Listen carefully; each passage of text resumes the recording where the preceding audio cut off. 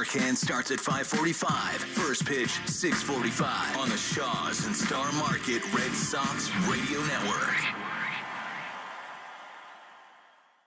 20% off sunglasses from Shadon Precision Eyewear. Hurry over to SeeBetterPlayBetter.com and use promo code SPRING. See better and play better with Shadon. That's SeeBetterPlayBetter.com. Promo code SPRING. Oh, watch for beans. That sign says watch for bears. Here, let's find you an eye doctor on ZocDoc. Look, Dr. Barker is in network. That says Dr. Baker. Here, let me help. Reviews say he's very attentive. Dr. Cleaves has 5 stars and an opening tomorrow. That's great. Booked it. Nice. So, why do I need to watch for falling socks? You've got options. Book on ZocDoc today. Kick off summer with Memorial Day savings at Lowe's. Right now, get 5 Scott's Naturescapes 1.5 cubic foot mulch bags for just $10. Plus, get up to 40% off select major appliances and save an extra $50 on every $500 you spend on select major appliances $396 or more. Lowe's, we help, you save. Valid through 5/28. Mulch offer excludes Alaska and Hawaii. Selection varies by location. While supplies last. See Lowe's.com for more details. This Odyssey Sports broadcast is brought to you by Geico. Switch and save. Get more with Geico.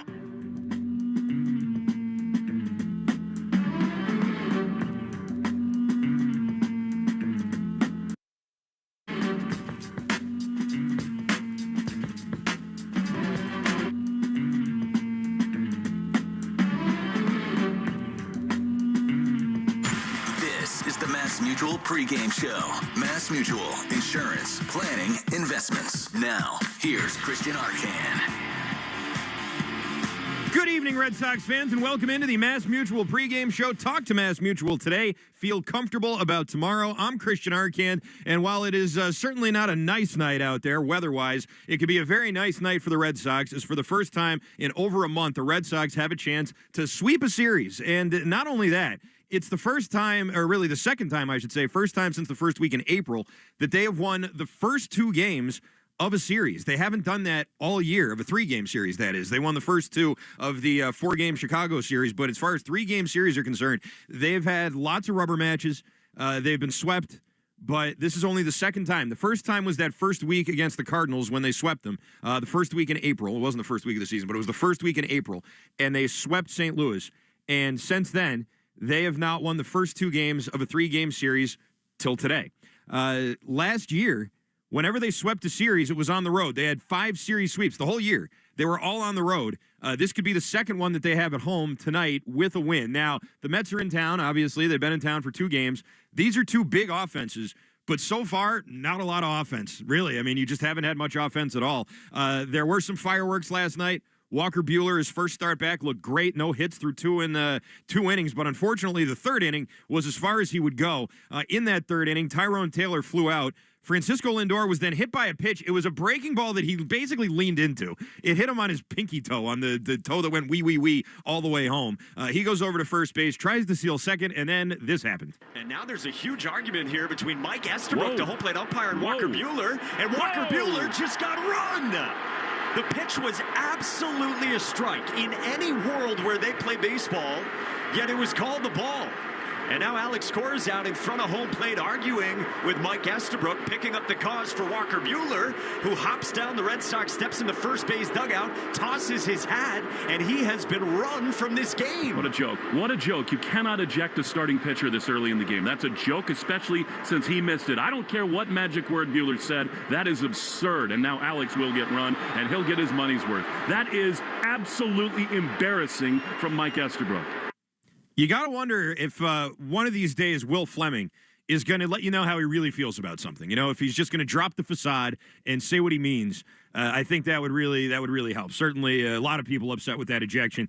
Mixed feelings on it. Last night I thought, hey, you know, that was pretty. Estabrook was very aggressive and escalated the situation.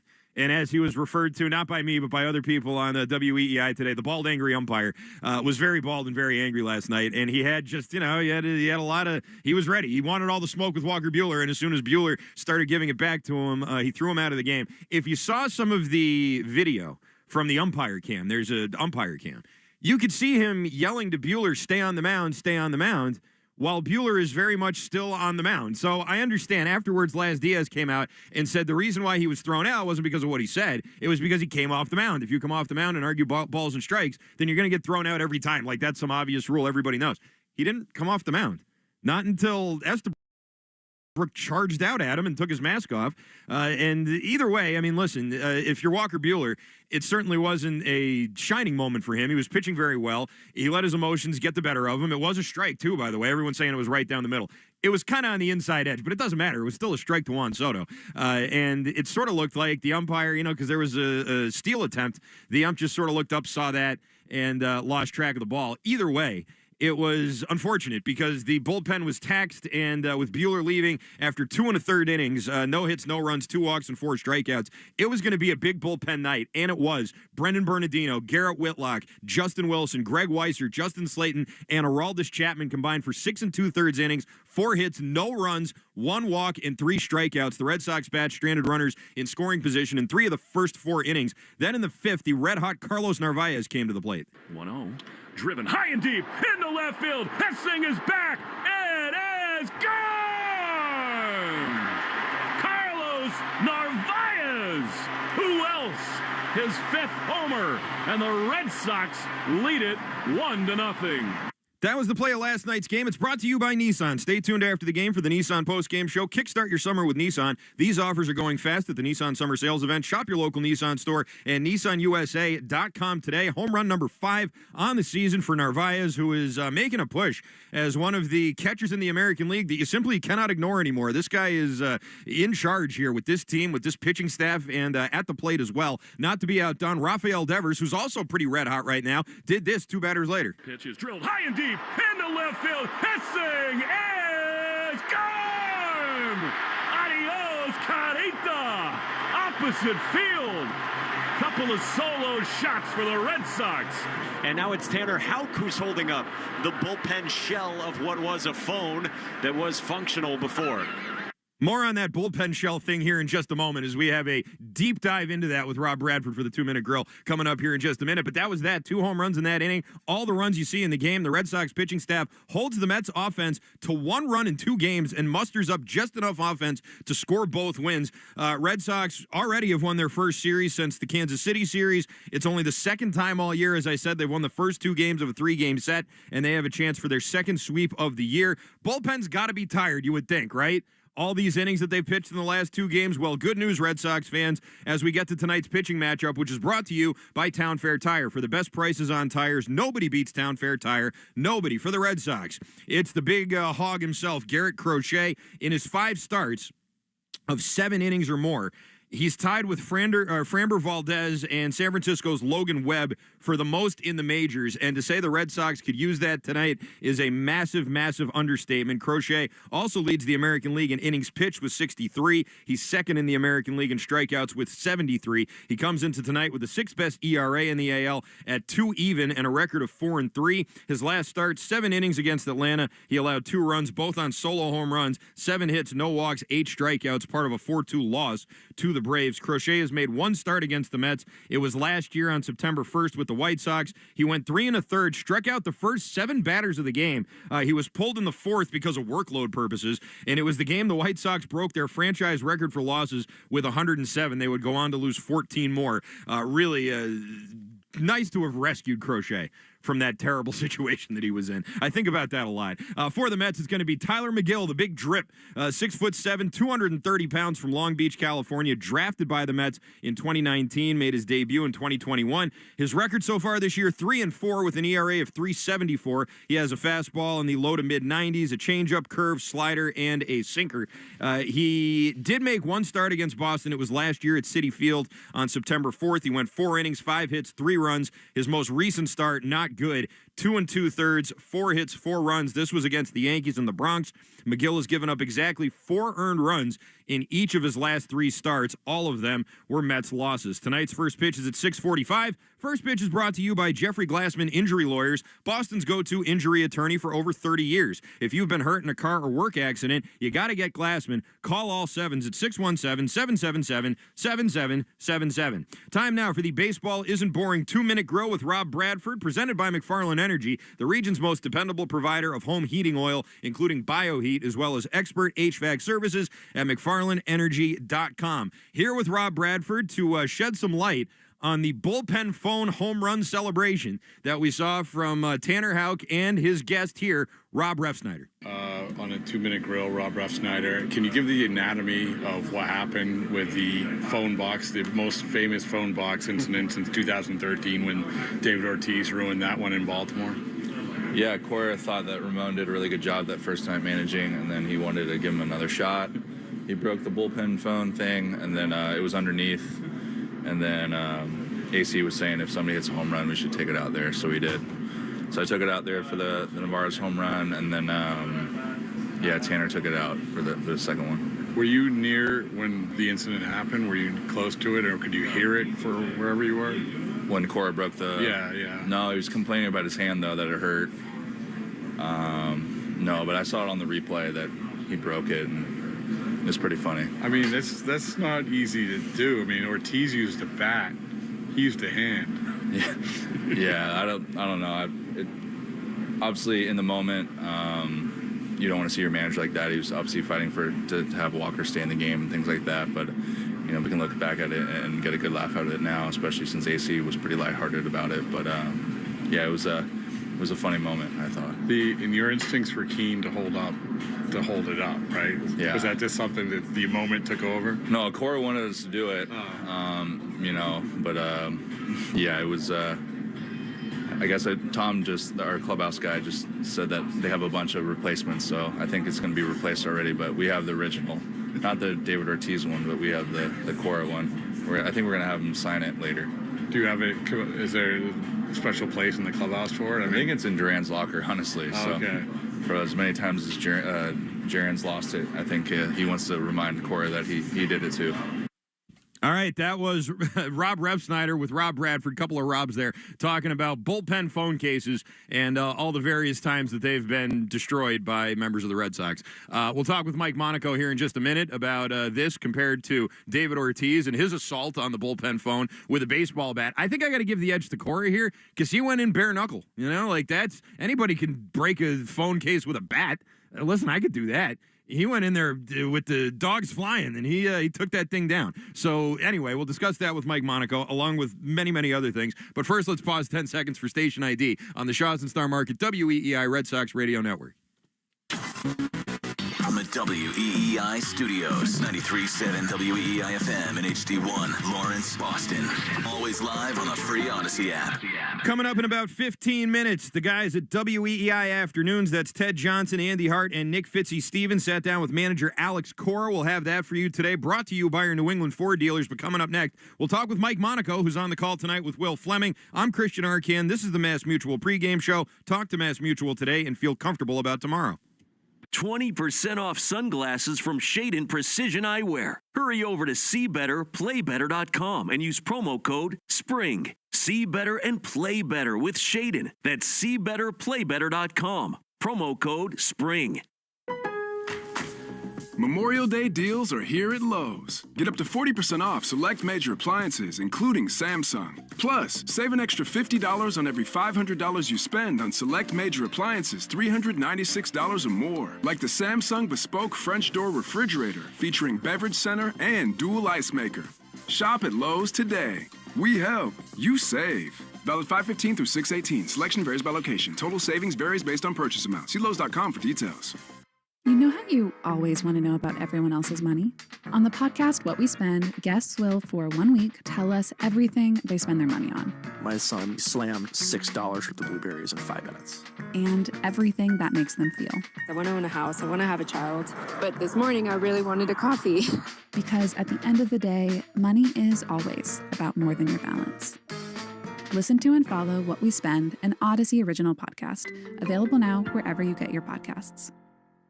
Grilling season is in full swing with boneless chicken now on sale at Shaw's and Star Market. Hey, it's Joe. Today through Thursday, pick up value pack all-natural Signature Farms boneless chicken breast or thighs, just $2.47 a pound when you use the digital coupon Limit 2. When you shop with the Shaw's app, you get amazing deals and earn points on every purchase. Short on time? Order ahead for free curbside pickup or get delivery. Hurry and get grillin' boneless chicken. Shaw's and Star Market, the official supermarket of the Red Sox Radio Network. You're listening to the Shaws and Star Market WEEI Red Sox Radio Network. Welcome back to the Mass Mutual pregame show. Talk to Mass Mutual today. Feel comfortable about tomorrow. I'm Christian Arcan. It is the Red Sox and the Mets. The Sox with a chance to sweep a series. The second time they will have done that this year if they can pull it off tonight. And it'll be the second sweep of a National League team as well. For more on that, we head over to Fenway Park right now to talk to Mike Monaco, who's on the call tonight with Will Fleming. Mike, how are we doing tonight? Christian, we are a little chilly, I'll be honest. We're chilly. Pondering if we're going to have the window up or down. It is always up, but there are negotiations ongoing right now, so we'll see.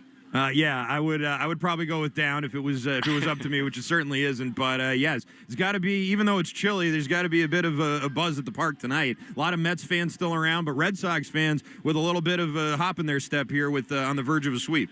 Yeah, I mean, what an awesome couple of days and much needed for this Red Sox team. Just grinding, just fighting, trying to come out and find a way to get hot and string together wins. And, you know, they get back to 500 last night. They do it in a pretty dramatic fashion. Just a fun game, really all the way around. And it had the theatrics, of course, early, and that, I think, kind of powered the team and galvanized the team the rest of the way. And that kind of lingers today. You just heard the conversation, Rob Refsnyder with Rob Bradford, about that bullpen phone cover. Yes. Like that is the talk of everything. When I went into the dugout pregame, that was the first place I looked to see if it had been repaired yet. And at that time, at about, 4 p.m., it had not. Oh, no. Well, they better do, as I heard from earlier, they better do something before the nor'easter starts because you don't want the phone shorting out there. You got to be able to call that bullpen, who was phenomenal last night. I mean, really, that's sort of the story here. And we will talk about Buehler and the ejections and all of that. But first of all, let's give the bullpen their props. That was an amazing performance last night. It was combined 4-hit shutout when you piece it together in that way. And so different from the opener of this series on Monday, where they had a plan going in that they were going to go shorter with Hunter Dobbins, that they didn't want him necessarily to go 3 times through the rotation, and that, where his pitch count was below 70 pitches, that they felt those were the moves to make. Well, last night, obviously, it gets thrown into unexpected disarray very early on. 2 1/3 from Walker Buehler before the ejection. Cora's out of the game. Ramon Vasquez goes right back into his duties, and the bullpen was great. I mean, we chatted with Brennan Bernardino post-game, and what an interview that was, by the way. That was incredible. Yeah, it was incredible. And, he said, normally I'm going to the bathroom in the third inning, and instead he's entering the game in the third inning. And he said, it was kind of weird warming up in front of everyone. So, these routines get thrown out of whack. They're pros, they are.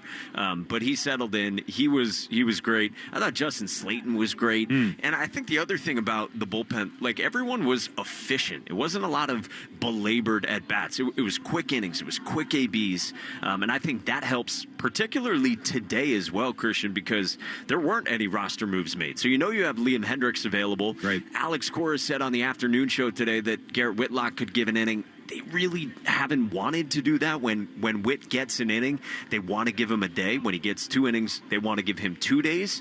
So if there's a way to avoid that, that could be great. They say Brennan could give another inning as well. But, yeah, you would love to get some length out of Crochet, obviously. Of course you would, and you probably will. But the reason why you need to do all of this is because Buehler ejected along with Alex Cora in the 3rd inning last night. And while I heard you and Will react to it, my reaction in postgame was sort of on track with you guys. Thinking about it a little bit more today, if Buehler had just turned around and walked back to the rubber, then he's not getting thrown out. It takes 2 to tango, and I agree that Estabrook did escalate it, and you shouldn't do that if you're an umpire, but Buehler could have squashed it just as easy as Estabrook could have, right? He could have. That's absolutely true. And I don't think that's to absolve Mike Estabrook from, we interpreted it as some escalation as well. he makes the first stride out to the mound. Like, Buehler is standing his ground, and Estabrook's the one who steps out from behind home plate first. Now, look, you could parse that anyway. And Walker Buehler, I think, owned it completely after the game. And he said, like, I can't put our bullpen in that kind of spot. And that's true. Like, that's fact of the matter, especially after the way that Monday went, going short with Hunter Dobbins, not getting 5 full from him, again, as was the plan. But Walker Buehler said it himself. Like, he's been in this league long enough to know that you can't do that in that spot. So, look, it happened, and it was wildly entertaining, and the theatrics were fun, and the postscript is fun, and the bullpen door is fun for the phone there. But yeah, it certainly did put the team in a tough spot, but credit to the bullpen for totally delivering. Yeah, certainly. I wanted to ask you about the first base plan, because I think we talked about it a little bit yesterday. It's, again, no Christian Campbell at first base, but as he comes back, and he got replaced in the lineup last night by Rafaela late in the game, still having some trouble at the plate. Is this plan maybe going to get put on hold until he starts hitting again? It's interesting to say. I mean, last 13 games, it's 4 for 54 for Christian Campbell. He's in a 1 for 30 right now. So, you're right. It changes the calculus a little bit when before it's okay, like, let's get our best bats into this thing. You can move Campbell to first to do that. Well, yeah, he's scuffling now. Now, I think this is kind of normal. Like, guys go through this, especially rookies go through this. The league is, going forward with scouting reports against Christian Campbell, and they know, how to attack him right now. And he's going to go through this cat and mouse game that major leaguers go through, and especially rookies going through it for the first time. But yeah, maybe that's part of, okay, like, it's not as imminent. It's not as dire. It's not as necessary to find ways to get all the bats into the mix. I think the other part is, like, I know Nick Sogard isn't ever been some huge prospect, but, like, he gives you professional at bats. And yeah, there have been a couple moments where he goes for a ball to his right that, okay, he probably should have gone to the bag at first. Who am I to say, to tell a major leaguer how to play first base defensively? But that's besides the point. But he's also made some very fine plays defensively, and he had a couple of them last night. So yeah, maybe it's not as imminent, even though, like you and I talked about yesterday, we're seeing more and more of Marcelo Meyer at second base, and he's been hot, and he's knocking on the door, of course. How about all this money for all these big bats and a combined total of 7 runs in 2 games? Yeah, exactly. I mean, it just we're not seeing a ton of offense, and you're seeing last night in the 9-hole, Carlos Narvaez giving the decisive swing in the game, and he's been awesome. He certainly has, and I'll take it. A win's a win no matter how you get them, and for the Red Sox, 2 wins to start a series is something you just don't see with this team. First time in a while they haven't had a rubber match, and hopefully they can complete the sweep. Mike Monaco, we look forward to the call of the game. Thanks so much for talking to me tonight.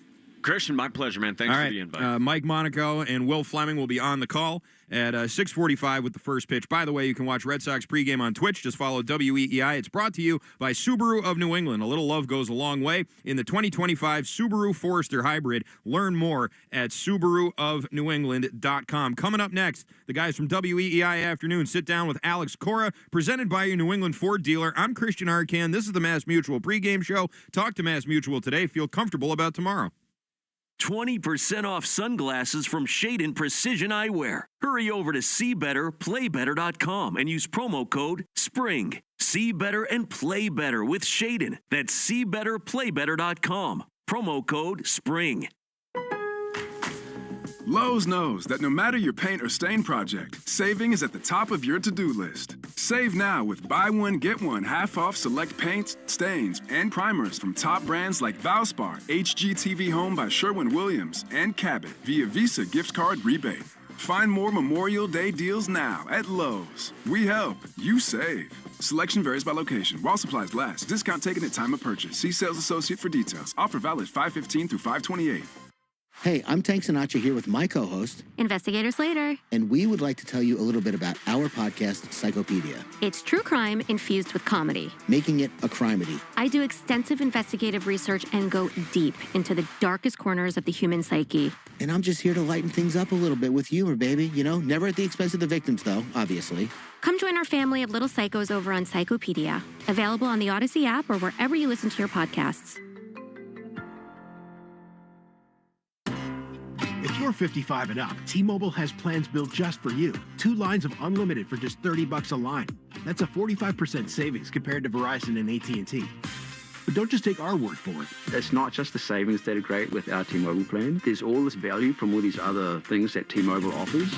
T-Mobile has been such a savings for us. We love it. Switch today and get 2 free 5G phones like the Motorola Edge with Turbo Power charging that gives you power for the day in just 15 minutes. And customers 55 and up can get 2 lines of talk, text, and data for only $30 a line. Go to T-Mobile.com/55 to learn more. With 24 monthly bill credits and 2 new lines with autopay for well-qualified customers, plus taxes, fees, and $35 per line connection charge. Credits end and balance due if you pay off early or cancel. Contact us, plus $5 per line without autopay. Debit or bank account required. 45% off 2 lines versus AT&T Starter and Verizon Welcome. Plan benefits vary. See details at T-Mobile.com. Motorola Edge requires 68-watt charger. Charger sold separately. Actual performance will vary based on usage and configuration. Prescriptions require an online consultation with a healthcare provider who will determine if appropriate. Restrictions apply. See website for details and important safety information. Price varies based on product and subscription plan. Hey guys, let's talk ED because millions of men experience it, but not everyone can access or afford treatments like Viagra. Well, Hims can help. Through Hims.com, you can get a full range of treatment options for ED, including daily or as-needed meds through a 100% online process. It all starts with an online intake form. Get started at hims.com/joy, and from there, a medical provider licensed in your state will determine if ED treatment is right for you. If prescribed, your medication is shipped to you for free. Find the ED treatment that fits your needs with options up to 95% less than the brand names. Millions of men experience ED, but Hims can help. To start your free online visit and save up to 95%, go to hims.com/joy. That's hims.com/joy for your free online visit. HIMS.com/JOY. Kick off summer with Memorial Day savings at Lowe's. Right now, get 5 Scott's Naturescapes 1.5 cubic foot mulch bags for just $10. Plus, get up to 40% off select major appliances and save an extra $50 on every $500 you spend on select major appliances $396 or more. Lowe's, we help, you save. Valid through 5/28. Mulch offer excludes Alaska and Hawaii. Selection varies by location. While supplies last. See Lowe's.com for more details. Some people play by the rules, but the real game changers break them. I'm Soraya, and on Rule Breakers, we're talking to the risk takers, the rebels, and the ones rewriting the playbook. Follow and listen to Rule Breakers with Soraya on the free Odyssey app or wherever you get your podcasts. Your family's home movies and photos would be devastating. That's why Legacy Box exists, to preserve your family's recorded moments digitally, ensuring they're safe forever. Think of the time and money your family invested to capture family vacations, birthdays, even your wedding. Recording a lifetime of memories was a commitment. Camcorders cost thousands, and cameras required film and development. Legacy Box is the final step to preserve your family's past. Thankfully, it doesn't require another big investment. Legacy Box is safe, simple, and affordable. Over 1 million families have trusted Legacy Box to convert their analog media to digital. You owe it to your family to safeguard your memories. Become your family's hero and save them before it's too late. For a limited time, Legacy Box is offering an exclusive discount when you go to legacybox.com/value. That's legacybox.com/value. This is Alex Cora. You are listening to the home of the Red Sox, WEEI. Welcome back. This is the Mass Mutual pregame show. Talk to Mass Mutual today. Feel comfortable about tomorrow. I'm Christian Arcand, and before every game, we interview Red Sox manager Alex Cora. Alex Cora on WEEI is brought to you by our New England Ford dealers. Hurry in to get employee pricing on the full lineup of vehicles. Ford, from America, for America. Here with Alex Cora, and listen in, because there is a great bit in here about the bullpen phone and a time that it was used for, well, good for us, not good for the Yankees. Years ago, in Alex Cora's first year with the Red Sox. That was my favorite part of this interview. It's with WEEI Afternoons, Ted Johnson, Andy Hart, and Nick Fitzy-Stevens, and here it is right now. Good afternoon, Alex. How we doing? I'm doing good, really good. So I got to get right to it. Are you a little concerned that the seat could be getting a little hot now that you know you got a 2-0 bench coach turned interim manager behind you? Or perhaps, what about this? Are you now going to be the opening manager for the Red Sox? That'd be great, right? I can do that. I think me and Ramon, we've been together since 2018. I think he's the only other coach left from that team. Yep. I know Ramon since 1996. We started playing winter ball in No Puerto way. Rico, and he has a great mind. He understands how we do things here. To be honest with you, on Monday, I just called him to talk about something else other than baseball. Yesterday, I got thrown out. He knew what he had to do, and it was a great. I mean, we won the series, and hopefully we can sweep them tonight. Heck yeah! Last night was fun. You got a little dust up with the home plate umpire. Yeah. You went in there with a finger point. I didn't know. What did Fired up. What did you make of that? I mean, the home umpire, Mike, was it Esterbrook? Once he took the mask off and he started going towards the mound, did you say, "Oh, all right, now I got to get up and honestly, have my boys back"? Or how'd that play out? So Lindor takes off. He's still second. Ramon is looking at. He calls Mike Brentley, our replay official, calls him, and I'm looking back, towards Ramon to see if he gives him the go ahead and challenge or the go ahead and move on to the next play. So when I turn to move on to the next play, I see Walk arguing with him, and all of a sudden, boom, he threw him out. I'm like, no, I mean, like, he just came out of the IL. The night before, we used our bullpen. We were very short yesterday, and my point was, especially with a veteran umpire, that's a veteran group, just give me a chance to go there, and you throw me out. Right. I'm not going to throw a pitch. I'm not going to hit a home run. My only impact is managing the game, and you saw what happened the last 2 days, right? Don't throw him out. And he did, and that's what my argument was. And then he threw me out, and then I let him know that, he wasn't that good in the first inning anyways. Yeah. Some words were exchanged that we can't share here, I imagine. Alex, Andy? is that a fine line? Because I know Walker Buehler seemed a little, I don't know if disappointed in himself is the right word, but he realized he put his bullpen and his team in a tough spot. And you seem the same way. I heard you talking about, Dave Dombrowski telling you that, you only impact the game if you're sitting on the bench, so not in your office. Is that a fine line as both a player and a manager, that emotion versus the fire versus the smart head? Yeah. And if you talk to Walk, he'll let you know that, he probably crossed the line, and we need him at least for 5. But it is what it is. The bullpen was amazing yesterday. They threw the ball extremely well. We got 2 big swings, one from Carlos, one from Rafi, and we ended up winning the game. From my end, that's something that I always think about it. And Dave was the one in 2018, game 1 of the ALCS. He's like, "Hey, man, I pay you to be in the dugout, not in the office." I'm like, "Okay, sir." Yes, sir. Yeah, yes, sir. And we still talk about it when I talk to Dave. So I don't like getting thrown out. I think it's 18 times. Booney gets thrown out 18 times a year. And Savage is in the box. Yeah, I'll give him stuff about it, But we have different personalities. You saw me punching the bullpen phone, whatever. There's a lot. And somewhere David Ortiz was like, "Yes." Yeah. There's a lot of pictures of that, but at the end of the day, we won the game. That's the most important thing. So this must have been kind of like also like a bit of an emotional moment for you as well, because Walker, you missed. You're not there on Monday. Now you come back. It's Mets Red Sox, which has some juice to it. Big win on Monday. Walker Buehler makes his return. He's a feisty guy in the first place. He and Lindor have beef from last postseason when he walks off the mound very demonstratively after striking him out. Big strikeout, although I like the Verdugo one better. And then now he gets rung up, and the Lindor, like that kind of a thing. And I know you and Lindor are friends, so that we have breakfast. We have breakfast this morning, and I saw the clip of him like throw him out. And then they threw him out. Yeah. But then Trevor told me that after Walker got thrown out, Lindor was doing the same thing with me. Like, throw Alex out, They threw him out. So Francisco didn't tell me that this morning. But it's all fun and games, man. It's a game that, you're allowed to show emotions. And I have to protect my players, And in that instant, it was hard to swallow because I knew where we were. But Bernie came in, did the job. Whitlock did the job. Wise, Slayton, Chappie, and the cool thing is we won the game. But we'll see how we figure out today. We got the big boy pitching, right? We got Garrett on the mound, so hopefully he can go deep into the game, and we don't have to use as many relievers as the last 2 days. Just wanted to ask you, the decision Monday to go to your daughter's graduation, was that an easy one? And what was your response to some of the backlash, I guess, you got from it? It was very easy.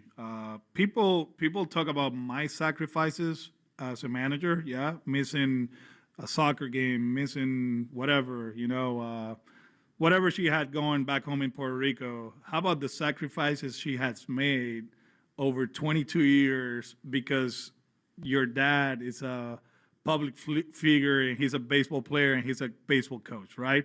There's a lot of sacrifices, and for me, it was kind of like pay it forward, and, hopefully we have to do it again for grad school. And then, I don't know, the twins are 7, so whenever they graduate from high school, I will go to that one. I don't know if I'm going to be managing. If I'm managing, I'm going to that one, and then I'll do the same thing. We all have families. We all have principles. This is my job. This is not my life. My life is my family, and she wanted us to be together, so we did that, and we had a blast. I cannot change the mindset of people. I'm just me. And for those who didn't like it, well, I'm not going to try to change their mind. I'm just going to keep living my life. Now back to the game. Last night, to me, I think the Walker Buehler incident last night, Alex, could be a bit of a touchstone moment. I think in a lot of ways the fact that your team was emotionally rallied and came around you and came around Walker Buehler and held that lead last night, I got Joe Kelly Fight Club vibes off of that. And that was a big moment back in 2018 for you guys. That was the moment. I mean, I know we got the brand somewhere here. Oh yeah, there he is. He's there. He's hanging low in the that was a big moment because it was my first Yankee Red Sox game as a manager. Oh wow! It was electric over the weekend, and we did that. Joe, I think they slid hard into Brock Holt at second. There was a lefty that now he's pitching for the Braves that grabbed the bullpen phone and called called to the bullpen and gave some instructions, and they executed. And that was fun in a sense, right? Because I felt like after that we kind of like took off. It was our first big moment as a group. I know Joe had a blast that whole week when he got suspended, doing a lot of things, but as a team, I'm not saying we have to go out there and fight. Whatever. We can go back to 2008. Remember Tampa Bay? Bay, we got into it, and we took off from that moment on. Mm-hmm. I think we took off in that series, and hopefully, with Walker yesterday and the whole phone, the bullpen phone, and all that stuff, we can take off. It'll be fun to do that. 04 and Tech and A-Rod. Yeah, that one. There were those little moments. There's always moments like that.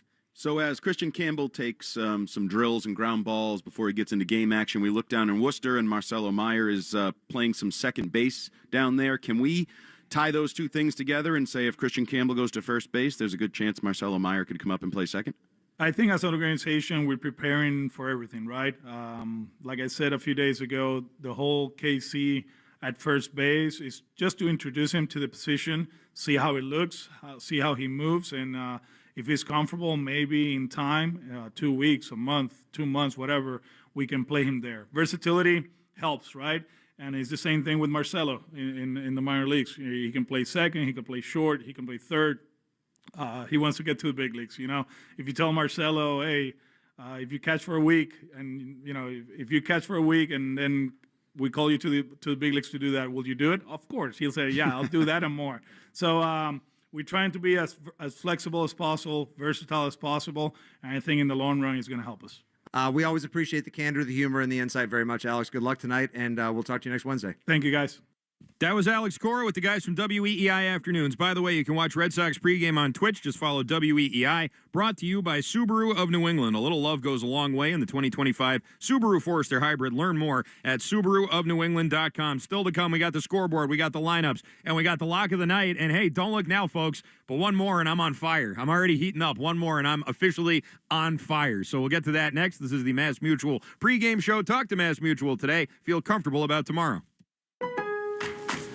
Now more than ever, Lowe's knows you don't just want a low price, you want the lowest price. And with our lowest price guarantee, you can count on us for competitive prices on all your home improvement projects. If you find a qualifying lower price somewhere else on the same item, we'll match it.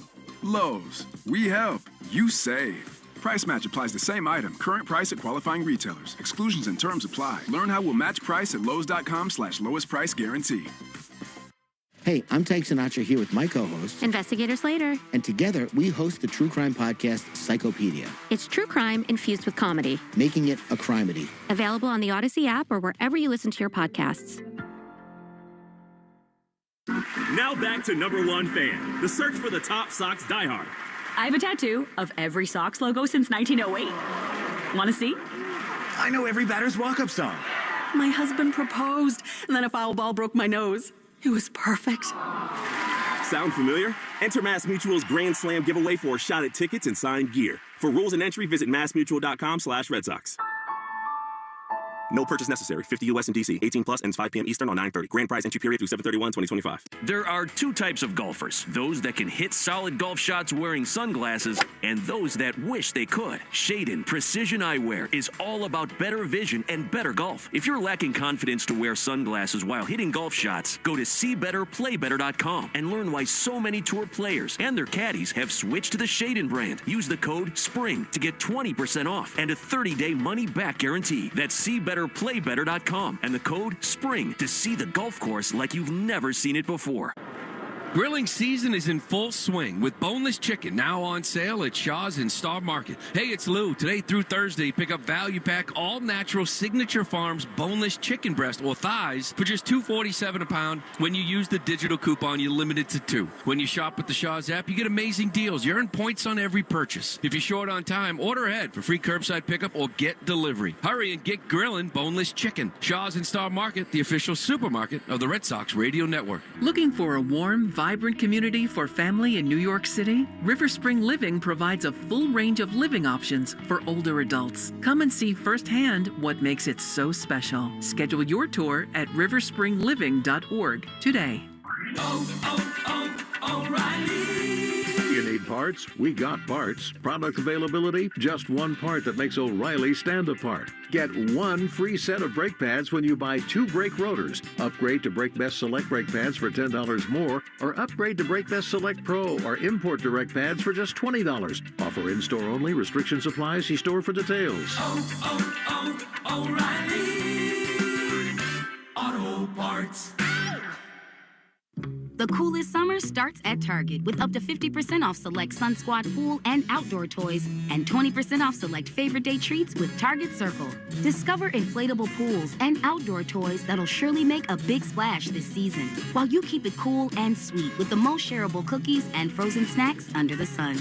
Hurry! Now through Memorial Day, save up to 50% on select Sun Squad toys and 20% on select favorite day treats with Target Circle, only at Target. Restrictions apply.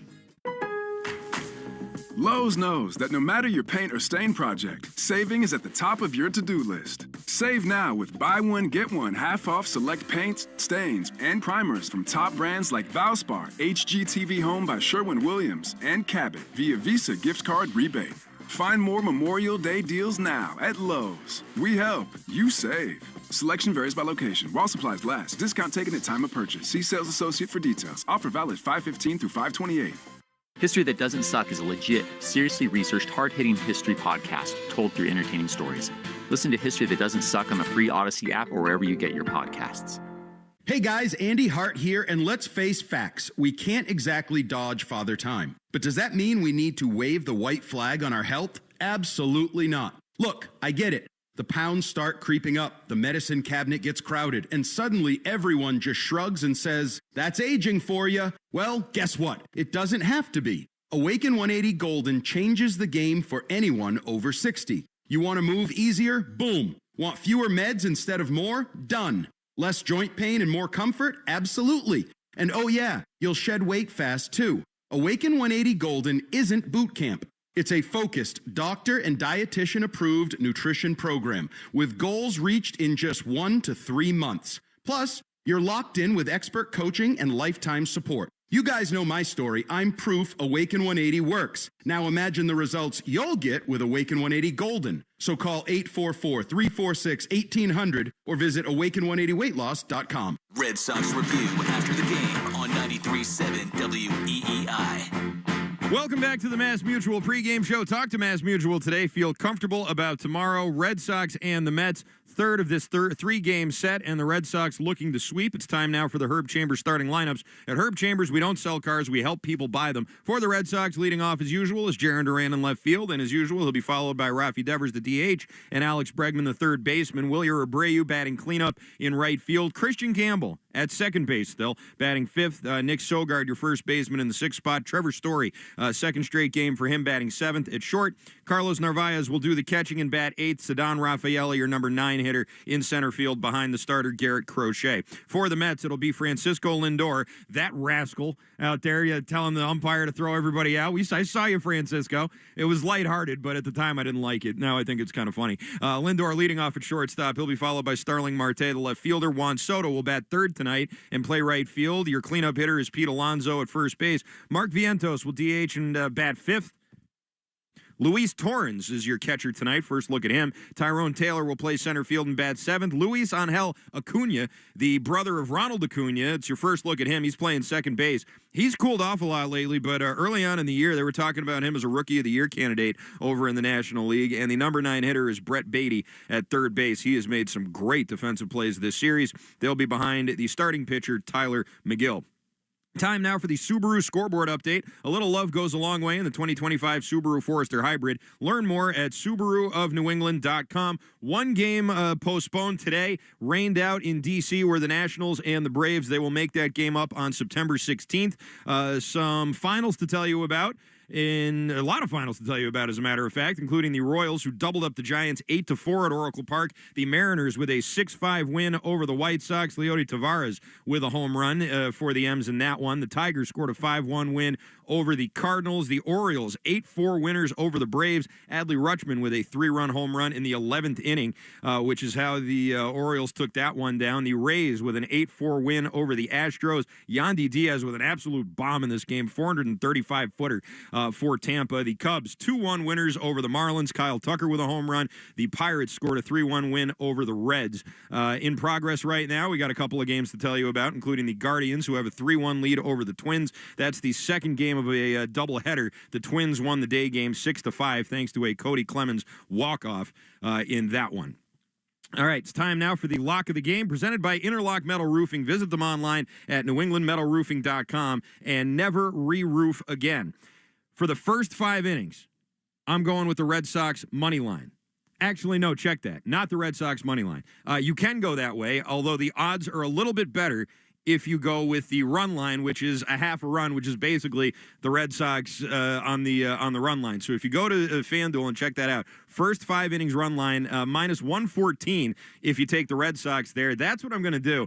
I think that they'll be able to get to McGill early on here, and I think that Garrett Crochet is going to have a big night. I think he's going to have a big night. He's going to go deep into the game. They're expecting him to go deep into the game, so I would anticipate that that's the way that this one's going to shake out, and certainly looking forward to that. And before we let you go here, want to remind everybody that every game we have the New England Chevy Dealers Question of the Day, Together We Drive. Listen in for that during the broadcast today. And the question is, what's your prediction for the Garrett Crochet pitch count tonight? Will Fleming and Mike Monaco will discuss the results. The possible entries are 100 plus or under 100. This will be the 11th start on the year for Crochet. He has gone over 100 pitches 5 times. All right, I'm Christian Arcand. This has been the Mass Mutual pregame show. Talk to Mass Mutual today. Feel comfortable about tomorrow. Don't move a muscle. First pitch is coming your way next, right here on the Shaws and Star Market WEEI Red Sox Radio Network. You've been listening to the Mass Mutual pregame show. Mass Mutual, insurance, planning, investments. The Red Sox are coming up next on the Shaws and Star Market WEEI Red Sox Radio Network. Is Dad a golfer? Give him an advantage on the course this Father's Day with Shade Precision Eyewear. See Better, PlayBetter.com offers premium golf sunglasses at 20% off with code SPRING so he can play like the pros. Shade is so confident in their product that they offer a 30-day money-back guarantee. Don't wait. His next course record is the gift you could give him this Father's Day. Visit SeeBetterPlayBetter.com and get 20% off with code SPRING today. It's on, the biggest Maytag sale of the year at Lowe's. Buy 2 select laundry appliances and get up to a $100 bonus via instant rebate. Shop all things Maytag, including the new stackable Pet Pro laundry system that removes pet hair from clothes. Lowe's, we help, you save.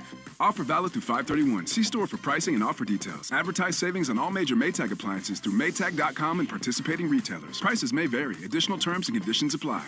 I'm Rhett. And I'm Link. And we're the hosts of the podcast Ear Biscuits. We're just two lifelong friends who've been talking about life for a long time. From being dads to businessmen to all the random things we experience, nothing is off limits. And now we're talking to you. We're answering your questions, giving advice that you may or may not want to take, and listening to your hilarious stories. So leave us a voicemail to be part of the show at 1-888-EARPOD1 on the Odyssey app or wherever you get your podcasts. Hey, it's Lou Merlone. And while I can tell you firsthand Ortho Laser New England healed my elbow pain, let's hear from someone more qualified on how they've redefined orthopedic care. Dr. Scott Sigmund, board-certified orthopedic surgeon and founder of Ortho Laser. Thanks, Lou. I founded Ortho Laser to provide a safer alternative to opioids and medications using the proven healing power of laser therapy. Ortho Laser delivers painless relief without needles or side effects. Whether you're recovering from surgery, healing an injury, or managing chronic pain, our state-of-the-art laser works naturally with your body to accelerate recovery. We are surgeon-driven, patient-focused, and partnered with the top orthopedic specialists in the country. Our mission is simple: to help you move better and live your life pain-free once again. Thanks, Dr. Sigmund. If pain is slowing you down, do what I did and relieve your pain with Ortho Laser New England. Locations in Dedham, Chelmsford, and Nashua, New Hampshire. Online at ortholaserne.com. Miller Lite, the legendary light beer. The originator, the inventor. If this beer could talk, it'd tell stories about that one time, that night, that one guy, that one gal.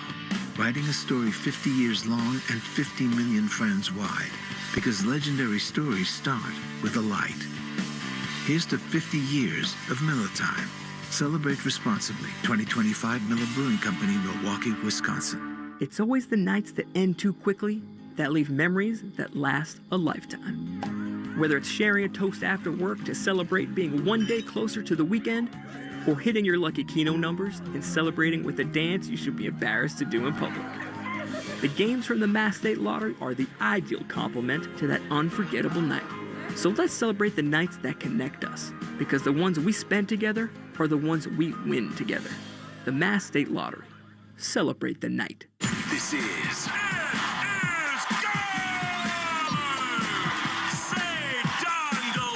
Red Sox baseball. Can you believe it? On the Shaws and Star Market WEEI Red Sox Radio Network. And the left field, adios. Sale winds, he fires.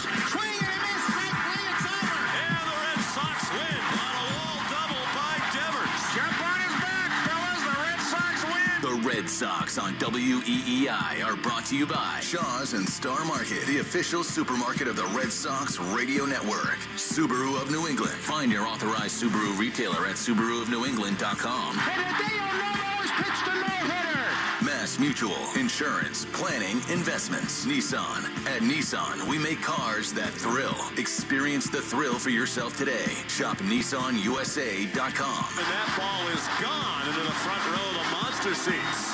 Drains by James. Eastern Mass's choice for drain cleaning and pipelining. Arbella. Here for good. Devers is homered in 5 straight. Buy cars for kids. That's Cars with a K to donate your car today.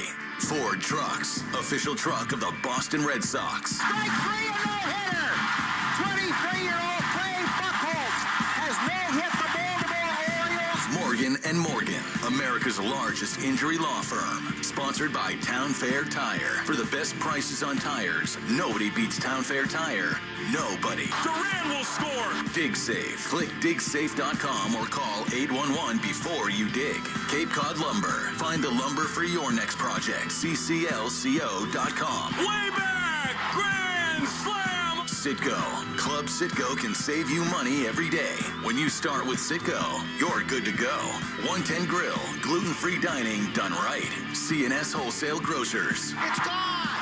Into the bullpen. Brought to you by FindMassMoney.gov.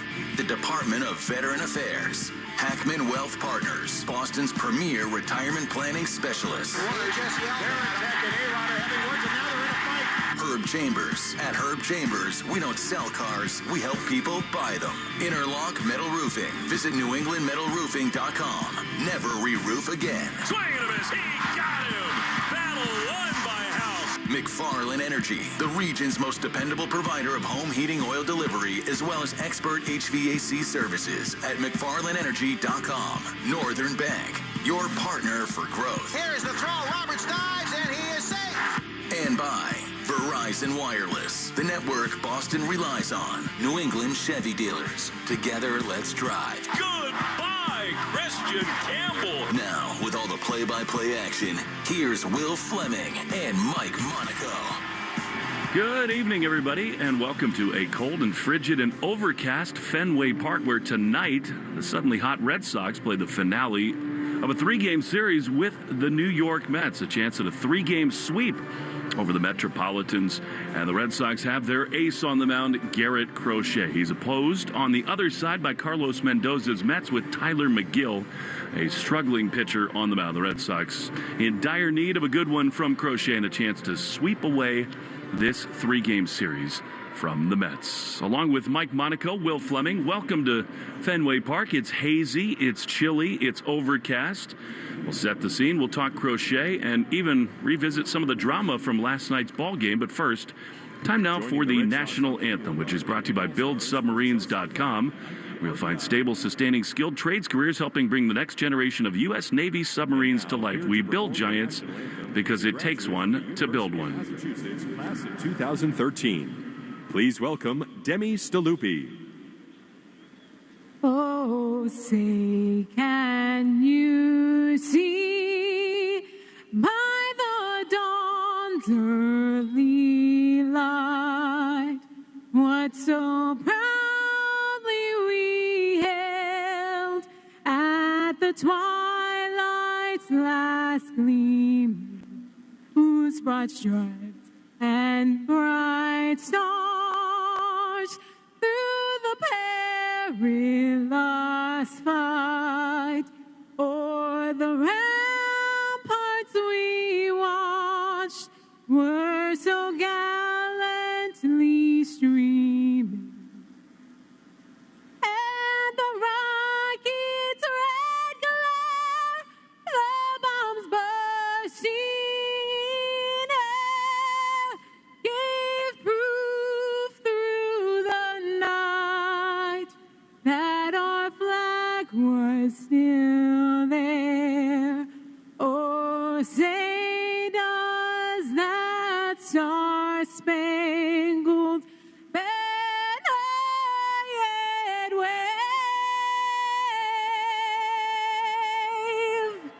o'er the land of the free and the home of the brave.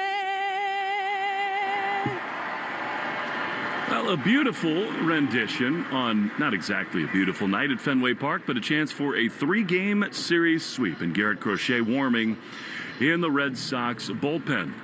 It is a late arriving crowd, and I would not be surprised if the weather kept some folks away. Will Fleming and Mike Monaco. And Mike, look, we'll get into what happened last night and some of the fallout with Mike Estabrook, Walker Buehler, Alex Cora, but all eyes tonight on the man who has delivered so often for the Red Sox. The bullpen is thin.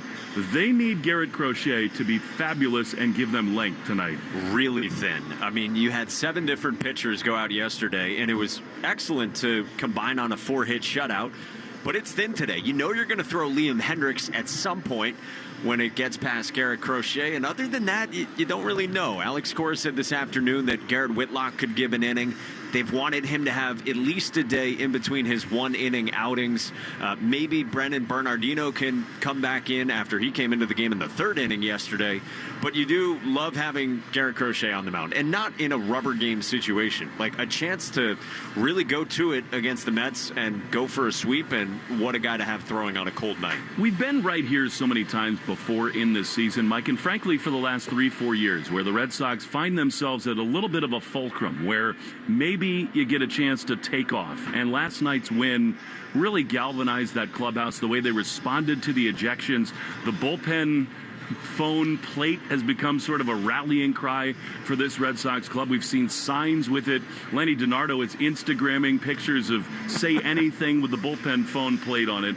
But I just feel like this is an opportunity to carry the momentum forward into a series with the Orioles. Tonight feels like yet again one of those chances to just push it forward and really gain some momentum. Yeah, and these moments, you're right, have popped up over the last number of seasons. And can you really now take it to a very good opponent with a solid starting pitcher that they're throwing, but you've got your ace? And can you really put the Mets in an uncomfortable spot and continue what's been really good pitching the first couple of days, in part due to what the bullpen has done in both of these games, certainly in large part yesterday. And yeah, I think it is definitely a hinge point. You've been talking about, Will, can this team get hot and string together a bunch of wins in a row? Here's a good chance to go for a sweep. And the great thing is, the Karma King, Ramon Vasquez, brings the lineup card out for the Red Sox. He's met by John Gibbons, the longtime manager of the Toronto Blue Jays. It's a crisp night. Crochet is marching into the Red Sox dugout, giving high fives. Mike, how about tonight's starting lineups? Let's do it. The Morgan & Morgan starting lineups brought to you by America's largest injury law firm. Let's meet tonight's players. For Carlos Mendoza, the Mets manager in his second season, Francisco Lindor leads off at short. He was in the middle of everything in that third inning last night. Starling Marte bats second and plays left. He gets a start against the lefty Crochet. Juan Soto's down to the 3 spot in right. Pete Alonso is the cleanup man at first. Mark Vientos is the DH in the 5 spot. Catcher Luis Torrens bats 6th. Tyrone Taylor is the center fielder batting 7th. Luis Angel Acuna bats 8th and plays 2nd. And Brett Beatty starts at 3rd and bats 9th. Tylor McGill's on the mound, the 29-year-old from California, his 5th year with the Mets. He's got a 3.74 ERA in his 9 starts this season. And he faces this Red Sox lineup as penciled in by Alex Cora, with the Red Sox at 25 and 25, 4.5 games back of the Yankees in the AL East. Jared Duran leads off in left. Raffy follows in the 2 spot, DHing. Alex Bregman's at 3rd and bats 3rd. Wilyer Abreu roams in right. He's the cleanup man. Christian Campbell does get the start at second base. He bats 5th after Campbell was in center last night. Switch hitting first baseman Nick Sogard is in the 6th spot. Trevor Story is down to the 7th spot and plays short. Carlos Narvaez hit the first of those 2 fifth-inning home runs yesterday. He bats 8th and does the catching yet again. And Ceddanne Rafaela is in center, and he bats 9th. With Crochet getting the ball again for the Red Sox to make his 11th start of the season. The ERA an even 2.00 in 63 innings. That is tied for 3rd most across Major League Baseball. 73 strikeouts for Crochet. That is 4th most in all of baseball, against just 21 walks from Crochet, who jogs out of the Red Sox first base dugout in the white uniforms with long red sleeves on this chilly night for Garrett Crochet, who walks out to the mound and is about to get the baseball for his warm-up tosses from Laz Diaz. Check out tonight's Speed Report, brought to you by Verizon. Get to your local Verizon store today to check out the latest deals. Garrett Crochet has been sitting 95-96 with his 4-seam fastball, the pitch that he throws the most. Gets a ton of swing and miss with it, and the velo's been great over his last 2 outings in particular. What he did Friday here at Fenway against the Braves with 7 innings of 2-run ball, and before that on the road trip in Kansas City. Red Sox take the field defensively, and let's get you the Baldwin Group defensive alignment. We look at who's protecting tonight's starter, brought to you by the Baldwin Group. Insurance, employee benefits, and wealth management. If you can dream it, we can protect it. The Baldwin Group, protecting the possible. Jared Duran's in left with Ceddanne Rafaela in center. We told you Campbell started in center last night. Ceddanne came on in the 8th inning as a defensive replacement. Wilyer's in right, and then around the infield, it's Bregman at 3rd, Story at short, Campbell to start at 2nd, and Sogard again at 1st, with another start behind the plate for the Red Sox #1 catcher, Carlos Narvaez. So let's see if the Red Sox can indeed grab a sweep after a night here at the ballpark last night that was eventful in just about every way. A 2-0 win, the Buehler and Cora ejections, and as Will told you, the bullpen phone cover in the Red Sox first base dugout that got swatted with the bare right hand of Alex Cora and then was used in home run celebrations. The guy who got into it was Francisco Lindor during a Juan Soto at bat. Lindor climbs in and to the microphone, the voice of the Red Sox. Here's Will Fleming. It is so awesome to be with you once again, Mike, and here is a fun matchup to begin this ball game. Crochet, the Red Sox ace, against Frankie Lindor, who, by the way, had breakfast with Alex Cora this morning. Pitch from Crochet is right in there. Fastball 96.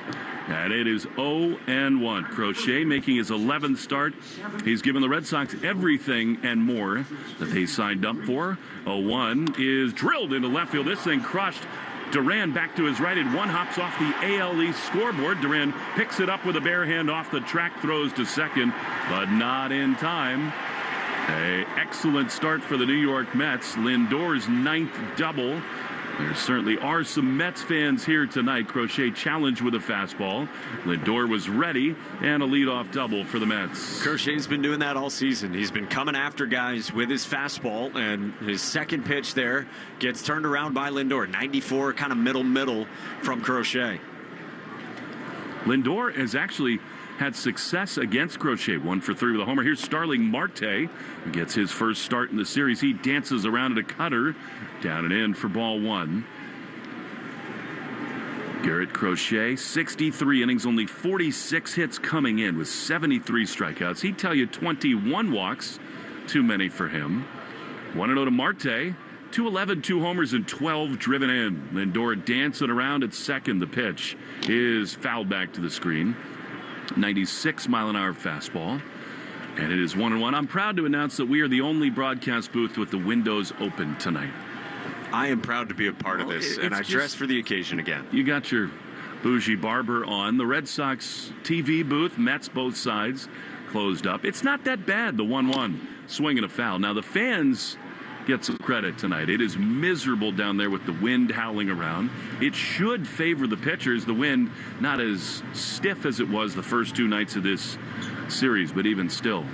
Starling Marte looks like he has a full sweatshirt underneath his gray uniform top. He's got kind of the neck gaiter on, trying to brave the elements himself. I had him in Indianapolis, Indiana in 2012. Talked to him before the game. He was one of the freakiest prospects I ever saw. He has made a bunch of money.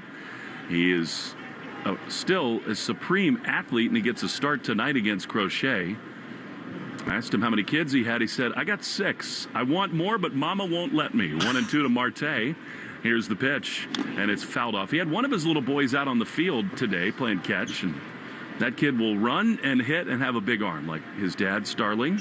Such a talent, as you said. Different role for him this year. He's been their primary right fielder the previous 3 seasons. David Stearns, their president of baseball ops, has built a juggernaut. 1-2 to Starling, and he fouls it off. He was fooled badly there with a cutter. Something to watch early and constantly throughout this game is Crochet's pitch count, because the bullpen is so thin. They really need him to be efficient. He's thrown 7 so far. 1 ball, 2 strikes. Lindor dancing around at second. Campbell trying to keep him close.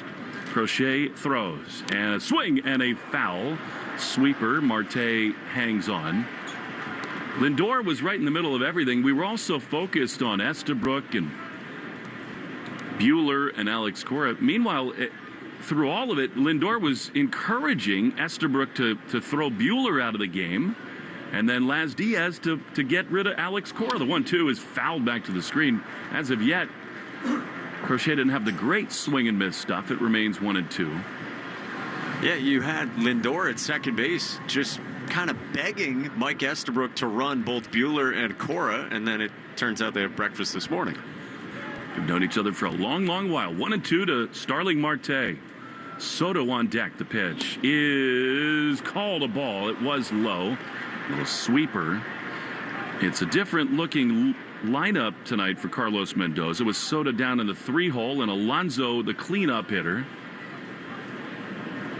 Big pitch coming right here. 2-2 to Marte. Here's the pitch, and it is outside. Cutter. So Crochet not that sharp to start here. A double for Lindor. Looks like he can't really grip the baseball right now. Cold and windy. We've seen this from him before on these chilly nights. 3-2. The pitch is high in the air into shallow left field. The shortstop, Trevor Story, calls everybody off, makes the play. Big pitch there for Crochet. And there's one away. 10-pitch battle there. You had 6 straight foul balls in the middle of that from Starling Marte against Garrett Crochet. And so, yeah, I mean, pitch count is something we're keeping our eyes on throughout the night. So debuts here is Juan Soto, who's catching a lot of heat in New York these days. Not running hard. He's off to a really cool start to begin this season. 247, but he does have 8 homers and 20 driven in. The pitch is a strike on the outside corner. We got going tonight. 6:47 at 52 degrees. Time of temp brought to you by Hatfield Marinated Pork. Speaking of pork, Crochet is ready. The 0-1 is home, and Soto takes a fastball right there, 97, and it is 0-2. Elevate your grilling game with Hatfield Marinated Pork tenderloins and taste victory with every bite. Visit simplyhatfield.com for recipes and put pork on your fork. The 0-2 is strike 3 called. A little early oink from Crochet, and they're 2 away. So after the 10-pitch at bat, he just comes back and makes very quick work of Juan Soto. Cutter, sinker, cutter to finish off Soto. Left on left, outside part of the plate. Quickly 2 down. And I'll say it like I have all series long. Here's Pete Alonso with first base open. You should be careful here in this ballpark. The pitch to Pete is swung on and missed. Careful, take that, a sweeper that dives under the barrel. Crochet settling in at 0-1. Yeah, perhaps geared up for the fastball. Really good breaking ball to start from Crochet. 0-1. Alonso 9 homers, 37 driven in. The pitch is another sweeper that misses down and in. The downtown skyline here in Boston looks a little like San Francisco at the moment. Cloud cover, fog hanging over. And it feels like July in SF right now. 1-1 to Alonso. Thought he homered in the opener of this series. Crochet on the third base side of the rubber. He sets, he throws, and a pitch misses in. Lindor takes off for third. No problem there. It is 2 balls and a strike.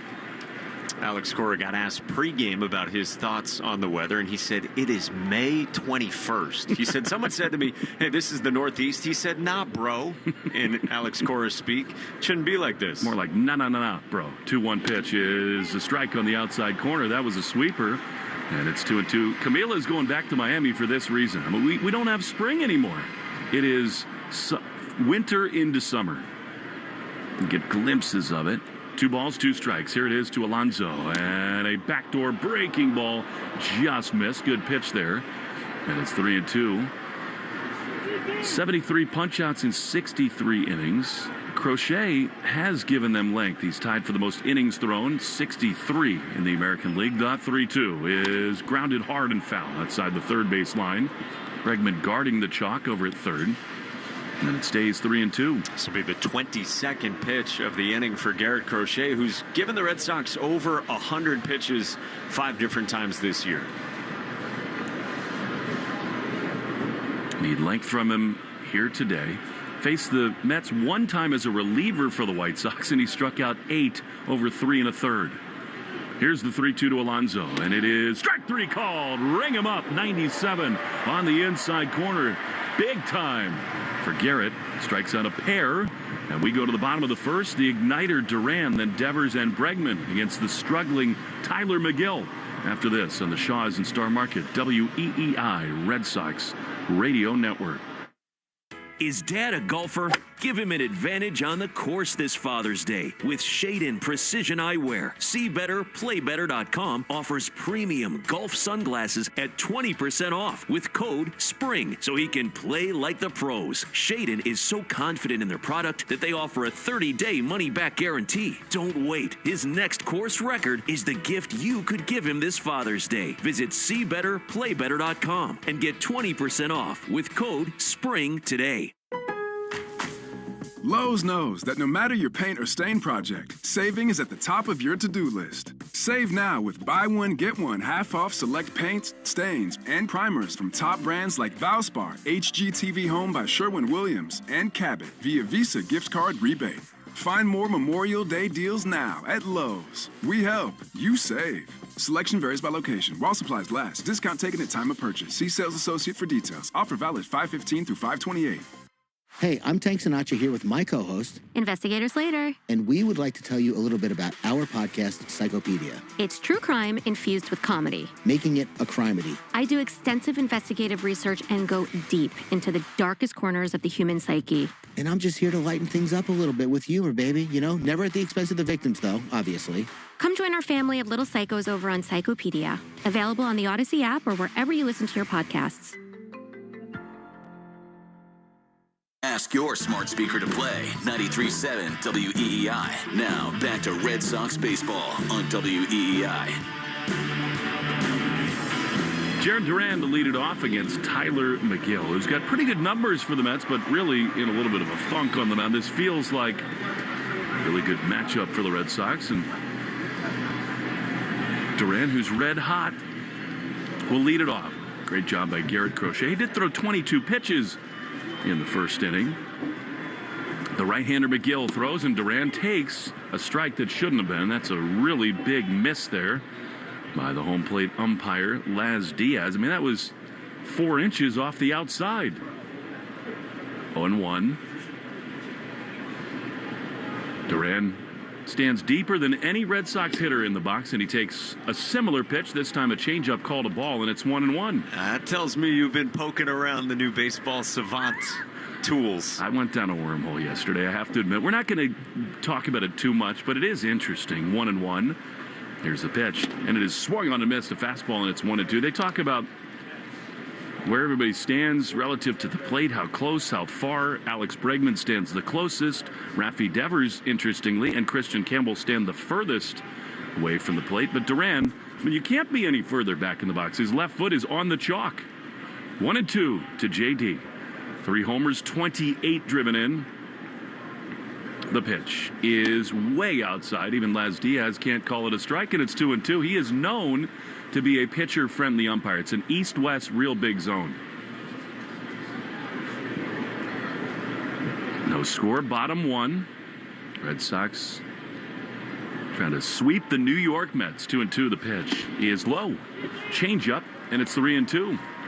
You know, Mike, I think Alex Cora said something that I totally agree with the other day, and that is his team is so different when they take early leads. If they get runs, they breathe a little bit. See if they can do that here. 3-2. The pitch is swung on a miss. That was nasty. I mean, that's a really good sinker there from McGill. Devastating late action, and Duran is gone, 1 away. Yeah, he said it to you when you had asked about starting pitching, and he was still focused on, like, let's get leads. And he mentioned this on their last road trip as well. How important, they were talking about it as a staff on the bus, first inning successes offensively for this team. Here is Rafi, who launched one into the monster seats last night. His 10th homer here. He drives one high into center field. It'll hang up, though, for Tyrone Taylor. He's there to make the play. Rafi just missed that changeup. And very quickly, 2 down. Red Sox baseball brought to you by your New England Ford dealers in the F-Series, America's best-selling truck for 48 years and the official truck of the Red Sox. So now with 2 down, the base is empty. Here's Alex Bregman, who has seen McGill 5 times and has got 2 hits off of him. 304 with 11 homers.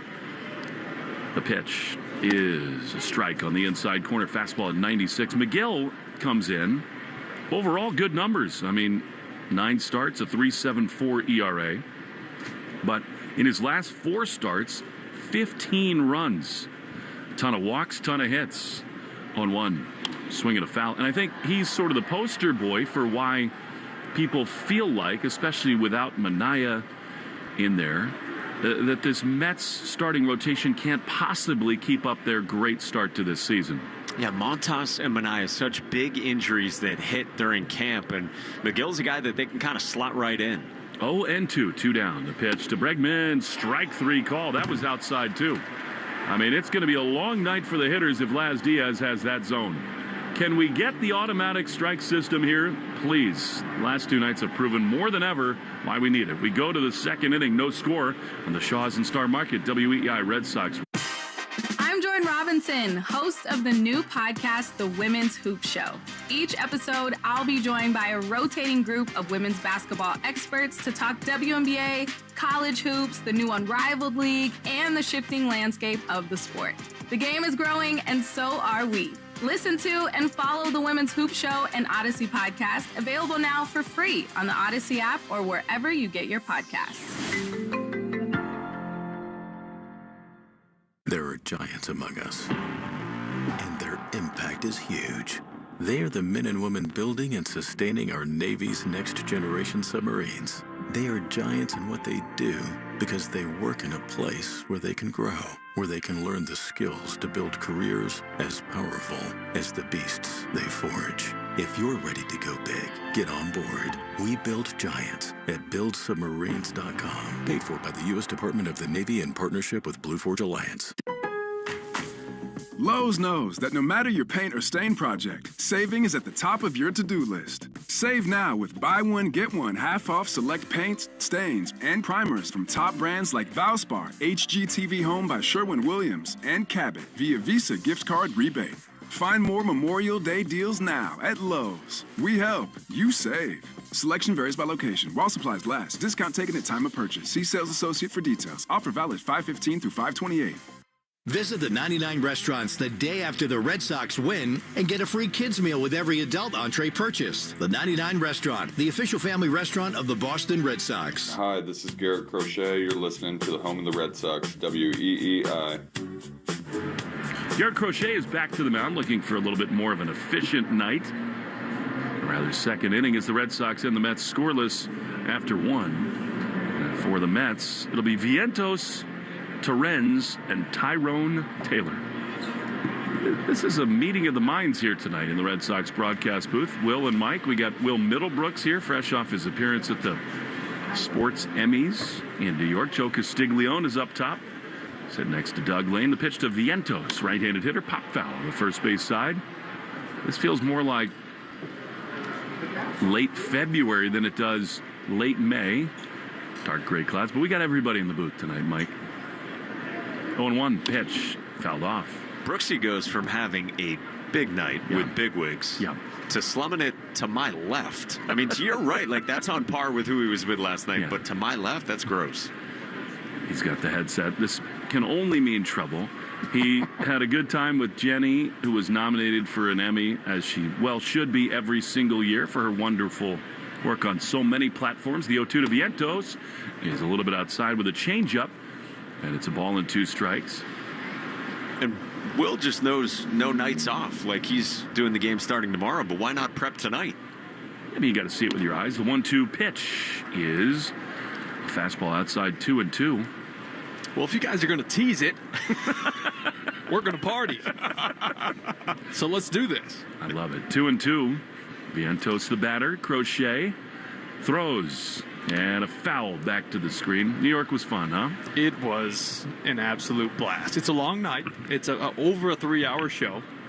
But you're in a room full of legends. And it is amazing. And, you know, Jenny was honored just to be even a part of that group. Tracy Wolfson won it in that category. But, you know, she's been doing this for a long time. That's a role model for Jenny. So it was pretty special. Both of them so good at what they do. The 2-2 pitch is inside with a cut fastball.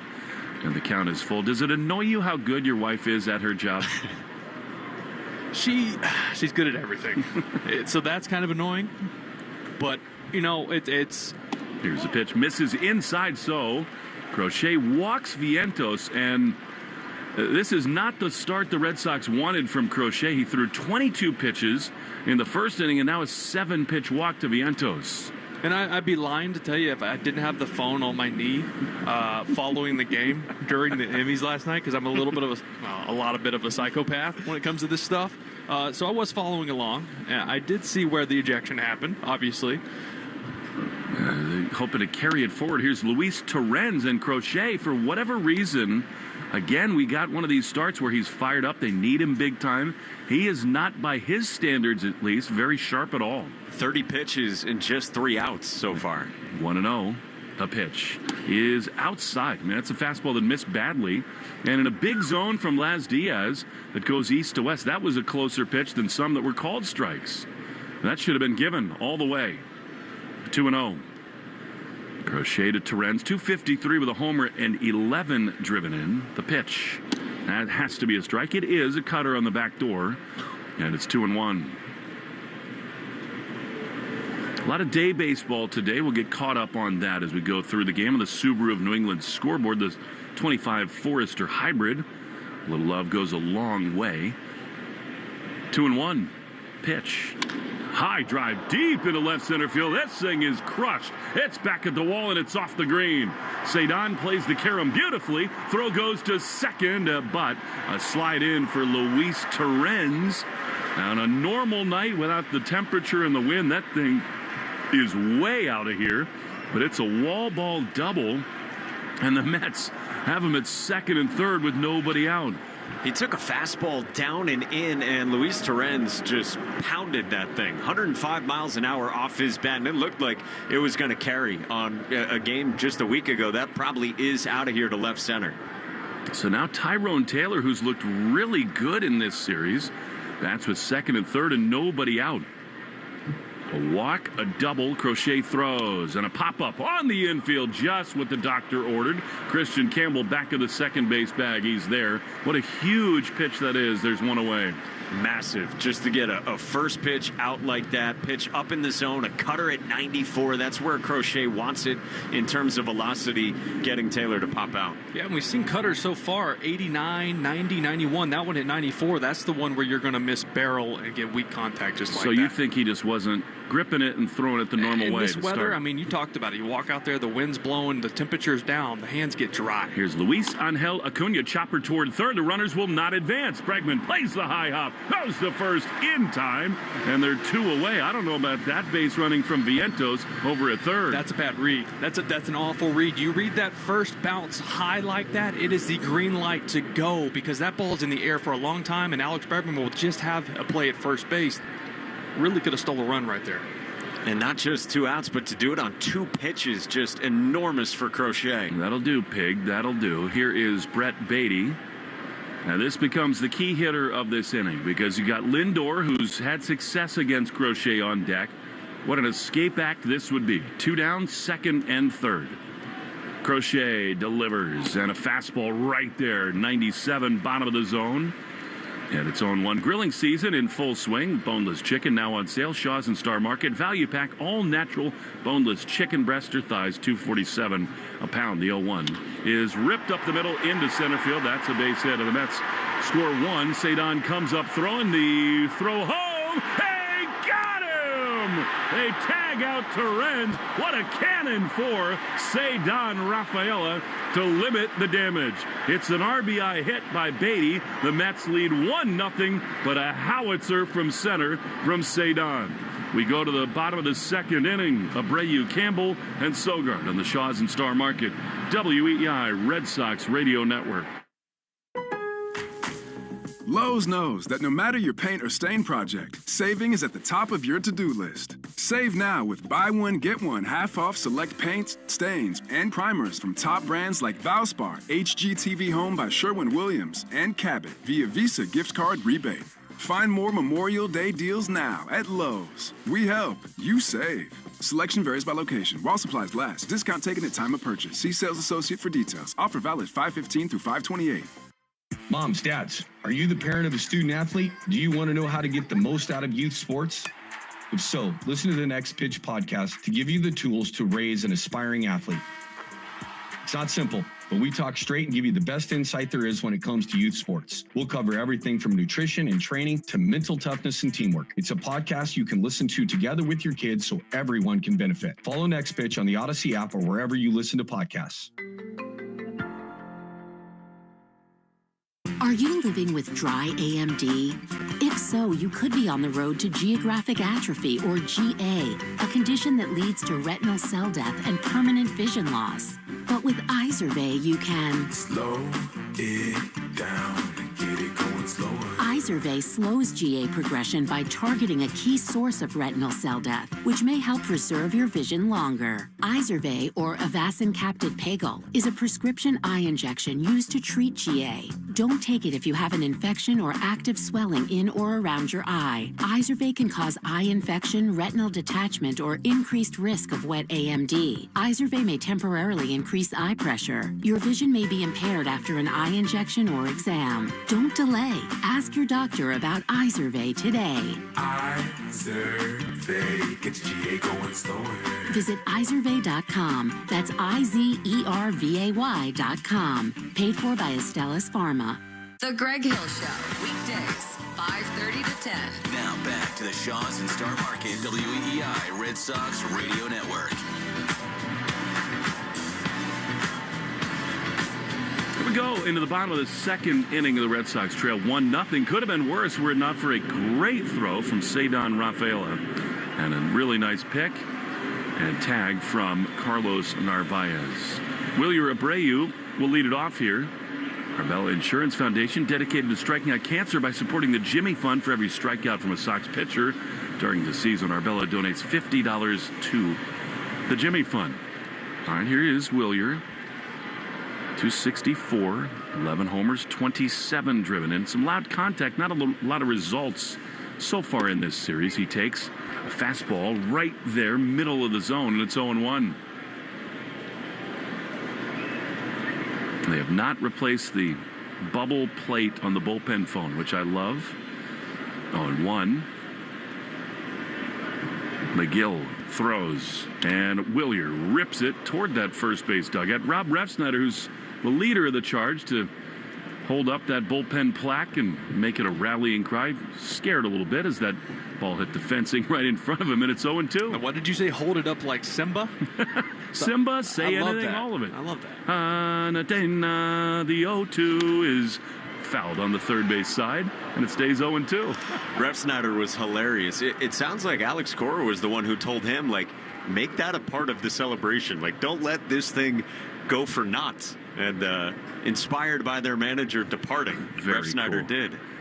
Light a fire a little bit. 0-2 to Abreu. The pitch is swung on a miss. He got him with a 97-mile-an-hour fastball. So McGill, who had struggled coming in, has struck out 3 of the first 4. And 1 away for Christian Campbell. Alex Cora was on with the midday show host today, and they talked about the galvanizing effect of the ejection and the bullpen phone and all that stuff.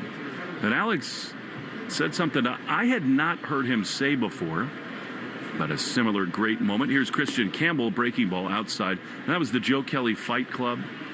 And Alex let the world know that day, which was his first game ever managing against the Yankees for the Boston Red Sox, when Joe drilled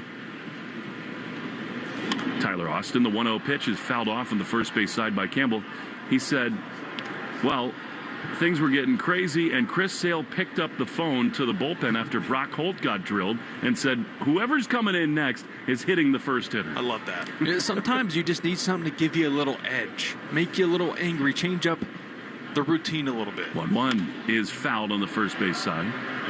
Then they were talking about David Ortiz against Baltimore. I was there for that. Dodging shards of plastic. Camden. AC went bare right hand. Ortiz went bat to it. He went bat. There was a little more of an explosion inside the dugout with David. I just remember PD like in the fetal position on the bench, hiding from it. 1-2. Campbell takes strike 3. Fastball on the outside corner. They're 2 away.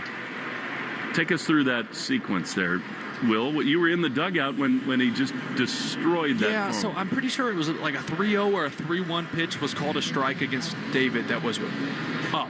It was way out of the zone. He ends up striking out the at-bat. He comes in, he's yelling from the dugout and just loses his cool and just takes a full hack on the phone. Here's Nick Sogard from the left side. He takes a breaking ball in the outside corner, 0-1. As tough as PD was on the field, he wasn't necessarily tough off the field or things like that. Because you remember, he would take his lead when David was batting at first. He would take his lead towards right field because he was so scared he was going to get smoked by a line drive. I don't blame him for that. The 0-1 is a strike. Change up on the inside corner. It's 0-2. But that's the funniest part of that video is you see Petey behind it, a couple feet over, just in a ball. Protect the mechanism. Yes. 0-2 to Sogard, who's batting .222. He's been a useful player for the Sox. He fouls it back, a fastball, and it is 0-2. Sox trailing the New York Mets 1-0. The Yankees hosting the Rangers again. Aaron Judge did it again last night. Rivalry Report is sponsored by River Spring Residences. 0-2 to Sogi. Pitch inside, almost hit him on the kneecaps, and it's 1-2. Setting a new standard for memory care in New York City. 833-79-RIVER or riverspringresidences.org. After a night with Charles Barkley, Will Middlebrooks could use some services for memory care in New York himself. The 1-2 misses low with a changeup, and it's 2-2. The sounds you don't hear, Will Middlebrooks laughing hysterically. Oh, shoot. We're watching the video up here of Poppy destroying the phone. 2-2 is inside. Good take there by Sogard, a 95-mile-an-hour fastball. And it is 3-2. Well, something I've been really impressed with Sogard is his at-bats from the right side of the plate. Against tough lefties, we've seen him against Skubal and Reagans and those guys and smoking the ball to left field. That was good to see. 3-2. Story would be next. The pitch is fouled off on the third base side. It occurs to me that as great a start that Christian Campbell had to this season, he's trying to learn first base. Alex Cora said he's about a 2.5 or 3 on a scale of 1 to 10 to get ready to play first base in the major leagues, which makes a lot of sense. He's never done it. As he struggles at the plate, I think there will be conversations about a little time for him at a different level to get comfortable at the bag and rediscover himself offensively. 3-2 to Sogard with 2 down. McGill in a groove. He winds, he throws, and a drive down the right field line. This thing is crushed. It's going to bounce off the track and out of play for an automatic double. Sogard, the spark plug. 2-out double into the seats in right. What do you know? Mets fans fighting over a baseball, and the Red Sox have a rally with 2 down in the second. That was torched off the bat by Nick Sogard. 108 off his bat, and for a second you're thinking, could this be his first major league home run? He crushed that, just too much on the line. Yeah, ball not really flying either. Wind's blowing in. It's a little Frio out there for the end of May. That ball not flying like it normally does. The NHL. Here is Trevor Story, who has shown some signs of late, couple hits in the last couple games, but in a prolonged slump at the plate. And it's second with 2 down. The pitch is outside. You're close with Trevor. He's worked a lot with a number of different hitting experts. Where do you think he is right now? He's just trying to find comfort right now. I've been in this spot where you just feel like everything you do is wrong. It's a tough place to be in at the big league level. 1-0 to Trevor. The pitch is swung on a miss. I mean, that swing right there is just emblematic of it. He badly fooled by a slider, and it's 1-1. Yeah, that's when. Okay, so to make it as simple as possible, when you feel like you can't catch up to the fastball, that's when you see swings like that. Because in your mind, you're saying, okay, McGill is very aggressive with the fastball. Even with 2 strikes, he's using it a ton. I'm going to gear up for this fastball in arm side, and then it breaks off. 1-1. Sogard at second. The pitch is high with a fastball. 2-1. Trevor is the 7th batter of this ball game, which is brought to you by Jeffrey Glassman Injury Lawyers, Boston's go-to injury attorney for over 30 years. Hurt in a car or work accident, get Glassman. 2-1. The pitch is chopped to third. Beatty's been really good in this series. Plays the short hop, throws to first in time, and the inning is over. Sogard doubles, but that's it for the Red Sox. 1-0 after 2 on the Shaws and Star Market, WEI Red Sox Radio Network. The march to spring training and opening day is upon us. Rob Bradford from Baseballs and Boring here, and we'll have you covered every single day with podcasts that aim to educate, entertain, and inform you as a baseball fan. Follow Baseballs and Boring in the free Odyssey app or wherever you get your podcasts. It's baseball season in New England. Sox fans emerge from hiding, their instincts roused by a call. Hot dogs here. They roost between Lansdowne and Jersey Street, their primitive chants heard for miles. Colorful creatures, aren't they? To witness these traditions is truly remarkable. New season, same Sox fans. Here's to a great year. Mass Mutual, official partner of the Red Sox. Learn more at massmutual.com/Red Sox.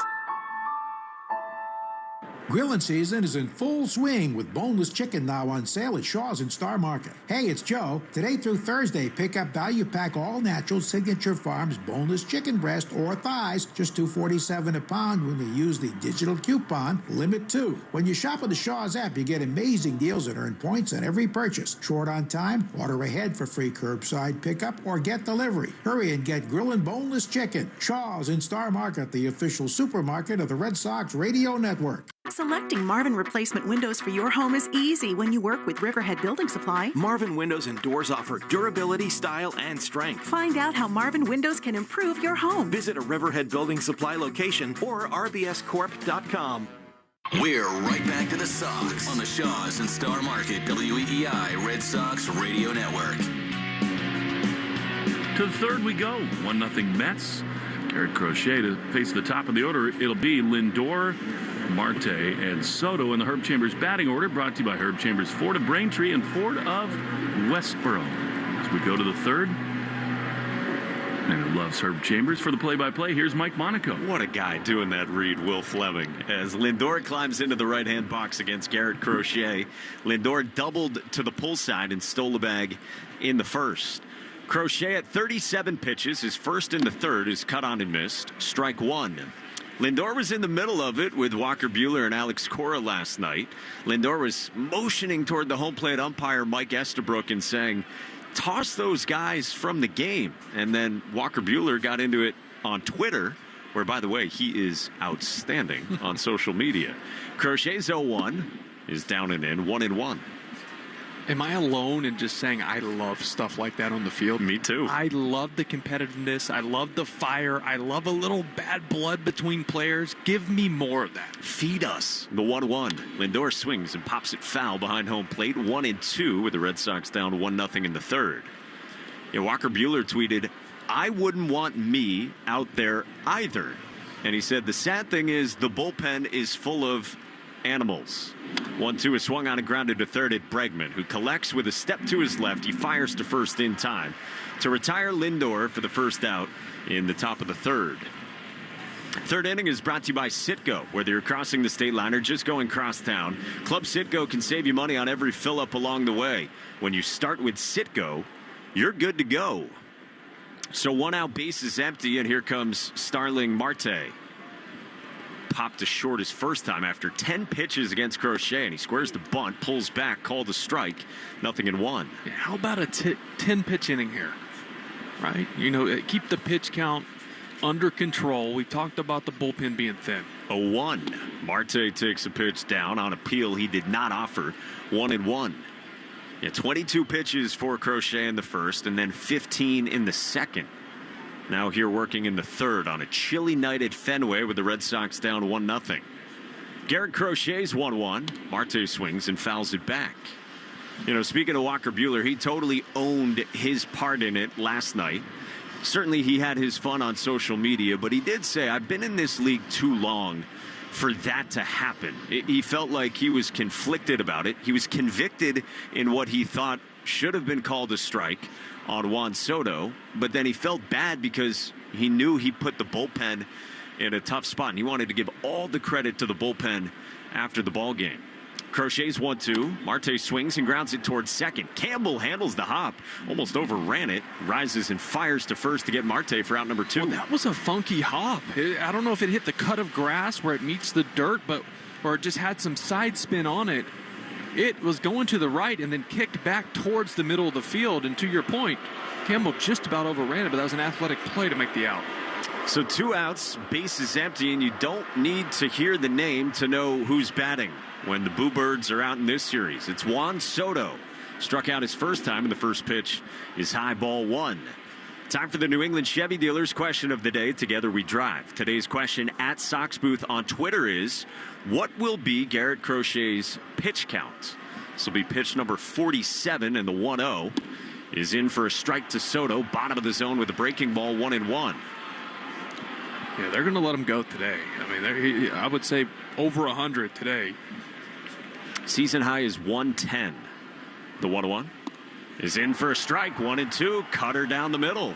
What's interesting is there's been 22 swings and only 2 swing and misses today, which is not like Garrett Crochet. His 1-2. Soto takes strike 3 called. 98 at the top of the zone from Garrett Crochet, who gets that quick inning. You mentioned 1-2-3 against the top of the Mets lineup. We're through 2.5 at Fenway. Red Sox down 1-0 on the Shaws in Star Market, WEEI Red Sox Radio Network. Some people play by the rules, but the real game changers break them. I'm Soraya, and on Rule Breakers, we're talking to the risk takers, the rebels, and the ones rewriting the playbook. Follow and listen to Rule Breakers with Soraya on the free Odyssey app or wherever you get your podcasts. WBUR Boston's NPR turns 75 this year, and the Red Sox are joining the party. You can see the World Series trophies on display, grab a beer with Sox legend Joe Castiglione, watch for Wally over at the kids stage, and hear from fascinating people like the team behind Car Talk. Get tickets at WBURfestival.org. This is Scott McFarlane of McFarlane Energy. While there's no shortage of companies offering heating and cooling system replacement, we stand apart from the rest. As a family-owned business since 1946, our goal has been to deliver the best combination of price, expertise, and equipment to all of Eastern Mass and the Cape. I'm proud to announce we've received more than 3,000 5-star Google reviews, and as a thank you, we're offering $500 off new heating and air conditioning system replacements in addition to utility rebates. Don't wait for the summer rush. Visit McFarlaneEnergy.com. It's never too late to upgrade your system. Visit McFarlaneEnergy.com. Baseball season is here, and that means one thing. It's time to fire up the grill and knock dinner out of the park with Hatfield Pork.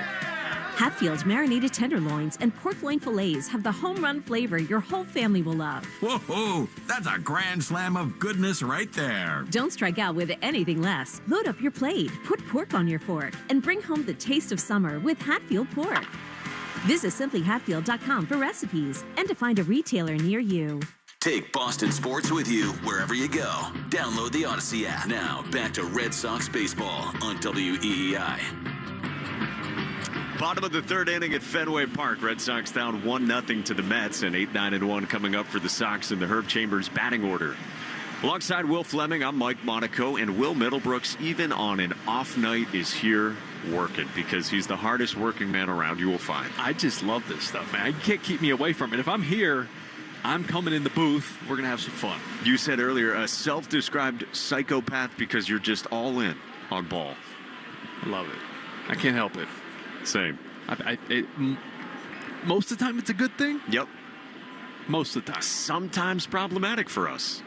Here's Carlos Narvaez against Tyler McGill in the first pitch. This is in ball one. Firing up the old MLB app while I'm, in the 8th row at the Emmys last night. Probably not my best play, but I need to do what I got to do. You might be on the couch for that when you go back to Florida. She gets it. 1-0 pitch. Narvaez takes a called strike. It's 1-1. Time now for our league leaders and who's circling the drain, presented by Drains by James. Drains by James, Eastern Mass's leader in residential and commercial drain cleaning and pipelining at drainsbyjames.com. Carlos Narvaez has put up excellent numbers. The pitch is in for a strike, 1-2. At Drains by James, they give a poop about your pipes. And as far as league leaders go, among all catchers, Carlos Narvaez is tied for third in wins above replacement. And in the last month, you go back to April 18th, he's got the best OPS of all catchers. He's been that good for the Red Sox. McGill's ready with a 1-2. Narvaez swings and fouls it back. Alex Cora said pregame today that he didn't really see the Red Sox catching spot going this way. Obviously, Connor Wong got hurt. He missed 3.5 weeks with a broken pinky, in which time Narvaez, and even since Wong's return, has just grabbed this thing. Red Sox down 1-0 in the third. Base is empty, and the 1-2 to Narvaez. He takes down 2-2. So the offense that has come with him is great. That's the cherry on top. I just wanted him to be a good defender, right? And control the pitching staff, call a good game, block pitches, frame pitches. He's done that. He leads all major league catchers with 8 defensive runs saved right now. And that's unbelievable. Top 5 regardless of any position in baseball. Correct. 2-2. Narvaez lays off a full count. And he's one of those guys, he has 2 different swings. Early in counts, you see where he can launch you and take you over the monster to left, but then you see him shorten up in certain situations, especially with 2 strikes at times, and just utilize the right side of the field. He waits on a 3-2 from 6'7" Tyler McGill. Swinging a foul right at home plate. Yeah, that's something Alex Cora said pregame today as well, that even if Narvaez is in a stretch offensively where he's not getting hits, well, he's still taking his walks. Like we saw it on the road trip through Kansas City and Detroit, a couple massive walks from Narvaez. Yeah, two outs, prolonged innings, next guy comes up, big hit. McGill turns, the righty lifts the leg, and the 3-2. Strike 3 call, 95, bottom of the zone. Could have been ball 4. Narvaez grimaces and tilts his head slightly as he trudges back to the dugout, and there's one away. I'll say it. Look, I've played the game when Laz Diaz is behind the plate. You have to expect it to be chalk to chalk. So 6 inches off the plate, give or take on either side, and high and low. It's just literally a massive zone, and there's nothing you can do about it but go up there and expect to swing the bat with 2 strikes. Yeah, we've seen it already in these first 3 innings. It's expansive. 1 out, nobody on for the Sox, down 1-0 to the Mets in the bottom of the 3rd, and here's Ceddanne Rafaela. First pitch is called low, ball 1. Yeah, so what did you think of Mike Estabrook and Walker Buehler last night? I thought Estabrook kind of, as he walked out towards the mound, I thought he kind of started that whole thing. And I don't think Walker... 1-0's in for a strike. I don't think Walker, what he said, is worth getting kicked out of the game. I can see getting a talking to and him, you don't throw some out of the game for that. Yep. You just don't. All right? This is the big leagues. Here comes the 1-1. Rafaela swings and fouls it off right at home plate, 1-2. Estabrook's been around. You have to realize these guys are fired up. He knows who Walker Buehler is. Buehler's a guy who's fiery out there. He's got that in his bag of tricks. He is going to get fired up and yell and scream and yell at the umpire here and there on calls that should have been made. That's just the competitor he is. What he said should not have gotten him thrown out of the game.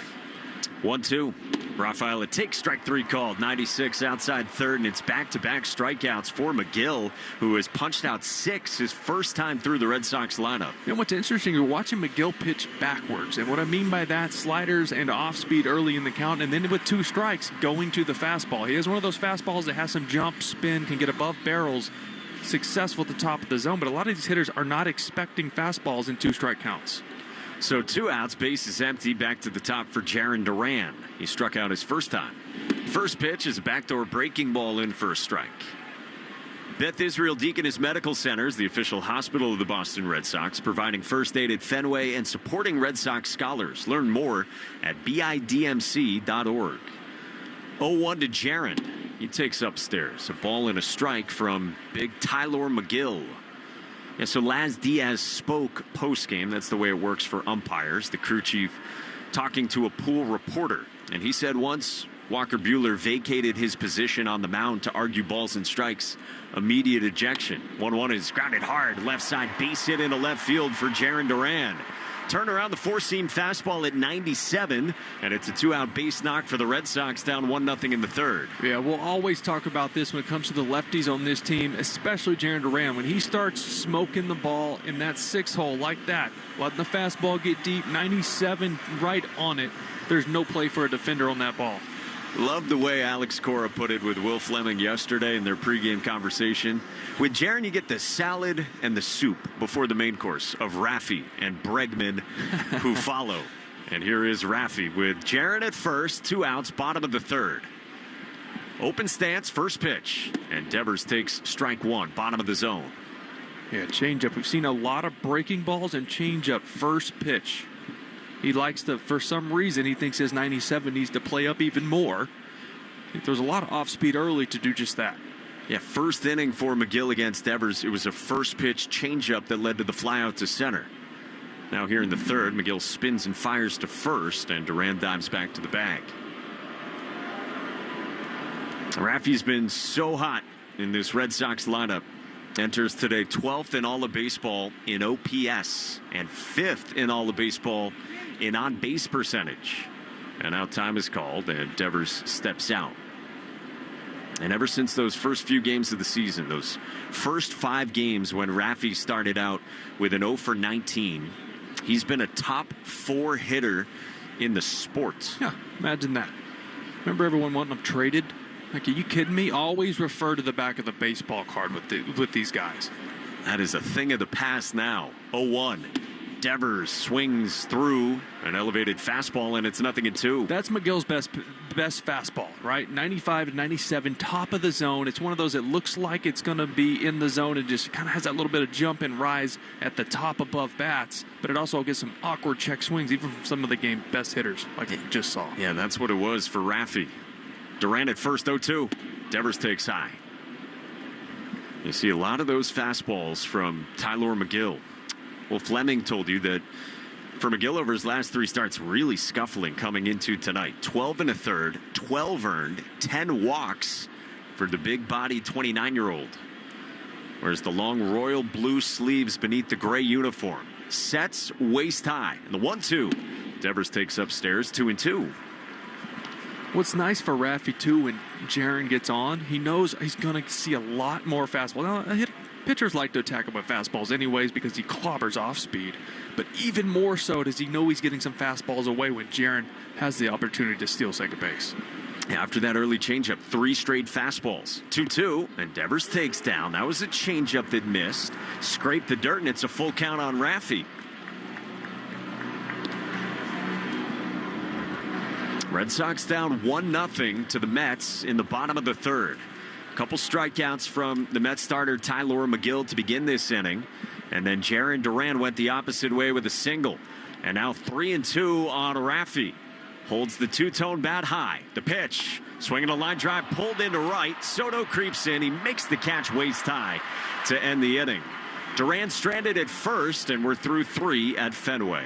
The Red Sox trail the Mets 1-0 on the Shaws and Star Market WEEI Red Sox Radio Network. I'm Jenna Fisher. And I'm Angela Kinsey. And together we have the podcast Office Ladies. Just because we finished rewatching The Office does not mean we're going anywhere. Every Wednesday, we'll be sharing even more exclusive stories from The Office and our friendship with brand new guests. Plus, you can revisit all the Office Ladies rewatch episodes every Monday with new bonus tidbits before every episode. So follow and listen to Office Ladies on the free Odyssey app and wherever you get your podcasts. Wherever you're headed, there's a Chevy built to get you there. Choose from a family of smart and stylish SUVs, including the all-new Equinox or hard-working trucks like Silverado. It's ready, steady, and strong. See your New England Chevy dealers. With McValue at McDonald's, you don't just get deals on the drinks, you get deals on McDonald's drinks. So when you're breaking a sweat, embrace the chill without breaking the bank. And when your crew is running on empty, keep your wallet full while refreshing the squad. Don't just pass the vibe check. Ace it with drinks like Coke Zero, Dr. Pepper, or any size soft drink for $1.39. Price and participation may vary. Cannot be combined with any other offer. Ba-da-ba-ba-ba. Town Fair Tire has the area's largest inventory of name brand tires at discount prices, including Michelin tires, which give you the perfect match. A relaxing driving experience from your vehicle, along with all-season design for superior performance that stands out from the crowd. And Town Fair stands out from other dealers with a guaranteed lowest price on Michelin tires and gives you more free services for life than anywhere. Nobody beats a Town Fair tire deal. Nobody. Name brands at discount prices. Town Fair Tire. Jones and Keith. Weekdays 10 to 2. Now back to the Shaws and Star Market WEEI Red Sox Radio Network. Red Sox down 1-0 as we start the 4th inning at Fenway Park with 4, 5, and 6 in the Mets lineup. In the Herb Chambers batting order, sponsored by Herb Chambers Chevrolet of Danvers.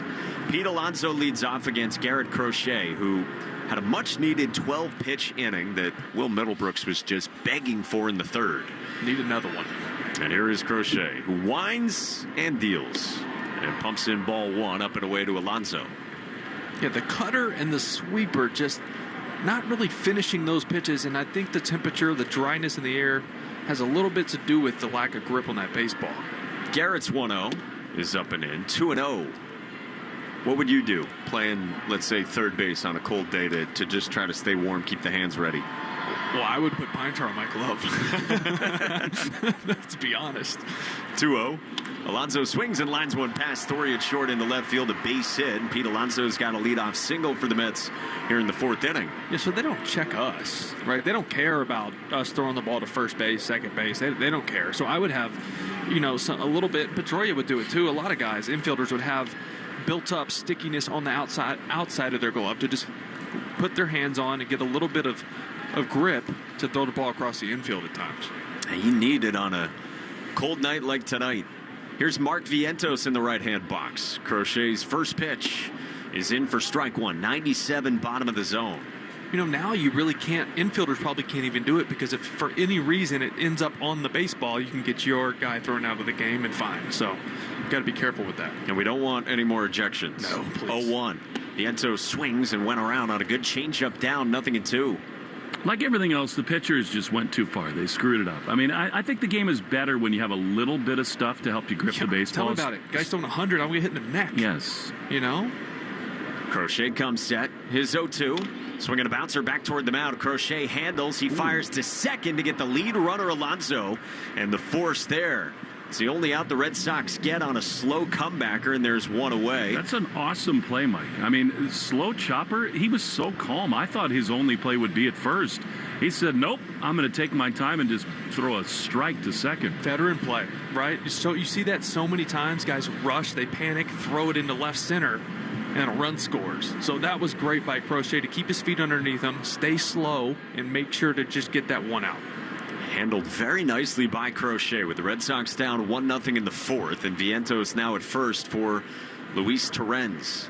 4th inning is brought to you by Cars for Kids, the easiest way to get rid of your old car. Donate today and your car can be picked up tomorrow. Donate now at carsforkids.com. First pitch, and Torrens takes up and away, ball one at 97. By the way, I want to say, I love hanging out with you guys and talking baseball.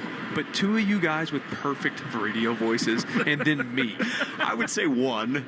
I would say two, and then a kid from East Texas. 1-0.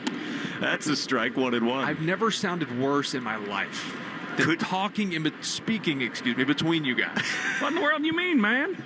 Come on now, don't throw a strike in there. Bip. I just turned into Kevin Millar somehow. Promptly. The 1-1. Torrens takes a strike. Top of the zone, 97, 1-2. 1-5's probably out on his ranch somewhere. 1-5 ranch. I'd like to be there right now. I mean, I'm happy to be here, but He's got to be the ranch. first kid ever from L.A. to just turn into a cowboy. He's not Texan, but he is at the same time. He fits it so well. 1-2. Torrens swings and fouls it back. What a beautiful human being. We had fun with him last year in Texas. Fun. He's so fun. He loves the game. He knows the game. He loves this organization, so he's always around here. But just continues to give back to the game at MLB Network and obviously here with the Red Sox. It's always fun to have him around. 1 out, 1 on, 4th inning. Crochet's 1-2. Swing and a miss, strike 3. He fans Luis Torrens with a breaking ball center cut.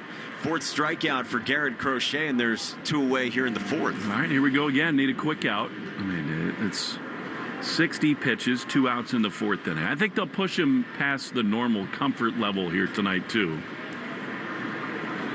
So big second out. Red Sox down 1-0 in the 4th, and here's Tyrone Taylor. Lefty to righty first pitch, and that's in for a strike. During that at-bat, we had the 110th pitch brought to you by 110 Grill. Gluten-free dining done right. 110 Grill is proud to be an official partner of the WEEI Red Sox radio network. Taylor popped to second his first time, the 0-1. Swing and a pop-up onto the shallow right center outfield grass. Campbell backs up from second. He calls for it. He moves to his right and makes the catch. And the inning's over. Another quick one for Garrett Crochet with some rain coming down at Fenway Park in the middle of the 4th. Red Sox down 1-0 to the Mets on the Shaw's and Star Market WEEI Red Sox Radio Network. History That Doesn't Suck is a legit, seriously researched, hard-hitting history podcast told through entertaining stories. Listen to History That Doesn't Suck on the free Odyssey app or wherever you get your podcasts. It's time to start finding things we need for the summer. Don't forget to break out the floating beer pong table. It's also time to find money for the summer that you may have coming to you don't even know about. Enter your name at findmassmoney.gov. It's fast, easy, and it's free. Grilling season is in full swing with boneless chicken now on sale at Shaw's and Star Market. Pick up value pack all natural Signature Farms boneless chicken breast or thighs for just $2.47 a pound when you use the digital coupon Limit 2. Shaw's and Star Market, the official supermarket of the Red Sox Radio Network.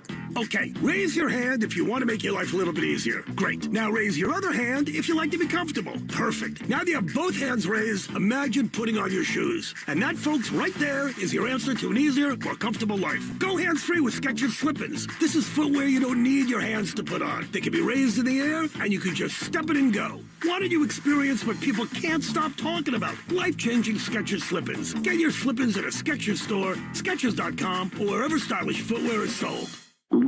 Oh no, stomach issues again? Stomach issues? Who are you? Your pancreas. I could be the real reason for your diarrhea, gas, bloating, stomach pain, or loose oily stools. I thought it was my stomach. People often do, but any of these symptoms could mean having a condition called exocrine pancreatic insufficiency, or EPI. With EPI, the pancreas doesn't release enough enzymes to break down food, but EPI is manageable. Use the symptom checker on identifyepi.com and speak with your doctor. That's identifyepi.com. Sponsored by AbbVie. Hey, it's Alex Bregman. This is the home of the Sox, WEEI. And Alex Bregman leads it off for the Red Sox in the bottom of the fourth in the Herb Chambers batting order with Bregman, Abreu, and Campbell due against McGill. Red Sox down 1-0 here at Fenway with some rain drizzling down on a chilly night. Red Sox already have a series win going for the sweep tonight. Bregman in the right-hand box hovers over the plate, and McGill kicks and fires. Bregman takes a breaking ball down, ball one. Bregman struck out looking on 97 that definitely looked to be away his first time back in the first inning. Two pitches in that at bat were off the plate. Frustratingly so after last night. 1-0. Bregman swings and skies one to right toward the line. Soto ambles over toward foul ground, and that one lands in about the third or fourth row. Mike, I've never lost a baseball from this vantage point more at Fenway Park than that one. And Juan Soto has his hands up. The cloud cover, it's impossible to see the baseball right now. Yeah, if it gets above the lights right now, it is absolutely disappearing. Kristen Campbell in that last inning also dealt with it a little bit. The wind is a factor, but to your point, Flim, it gets above the lights, it disappears. And then you're looking up into raindrops as well right now. 1-1. Bregman swings and misses on a good breaking ball, 1-2. But we have the window open because it's New England, it's May, and we're doing it. Yeah. Tough. It's like a tagline. That's a Middlebrooks tagline right there. Red Sox down a 1-0 bottom of the fourth. Bregman leading off. Tyler McGill peers in. He kicks and deals a 1-2. Bregman swings and misses and strikes out on a sinker at the bottom of the zone, and that's 7 strikeouts for McGill. He's been heavy on the fastball with 2 strikes. He loves that. So many hitters go up there, and with 2 strikes, you're just assuming to get something nasty moving out of the zone. But he's a pretty steady mix of 4-seamers up, 2-seamers down with 2 strikes to this point. So 1 out, base is empty, and it brings up Wilyer Abreu. He struck out swinging on 97 his first time. First pitch. Abreu swings and misses over a good changeup. This 4th inning bell brought to you by Russell Hackman and the team at Hackman Wealth Partners, Boston's premier retirement planning specialist. Request your appointment today or learn more at hackmanwealth.com. 0-1. Abreu takes outside. Middlebrooks just thought it was time to get chow. Y'all come and get it. If you could get in the ring with one person, Will, who would it be? In the ring? Yeah. You, probably, if I wanted to win. But that's a layup. TKO. 1-1. You were setting me up for failure there, because anybody I said that wasn't in here, I would have been taking a shot at. You, I know you can take it, and you're right here. Laz Diaz, maybe? Yeah. After last night, maybe Mike Estabrook. Mike Estabrook down the third base line, gloves on tonight on a chilly night. 1 out, base is empty. Red Sox down 1. The pitch is inside. 2-2 on Wilyer.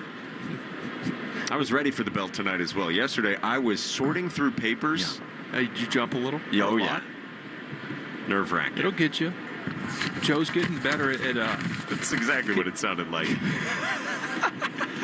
2-2. Abreu swings and misses and strikes out. 96 middle, but Tyler McGill pumps it by Abreu, and that is 8 strikeouts for McGill. I need to find how many 2-strike fastballs McGill has thrown, because he is filling it up with 2 strikes. He does not go for the waste pitch that a lot of pitchers like to go to, 1-2, 0-2. He is just challenging hitters, and hitters are not ready for it. I love it. 2 outs, bases empty, and here's Christian Campbell. Struck out his first time. First pitch is strike 1 on the inside part of the plate at 95. Red Sox down 1-0. We check out the Subaru of New England scoreboard. A little love goes a long way in the 25 Subaru Forester Hybrid. Learn more at SubaruofNewEngland.com. 0-1 is outside to Campbell, a ball and a strike. Yankees up 1-0 on the Rangers in the 3rd inning in the Bronx. Blue Jays are at home against the Padres, and they're scoreless through 3. Tyler McGill's got his sign. He looks in and is 1-1. Campbell takes a strike at the bottom of the zone with the changeup 1-2. You mentioned that Yankees-Rangers score. I walked in the hotel last night. Bruce Bochy, Chris Young, sitting at the bar. They're staying at the same hotel as us, sitting at the bar with Charles Barkley, and I'm thinking, well, this is going to be a fun one. I thought I was going to bed, but I'm going to hang out with these guys. So they have to talk to Boch. Told him to put it on the Yankees for us. 1-2. Swinging a line drive foul, first base seats. You are legally obligated to stay awake when it's a crew like that. Oh my gosh, what the most random group of human beings, right? Bruce Bochy, GM Chris Young, and Sir Charles Barkley. Let me try out my Charles on you, okay? Oh, come on, Kenny, that guy's a knucklehead. Any good? What do you think? Really good. Okay, thank you. Terrible, knucklehead, terrible. Something like that. I bet he is wildly entertaining. He is. He's great. And he was buying drinks for everybody. Everybody, kidding. Bottom of the 4th, Red Sox down 1-0. 1-2 to Campbell. He grounds one foul toward the on-deck circle, and the bat boy just had to duck out of the way. That's what we call an E-swing. Emergency. 2 strikes, just doing whatever you can. You're looking for the off-speed. You get the fastball, and you just do whatever you can to get a piece on it to foul it off, stay alive. I like that Texas drawl. You heard emergency. Emergency. You just missed our I heard Charles Barkley. It was terrible. It was terrible. 1-2. Campbell lays off. A breaking ball bounced in. 2-2. I got a lot of family. One of the dumbest things I've ever heard. In Texas. I love them all. But the one thing I'll never get used to, nice job, Doug Lane, is insurance. Yeah. Or a couple months from now, July. 2-2. Campbell swings and misses and strikes out, and Tyler McGill strikes out the side in the 4th and has fanned 9 of his 12 outs. Through 4 at Fenway on a rainy night, the Red Sox trail the Mets 1-0 on the Shaws and Star Market WEEI Red Sox Radio Network. Sometimes historic events suck. But what shouldn't suck is learning about history. I do that through storytelling. History That Doesn't Suck is a chart-topping history-telling podcast chronicling the epic story of America, decade by decade. Right now, I'm digging into the history of incredible infrastructure projects of the 1930s, including the Hoover Dam, the Empire State Building, the Golden Gate Bridge, and more. The promise is in the title, History That Doesn't Suck. Available on the free Odyssey app or wherever you get your podcasts. For 48 straight years, Ford F-Series have been the best-selling trucks in America. We got here by engineering breakthrough technology, redefining Built Ford Tough, and never settling for second best. But what's really made Ford F-Series the #1 selling trucks in America is you. Ford F-Series, Built Ford Tough. Based on 1977 to 2024 calendar year total sales. Hey, Boston, think you know a perfect game day? Maybe it involves another championship win? Well, City Cruises takes your ship to the next level. From delicious dining on the harbor to whale watching, from the wild ride of Codzilla to celebrations and family outings. We have adventures for everyone. So what kind of ship is this? A shipload of fun. City Cruises in Boston, proud partner of the Red Sox. Upgrade your perfect day at citycruises.com. With all the money you can save on gas when you use the Club Citgo Rewards app, you're good to go. But good to go where? Good to go fly first class? Hot towel? Cool. Good to go to the opera? Good to sit ringside at a boxing match? Good to go salsa dancing? Tap dancing? Or polka dancing? Download Citgo's money-saving Club Citgo app today. The easiest way to save money on fuel. Now you're good to go. Hart, Fitzy, and Johnson. Weekdays 2 to 6. Now back to the Shaws and Star Market WEEI Red Sox Radio Network. Garrett Crochet back to the mound for the 5th inning. Red Sox and the Mets in a pitcher's duel, and so far Tyler McGill has gotten the better of it. I mean, he's been unbelievable. 9 strikeouts through 4. Crochet has gotten so little run support. It's sort of shocking how the Red Sox have not scored. Oftentimes an ace faces the other team's ace. Not the case here tonight. Here's Luis Angel Acuna. Fastball up and away. 4-1. I mean, the Red Sox have only won 4. Make it 6 of Crochet's starts as a strike on the outside corner. A cutter, and it's 1-1. But given the way he's pitched in his 10 starts, he deserves better. They do not score when he's on the mound for whatever reason. The 1-1 is rip foul on the first base side. Will, is that a real thing when you got an ace on the mound? Do you take the foot off the pedal a little bit? You know, not consciously. I think maybe that's something that can be in the back of your mind, thinking, okay, we don't have to score that much. 1-2. Angel Acuna dribbles it to third. Bare hand try by Bregman. It's under his hand. It was a do-or-die attempt there, and an infield hit for Luis Angel Acuna. Yeah, Acuna's beating that out, even if he catches that perfectly, does Bregman. So that's a hit regardless. You have to go for that do-or-die play. That is your absolute only chance to make a play. I'll tell you what, one thing that is now really a disturbing pattern for the Red Sox in their 51st game is that the bottom of the order has done way too much damage against their pitchers. Tonight, Beatty, the 9-hole hitter, drove in the only run of the game. There's Acuna with a hit. They've handled the big hitters and sometimes struggled in this part of the order. Here is swinging a foul by Beatty. Back to the screen, 97-mile-an-hour fastball, and it's 0-1. It's Beatty and then Lindor in the Herb Chambers batting order, brought to you by Herb Chambers Mini of Boston. Bregman has been so awesome on those bare hand tries this year. Just couldn't get that one. 0-1. Crochet very rarely throws over. Pretty obvious move there. And Acuna back to the bag. Yeah, I think Acuna, he's got a good lead, too. I think he's definitely looking to be on the move here in the next pitch or two. Stolen 10 bags. 0-1. Huge lead. Crochet throws, and a fastball misses inside. Did that hit him? Yes, no, it didn't. And he swung. Beatty could not hold up the barrel.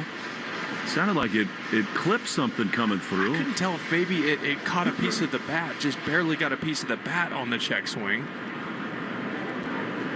He'll call time, Will Beatty. It's an absolutely miserable night at Fenway Park all of a sudden. Mist is blowing from the first base side to the third. Chilly temperatures. Crochet trying to battle. This is not what you wanted for your ace on the mound. His 69th pitch comes home, and it is on the ground, should be 2. Campbell to second for 1. Story throws to first, not in time. Bad feed there by Campbell. I mean, that's a new guy learning a new position at second base. Story is on the bag, ready to come across the bag and easily turn that thing, and Campbell just sort of short-armed it a little bit and handcuffed Story on his left hip. You know, honestly, I don't even think that was a bad feed from Campbell. I think Trevor just didn't catch that great. Because I'm looking at it here, it's a little bit glove side, but instead of Trevor just turning his glove over and taking his body towards Campbell and making the throw to first base, he kind of just stayed on the bag to make sure to secure one out. It slowed him down just a touch. There's Lindor from the right side again against Crochet. Cut fastball 1-0. Trevor got to the bag very early. A lot of times the timing between these middle infielders is kind of a work in progress, where I think with a young second baseman like Campbell, he's saying, I just got to get there. Now the runner goes, throw from Narvaez is not in time. Good pick there by Campbell, but Lindor stole that bag all the way off of Crochet. In other words, the rhythms of a second baseman and a shortstop, it is sort of like ballet, where they know, okay, he makes this play, we're just timing it up in our heads. I'm going to come across the bag, it's right there in my chest, and I throw it to first. And I think Trevor in that spot for Campbell is just on the bag waiting to make it an easier throw. Right, and a lot of times as a shortstop on that play, you don't want to totally stop your feet. 2-0 is a strike on the backside, a sweeper, and it's 2-1. You saw Trevor, to your point, get to the bag early and almost wait for the throw because he had time to.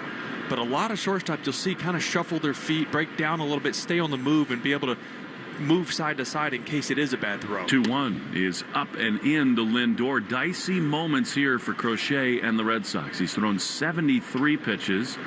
Bernardino starts to walk around in the bullpen. Don't envy anybody. So too Sean Newcomb for the Sox.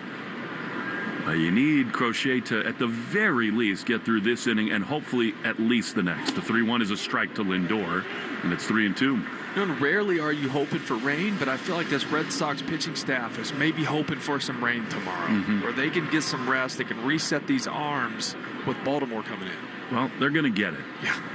It seems almost impossible we play tomorrow. 3-2, big pitch is chopped off of Lindor. That's a foul ball.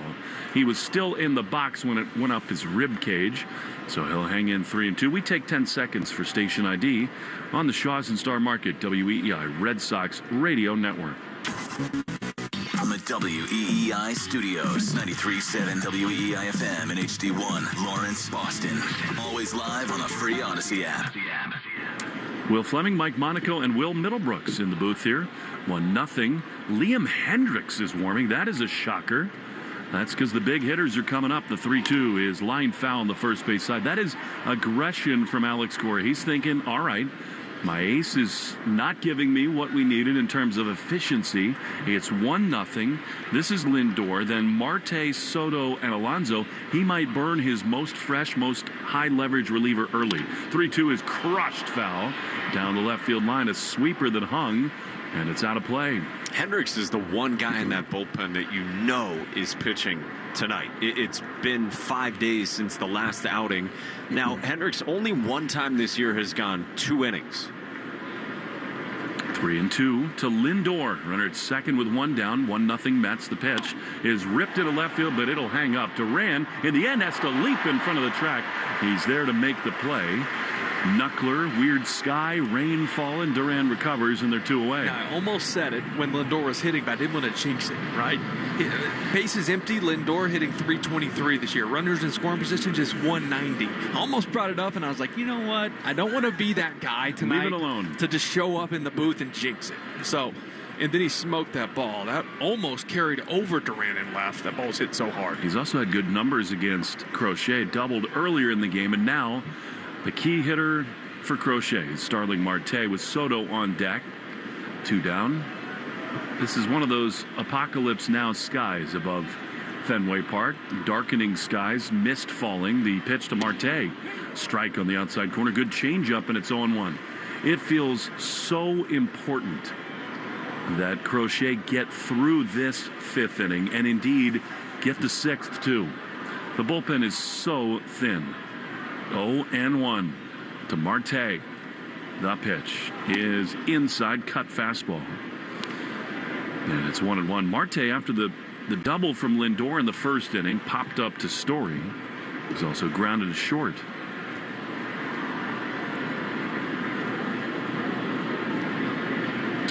One pitch is fouled off on the first base side. Marte does have the full hoodie on, and now he's added a neck warmer too. Grew up in the Dominican Republic, is not that happy with the cool mist here at Fenway Park. See if Crochet can battle out of this jam. 1-2. The pitch is skied into center field. Cedon started in, now drifts back toward the triangle and about 20 feet in front of the track. He's there to make the play.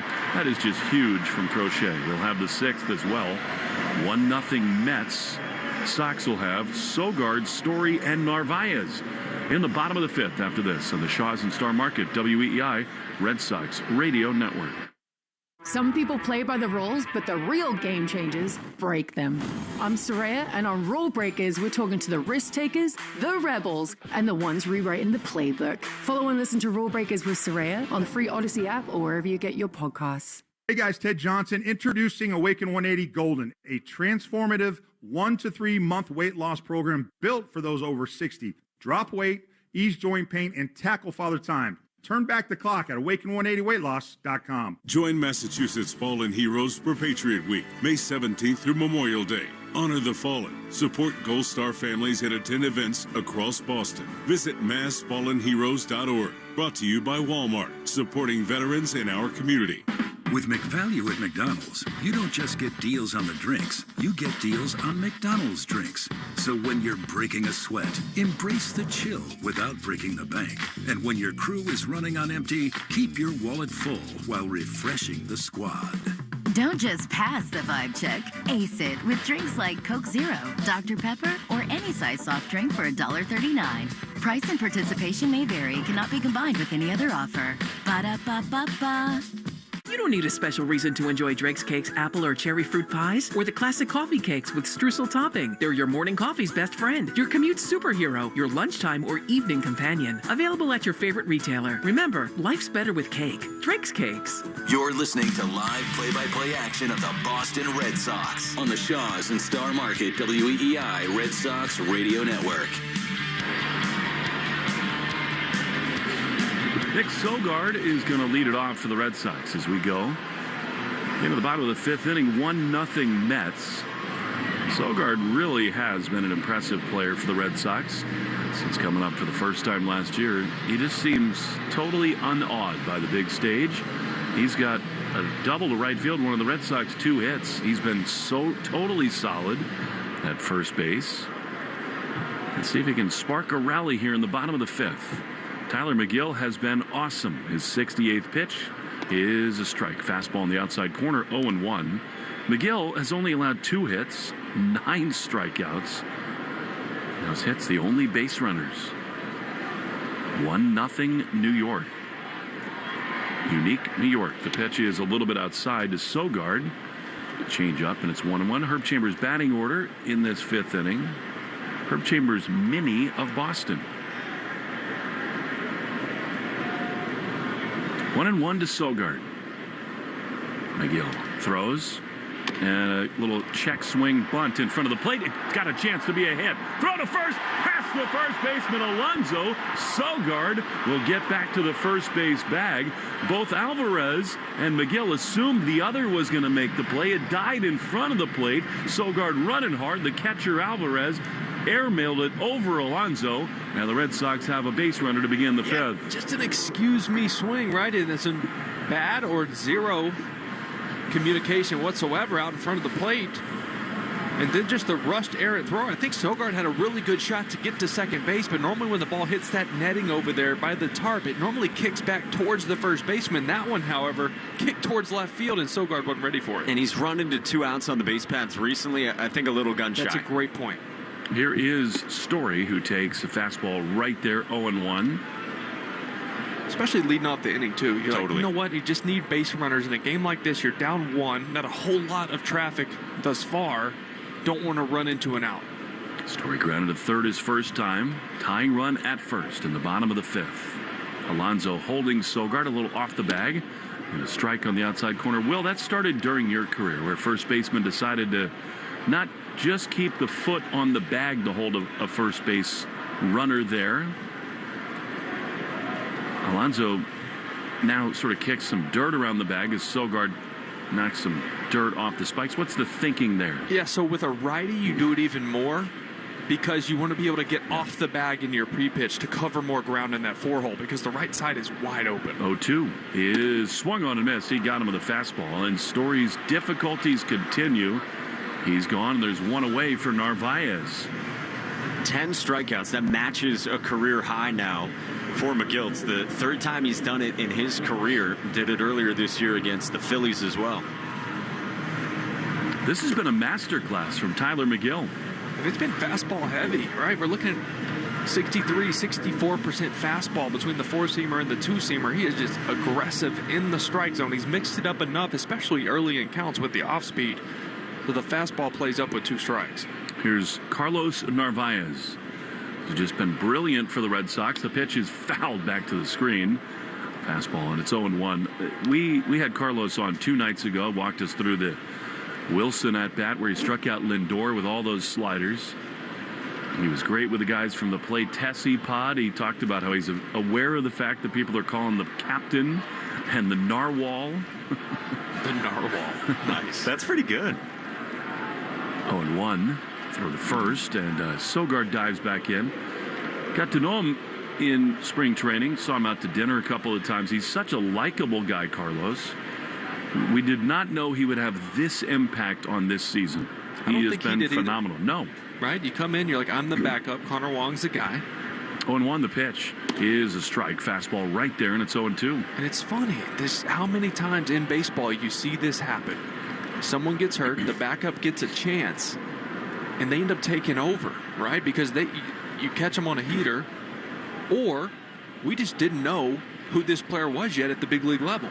1-0 Mets in the bottom of the fifth. The pitch to Carlos is a ground ball to short. Lindor's got it. He bare hands, throws to second. It's dropped by Acuna.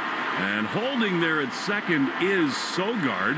Lindor went for the sexy play there, and he did not make it. And so the Red Sox have 2 on with 1 out. And I tell you what, Lindor didn't have much of a choice else on a play right there. You can't spin and throw. You don't have a chance to stop your feet. You're at full speed going up the middle into the left center gap. That's his best chance, is try to backhand that flip and just hope for a force out. Almost had it. It was almost a phenomenal play, but you will take that misplay from a guy like that. He started to stumble after he had to lunge to get it out of the glove. And so here now an opportunity for Cedon. Cedon is just so good this year with runners in scoring position. It's like he locks into an approach. We see him, I mean, he's been better overall here the last couple weeks, 3 weeks or so. He's been seeing more pitches, taking more pitches, but when there's runners in scoring position, he locks into more of an approach and shortens up. That's why he's having more success. 0 for his last 8, but he has been hot. Pitch is a fastball that misses inside. That could have been easily called a strike. It's 1-0. Mike, earlier today, Alex Kors said exactly that when Cedon has these spots, he's a different hitter. He said with runners in scoring position, he's been good. They got to figure out when the bases are empty. 1-0 is a ball. That's a really encouraging take on a slider, and it's 2-0. And Alex Kors said, I don't know if it's mindset or if it's the delivery, if it's like stretch versus wind up, but definitely sounds like it's something they want to dig into and talk about with Cedon. I think a big swing is coming right here. 2-0. He just mentally locks in these situations. 2 on, 1 out. 1-0 Mets. Rafael awaits. The pitch is inside. Did it hit him? Yes, it did. I think it got him on the right forearm. And the bases will be loaded with 1 out in the 5th. Yeah, it looked like a glancing blow. You're hoping so. He's in a little bit of pain right now where that caught his hand or his pinky. I can't tell which part of his hand it got. Yeah, he's making a fist on the left hand. A pinky shot, apparently, as Masai Takahashi comes out. I'm sure the Mets want to look and make sure that hit the hand. I mean, there's nothing to prove there. The butt of the bat and the left pinky were right together. Yeah, that is all pinky, unfortunately, in the case of pain for Cedon Rafaela, but the finger's not crooked. That's a good sign. He's staying in the game. That definitely got a hand, and when it's cold out like this, that hurts twice as much. Something goes into that area, you start worrying about the hamate bone as well. Like, that is such a troublesome spot for hitters nowadays. Cedon's still looking down and now crouching down as he stands on the first base bag. I hope that does not blow up. Red Sox code word of the game is Garcia Parra. Make sure to enter your code word in the member portal today to claim your points. I would spell it for you, but if you're a real Red Sox fan, you got to know that one. 1 R, then 2, Garcia Parra. And now, here comes Jarren Duran. Bases loaded, 1 out in the bottom of the 5th inning. Sox really, even in winning the first 2 games of this series, have struggled with runners in scoring position. But here's Duran, who singled into right field his last time. True igniter. What a huge spot this is in the game. Sogard at third. Pitch is drilled high and deep into right field, at the track, at the wall. Soto will get there and make the play. The wind knocked it down. Duran destroyed that ball. It's a sac fly, and the game is tied at 1. I thought that ball was over the bullpens. The wind absolutely obliterated that ball. That was crushed by Jarren Duran, and the wind was the only thing keeping that from being a souvenir. 108 miles an hour off the bat. That is just, and it doesn't leave? I don't know how that doesn't get out. Well, I do, the wind, but still, man. Just one of those nights at Fenway. Well, that's a fabulous at-bat by Jarren Duran. Finds a fastball and crushes it. And here now Devers. Off the bat, that looked like it was 4-1 Red Sox. I mean, Soto even off the bat really didn't go after it. No, and then he had to sprint there at the end because he thought that was well out of this place. So now the game tied. Here's Devers with first and third. Here's the pitch, and Rafi takes a ball inside. I do think that McGill in this spot will be careful with Devers. I mean, he does have one base open. It's not like he is thrilled to put a couple in scoring position, but Devers has been so hot. We got the righty Bregman on deck. 1-1 in the fifth. McGill is ready to pitch. Is right there. And he wasn't careful there. That's a center cut fastball. Devers clearly thinking something else. And it is 1-1. I'm still blown away that ball didn't leave. Unreal. 1 ball, 1 strike to Devers. Narvaez at third, Cedon at first. The pitch way inside, a fastball, and it's 2-1.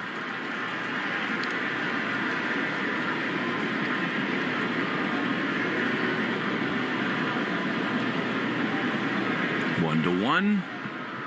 Red Sox hottest hitter, their designated hitter, is at the plate right now. First and third, 2 down. 2-1. The pitch is in the dirt. And it's to the backstop, but Carlos started home, then stopped. Rafaela is up to second.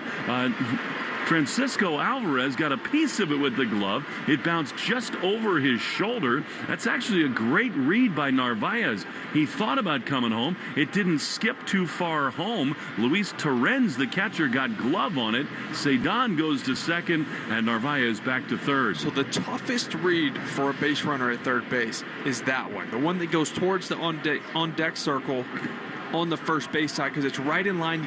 You don't have good depth perception on it. You can't tell how far it is away. That was a good read by Narvaez. 3-1 to Devers is outside, ball 4. And so now the bases are loaded for Alex Bregman. Well, Will, you had said it going in. You can be careful with Devers in that spot, and you probably should be if you're McGill. And now the bullpen's going to have to deal with Alex Bregman. So Carlos Mendoza is onto the field. He's going to take McGill out. This game changed in the blink of an eye. A near grand slam. Instead, the bases loaded for Bregman. Mendoza goes to the bullpen. Tied at 1. Bottom 5 at Fenway. On the Shaw's and Star Market WEEI Red Sox Radio Network. This call to the bullpen gives you a chance to check out all the great Ford SUV offers at buyfordnow.com. You'll find special deals on the award-winning Ford SUV lineup that you won't see advertised anyplace else. Whether you plan to buy from your Ford dealer's inventory or custom order your new SUV, visit buyfordnow.com and see how much you can save. And then see your New England Ford dealers for your new SUV. Arbella Insurance has been doing business in the New England community for over 35 years. They're your friends, your neighbors, and fellow Boston fans. They do the wave at the ballpark together and get stuck in the same Sturo Drive traffic. At Arbella, being your neighbor helps them provide you with the coverage you need to drive, live, or run a business in this part of the country we call home. Arbella, here for Boston fans, here for good.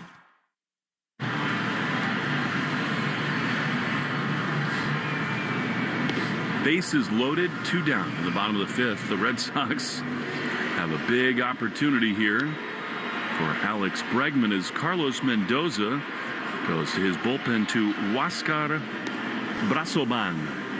Big, tall, lanky right-hander. And what a spot this is. Sox thinking about a 3-game sweep in the series. It is miserable. It's rainy. And actually an excellent job, fellas, by the Red Sox offense in this inning after McGill had been just so locked in. 9 strikeouts, 2 base runners through 4. It started with Sogard on that little swinging bunt out in front of the plate. And then Narvaez, of course. Cedon hit by a pitch.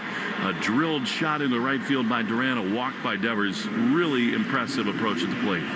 piecing it together against a guy who had really good stuff, who had a fastball that, Brooksy, you were talking about it, like the Red Sox just really couldn't square up at all. Oh, and he pitched backwards, which you really don't see guys with that type of stuff. He was good tonight. Here's Bregman, who looks totally up for it. The pitch is a fastball on the inside corner, strike one. Bregman has been pretty honest about this. He thinks he needs to deliver more in this kind of spot. Tough night to get one out. Red Sox wait as the 0-1 is right there. Man, 2 fastballs from Brazoban, and it is 0-2. Well, Brazoban's been unbelievable this year. He's got good stuff. He's up to 98 with the fastball. Nobody's hitting much of anything off of any of his pitches. Here is a pitch that's low, a changeup, and it's 1-2. A 1.09 ERA, fewer than 1 base runner allowed per inning he pitches. Tremendous. His 20th appearance for the Mets. He throws 98, but he throws his changeup more than anything. A 184 batting average against. 1-2 to Bregman. Bases loaded. The pitch is swung on and missed. Fouled, actually, out of the glove of the catcher, Terens. Good break for the Red Sox. Bregman hangs on. Really was. 98, top of the zone there. That's a good swing and miss spot, but Bregman got a piece of it. Bases loaded, 2 down. Tie game in the 5th. 1-2. Pitch is low. He did the changeup again, and Terens gets a lot of credit there. He just saved a run. I love that Brazoban is listed at 6'3", 155. Maybe an A-ball. Was that when he signed at 16? Because this is a big man. Bregman staring at him in 2-2. Red Sox at every base. From the belt, the pitch to Bregman is swung on and fouled off. He spoiled that changeup, got a really good one, and hangs on. Brazoban just jumped around there. He thought that changeup was good enough. The first 2 were not very good and not very tempting. That one was better. And is Bregman going to get a heater here? He loves playing that changeup off of that 2-seamer. He'll throw the 2-seamer in the righties and play the changeup down and in right off of it. 2-2 is swung on and fouled off. He got the sinker. 97 in under his hands. And this is what Bregman has done. I mean, again, he's been so hard on himself, just saying, I need to be better. But, man, nobody on this roster has been better in 2-strike counts. That's interesting. Laz Diaz just walked the baseball to the mound. He's laughing with Luis Terens. Yeah, Terens took that foul ball off his foot. So just giving him a little bit of time to walk that off. That relationship between home plate umpire and catcher always important. Bregman like a statue in the right-handed box. 2-2. Brazoban is ready at the belt. The pitch is low. A change-up. So here we go. How good has Bregman been? I mean, almost half his hits this year have been with 2 strikes. 3-2. Bases loaded. The pitch is swung on and missed. He got him. Sinker. Bregman couldn't check his swing. And the inning is over. What a job by Brazoban. The Red Sox leave him loaded. They get a run, though, 1-1 after 5 on the Shaws and Star Market WEEI Red Sox Radio Network. Hey, I'm Tank Sinatra here with my co-host, Investigator Slater. And we would like to tell you a little bit about our podcast, Psychopedia. It's true crime infused with comedy. Making it a crimedy. I do extensive investigative research and go deep into the darkest corners of the human psyche. And I'm just here to lighten things up a little bit with humor, baby. You know, never at the expense of the victims, though, obviously. Come join our family of little psychos over on Psychopedia. Available on the Odyssey app or wherever you listen to your podcasts. As your warm weather fun gets into full swing, Shaw's and Star Market are saving you time and money. Just download the Shaw's Deals and Delivery app to do your grocery shopping online. Right now, you'll save $30 off your first online order over $75. That's right. Use the code SAVE30 and enjoy $30 off your first order. Plus, get free curbside pickup or delivery right to your door, ready in as soon as 30 minutes. Shaw's and Star Market. Save time, shop online. Visit the 99 restaurants the day after the Red Sox win and get a free kids meal with every adult entree purchased. The 99 Restaurant, the official family restaurant of the Boston Red Sox. There are a lot of things to celebrate this month, from Mother's Day to Memorial Day and finding money that you didn't even know you had. Hey, it's Greg Hill. You could have unclaimed money from a forgotten savings account, an uncashed payroll check, or a refund check that never got to you. It is estimated by the state treasurer that 1 out of every 10 of us will find our name on findmassmoney.gov. My name is on the list. Yours could be too. Go to findmassmoney.gov today. It only takes 30 seconds to search for your name. If you file a claim, make sure you fill out the paperwork so you can become reunited with your lost funds. Want to listen to WEEI on the go? Just download the Odyssey app. Now, back to Red Sox baseball on WEEI. What a test this is for Garrett Crochet. The heart of the order up in the top of the 6th, tied at 1. Red Sox baseball brought to you by your New England Ford dealers. And the F-Series, America's best-selling truck for 48 years, and the official truck of the Red Sox. The Red Sox got into the Met bullpen. The bullpen report brought to you by Interlock Metal Roofing. Never re-roof again, New England Metal Roofing.com. Here we go, Soto, and then Alonso and Vientos against Garrett Crochet. And for the play-by-play, here's Mike. Will, thank you. Garrett Crochet at 82 pitches, and his first one here is swung on and fouled off by Soto. 3, 4, and 5, as Will told you, in the Herb Chambers batting order, sponsored by Herb Chambers Mini of Boston.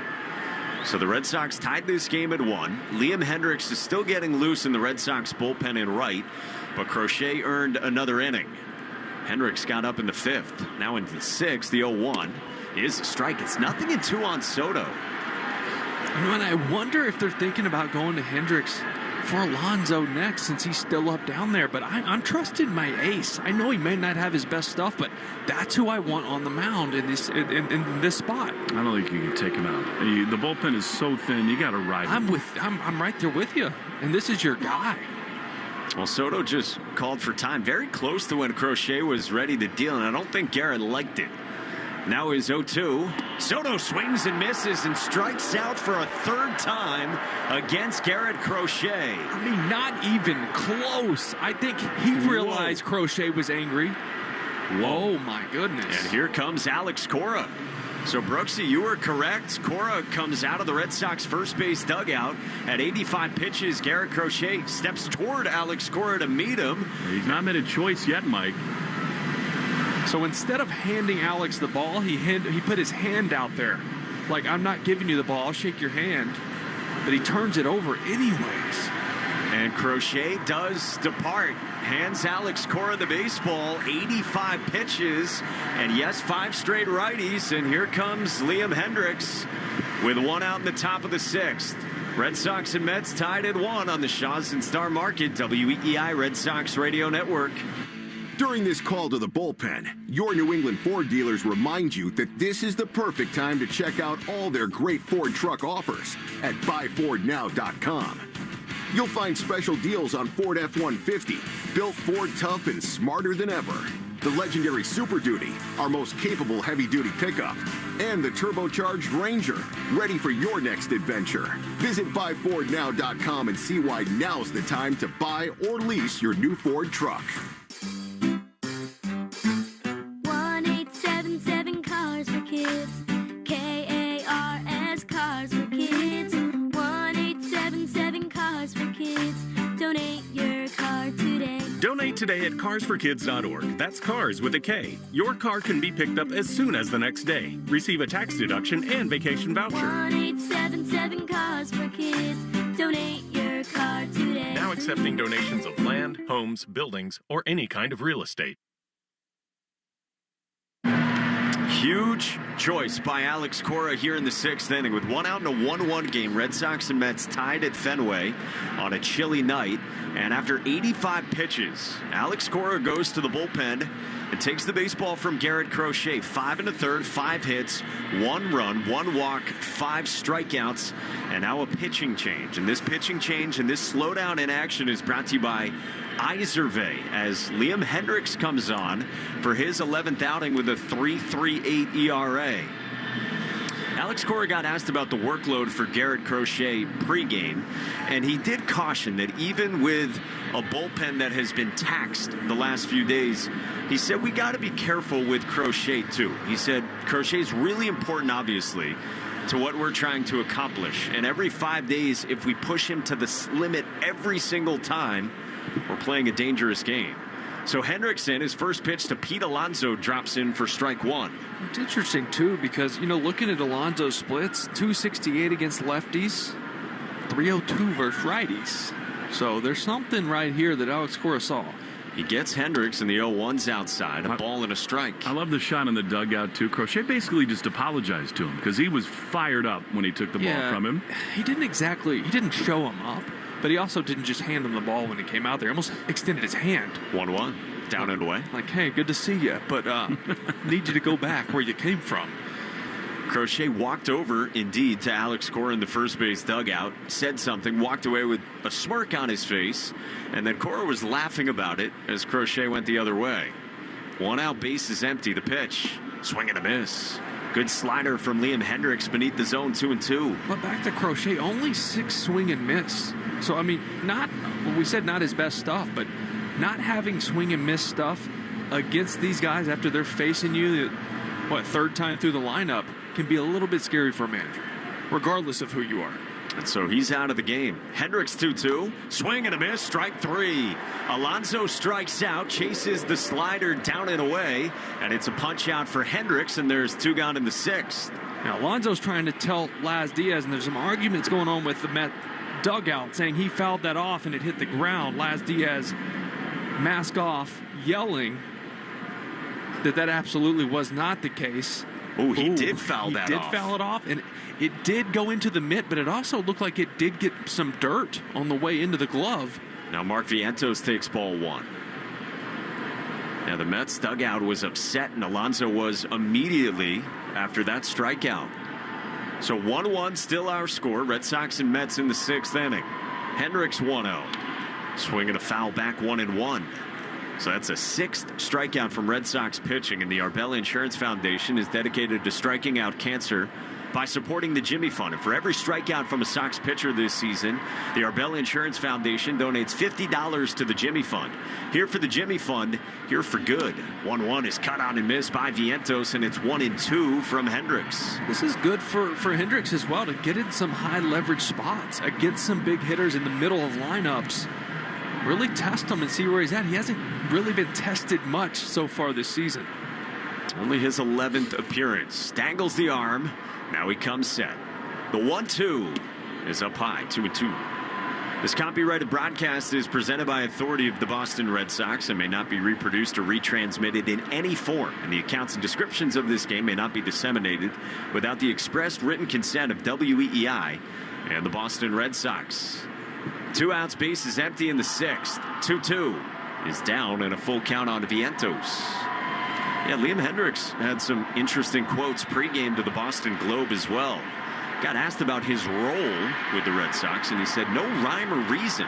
Said, I have no idea, and it's actually a source of contention I've had with the team, and we've had multiple conversations about it. 3-2.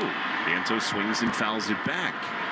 Hendricks went on to say that he feels like the more he pitches, the better he gets. He said, again to the Boston Globe, if the theory is you want the best me, throw me. Is 3-2. Vientos takes strike 3 called.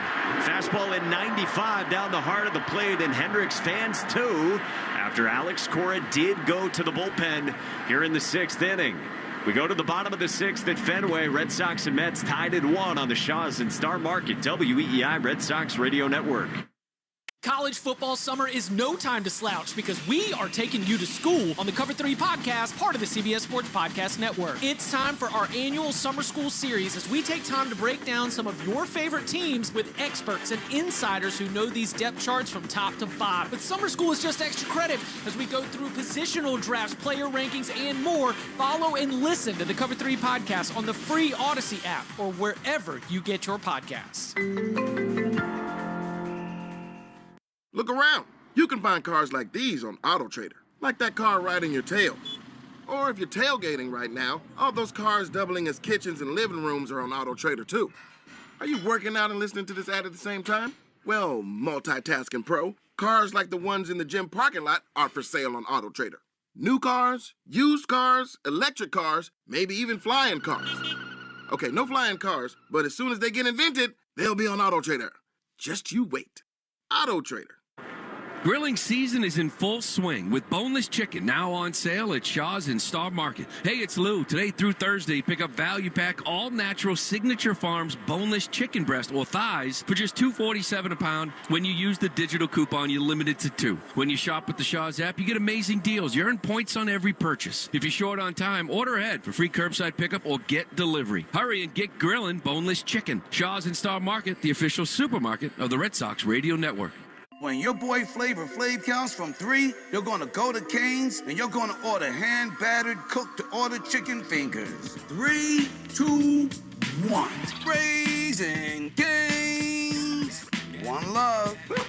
The Christian Arcand Show, weekday afternoons starting at 6. Now back to the Shaw's and Star Market, WEEI Red Sox Radio Network. Bottom of the 6th inning at Fenway Park. Red Sox and Mets tied at 1 on a cold, windy night here at Fenway. And 4, 5, and 6 coming for the Red Sox in the Herb Chambers batting order against Huáscar Brazoban, who came on to get the final out against Alex Bregman in the 5th with the bases loaded and struck out Bregman. Righty to a lefty, Wilyer Abreu swings at the first pitch and pops it up behind the second base bag. From second, Luis Angel Acuna reaches up to make a two-hand catch, and there's one away on one pitch to begin the bottom of the 6th. So Alex Cora made the move for Liam Hendricks. Liam Hendricks had those quotes pregame and delivered with a couple of strikeouts after Crochet was lifted after 85 pitches. Yeah, I thought he was good. And look, if you're going to say that, back it up. I thought the stuff was good. Fastball looked good. The slider had some bite. Made some big pitches against some power threats in the middle of that Met lineup. Now the middle of the Red Sox lineup, the 5-spot Christian Campbell. Long red sleeves on this cold night beneath the white uniform. Righty against righty. First pitch. Campbell swings and misses, and it's 0-1. Christian 0 for 2, couple of strikeouts so far, and he's now mired in a 1 for 32. 4 for his last 56 and going through it right now. 0-1. Campbell swings, bounces one up the middle, and it ramps into center field to base hit. 1-out single for Christian Campbell, right back where it came from, and the Red Sox have a base runner on in a 1-1 game in the 6th. He lives. Love that. It's just a terrible feeling when you're just not getting hits. You feel like you're constantly behind in counts. You're facing the nastiest arms. That's a good feeling. It's a good sign, too, because that means he is trying to get back to that middle-of-the-field approach. Hard line drive, hard ground ball. Hopefully it gets him going a little bit. He's on for Nick Sogard in the left-hand box. First pitch, cutting a miss on a good changeup, 0-1. Red Sox and Mets tied at 1. Sogard so far doubled with a rocket to right in the 2nd that came off his bat at 108 miles an hour. And then an infield single to begin the 5th. 0-1 is up and away to Sogard. A ball and a strike. Red Sox already have claimed this series with wins each of the previous 2 nights. And going for a sweep tonight. Part of this long 10-game homestand. The 1-1. Sogard swings, hits it on the ground to second. Acuna gobbles, fires to second. Lindor's turn in time for 2. 4-6-3 double play. Sogard bounces into it, and the 6th inning is over. 1-1 our score at Fenway. Red Sox and Mets as we go to the 7th on the Shaw's and Star Market WEEI Red Sox Radio Network. Some people follow the rules, I break them. I'm Saraya, and on Rule Breakers, we talk to the rebels who do things their way. Listen to Rule Breakers with Saraya on the Odyssey app or wherever you get your podcasts. You didn't start a business just to keep the lights on. You're here to sell more today than yesterday. You're here to win. Lucky for you, Shopify built the best converting checkout on the planet. Like the just one tapping, ridiculously fast acting, sky-high sales stacking, champion of checkouts. That's the good stuff right there. So if your business is in it to win it, win with Shopify. Start your free trial today at shopify.com/win. The Nissan Rogue with available Google built-in helps you make the most of your drive. Take care of the small stuff, like, hey Google, cool down my car. And, hey Google, turn on the dog feeder. Or change up your adventure. Hey Google, navigate me to the nearest music venue. Handle your drive like a pro. Experience the ultimate connection in the Nissan Rogue. Nissan offers 6 vehicles with starting MSRP under $30,000. Visit your local Nissan store and nissanusa.com today.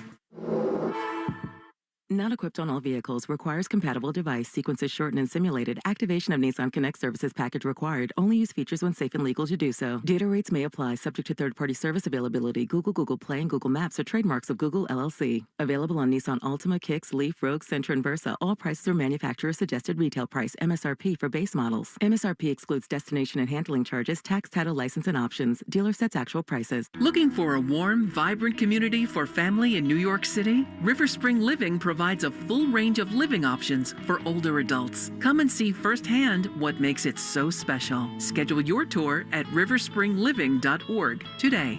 Hi, this is Blank. You're listening to the home of the Red Sox. Wee-I. Do you think they get pissed if I said that, or do you think they'd embrace it? Hi, this is Liam Hendricks. You're listening to the home of the Red Sox. Wee-I. The man from Perth, Australia is on the mound. He brings us back for the 7th inning at Fenway with the Red Sox and Mets tied at 1. 6, 7, and 8 coming in the Mets lineup in the Herb Chambers batting order, sponsored by Herb Chambers Pre-Owned Cars and Trucks. Hendricks still out there, each team with 5 hits in this game. Luis Torrens, catcher, leads off. He's doubled so far, and the first pitch is up high, ball 1. So Hendricks came on. He threw 12 pitches to get a couple of strikeouts against Pete Alonso and Mark Vientos. And now he's got at least the start of the 7th as well. The 1-0. That's up high. 2-0 on Luis Torrens. I do think it's interesting what you were talking about as we went to break in the 6th inning, Mike, with Hendricks being sort of outspoken about wanting to throw more, wanting a more defined role. 2-0. That's a strike, 2-1. I mean, part of this is that mostly the back-end guys for the Red Sox, Chapman, Slayton, Weissert, they've been awesome. So, you know, Hendricks coming back from surgery, a little erratic at times. 2-1 pitch. Torrens swings through it, 2-2. That's part of it. That's just the reality. But he knows his body. He was one of the elite relievers in the game. And he wants to throw. And he said to me a couple weeks ago, I need about 6 weeks to be myself, and I want to throw. So I'm happy that he said it. You want that mentality in these psycho relievers who can dominate. 3-time All-Star working here in the 7th. 2-2 is up and away. Full count on Torrens. There's no way to know if you can trust a guy in that spot unless you give him those opportunities. And he got that today, and he took advantage of it, and coming out for a 2nd inning. So this is really good to see for Hendricks. He comes set waist high and is 3-2. Swinging a line drive towards center. Rafaela sprints in, has to play it on a hop. Luis Torrens sprays a line drive into center for a leadoff single here in the 7th and a 1-1 ball game. And I mean psycho relievers in the best possible sense. You want that edge in these guys. How about Slayton when he's out there yelling at himself, and that's when he's at his best. Bernardino, by the way, is up again in the bullpen. I love that. Everyday Bernie. I wonder if it was the 1st or the 3rd for him tonight. We'll find out. We won't go into any details, just on the 1s and 2s. Here's Tyrone Taylor, another right-hand hitter for Hendricks. First pitch, down and away, ball 1. Don't know if they'll bunt here, you know, in this age of baseball. It's a good spot, though. Bregman playing in, about in the baseline, not extremely in. Takes a couple more steps. 1-0. Taylor doesn't square. Takes a breaking ball down and away, and it's 2-0. I think he's looked really good. Better than the numbers Taylor has in this series. Of course, the other part of it is Acuna and Beatty are waiting. Where you are in the lineup has a lot to do with this, as Narvaez and Bregman, I think, a really good time to go out and talk this thing over. McNeil and Nimmo are available on the bench, and so that's where things get a little interesting, and that's why Bernardino is up in the bullpen, because you know that if it was a righty up and they take Hendricks out, those guys are going to hit. So you're going to really lean on Bernardino very soon here, and more than anything, it's a deterrent to Carlos Mendoza to bring those guys off the bench. And so it's still Hendricks against Taylor. 1-1 our score, top of the 7th. Nobody out, man at first. Liam Hendricks 2-0. Taylor takes down and away on a slider that misses, 3-0. Well, if you want to have a defined role, you can't out-lose this guy, period. You can say all you want. You can seek high-leverage outings. This is the bottom of the order. You got to do it right here. Waist-high set, 3-0. And that's a strike. Top of the zone with a fastball, 3-1. Stay tuned after the game for the Nissan post-game show. Kickstart your summer with Nissan. These offers are going fast at the Nissan Summer Sales Event. Shop your local Nissan store and NissanUSA.com today. Hendricks 3-1. That's a strike down the middle, 3-2. It doesn't look like he wants to swing. He'll have to here.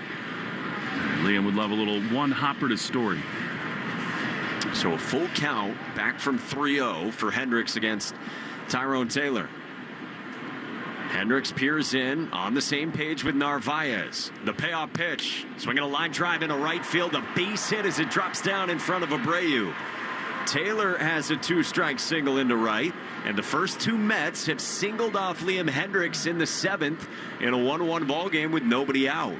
Well, you got to think the bunt sign is going on here. Yes. For Acuna. He's got some speed. He can run. This is one of the guys who can bunt. I would think. How do you decide whether to put the wheel play on in a spot like this? It's a risky play in certain situations, but here is Acuna in the first pitch. He squares and bunts it foul behind home plate. 0-1. Well, he didn't have it on there. Didn't have it on. Watching Bregman, he is just reading this play. So that means if he is not crashing, I mean, he's reading. If it's bunted down the third base line, he's coming to get it. But if it's anywhere where Liam Hendricks can get it or Narvaez in front of the plate, he's getting back to third base so they can get that lead out. Bregman just looked at his catcher and communicated with him. 0-1. Here's the pitch. Acuna squares, offers, and comes up empty, and it's 0-2. Missed opportunities for the Mets, and Liam Hendricks and the Sox will take it. 0-2 on the 8-hitter, young Luis Angel Acuna, who asks for time, steps out and looks skyward. But these players just don't practice bunting anymore, especially these young players who are just coming through minor league systems. Everything is about launch and exit velocity and not playing small ball. 2 on, nobody out. The pitch. Swinging a bouncing ball towards short. Story handles the hop on the backhand. Only plays first in time. Just beat Acuna on a high chopper, and we'll see if Carlos Mendoza wants to challenge, and he will. I think he's safe, Mike. I really do, to the naked eye. Yeah. That was a tough play for Story. His only choice there. He had no choice to go to third. I thought he beat it. I really did. To the blind eye, yes. I thought he beat that. It's close. New York is telling you a safe call. I'll call the first base. I'll call the first base. Hopefully not a harbinger of things to come. The voice of crew chief and home plate umpire Laz Diaz. Safe by a lot. He's safe. The bases are going to be loaded with nobody out. It's just that you go 0-2 right there, and that's just the one little chopper. And there's no chance for Story to go anywhere else. He couldn't go to second or third there. Those were going to be safe. He had to get rid of it and try to go to first. He made a good play, but Acuna with his wheels getting down the line, there's no chance. After review, the ball has been overturned. The runner is safe. New York is taking challenge. Expedient but unfortunate for the Red Sox here in the 7th, and Alex Cora hops out of the dugout with the bases loaded for the Mets in a 1-1 game in the 7th, and nobody out. It's the 9th spot in the order, lurking with Brett Beatty. Liam Hendricks looks out to the bullpen, shakes his head, hands off the baseball, and the Red Sox turn to Brennan Bernardino when we come back in the 7th in a 1-1 game on the Shaw's and Star Market WEEI Red Sox Radio Network. During this call to the bullpen, your New England Ford dealers remind you that this is the perfect time to check out all their great Ford truck offers at buyfordnow.com. You'll find special deals on Ford F-150, built Ford tough and smarter than ever. The legendary Super Duty, our most capable heavy-duty pickup, and the turbocharged Ranger, ready for your next adventure. Visit buyfordnow.com and see why now's the time to buy or lease your new Ford truck. Arbella Insurance has been doing business in the New England community for over 35 years. They're your friends, your neighbors, and fellow Boston fans. They do the wave at the ballpark together, and get stuck in the same Sturo Drive traffic. At Arbella, being your neighbor helps them provide you with the coverage you need to drive, live, or run a business in this part of the country we call home. Arbella, here for Boston fans, here for good. Top of the 7th at Fenway Park, and the Red Sox go to the bullpen in a 1-1 game. The Mets have the bases loaded and nobody's out, and Brennan Bernardino comes on. Tonight's 7th inning is sponsored by Jeffrey Glassman Injury Lawyers, Boston's go-to injury attorney for over 30 years. If you've been hurt in a car or work accident, you got to get Glassman. Call all 7s, 617-777-7777. Quick look at the Subaru of New England scoreboard as well. A little love goes a long way. And the Subaru Forester Hybrid. Learn more at SubaruofNewEngland.com. Yankees and Rangers tied 1-1 in the 6th. The Blue Jays lead the Padres 2-0 in the 7th in Toronto.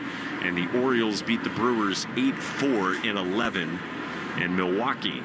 All right, so here comes Brennan Bernardino, 21st appearance. He's got a 1.42 ERA. He got 5 outs yesterday when he came on for the ejected Walker Buehler in the 3rd inning and threw 23 pitches. And he will go left on left with Brett Beatty to start with the bases loaded in a 1-1 game. Brett Beatty's got an RBI single into center. That was back in the 2nd off Crochet, and that's his only hit this year against a left-handed pitcher. Infield is in. First pitch is outside, ball 1. What a huge spot this is for Bernie.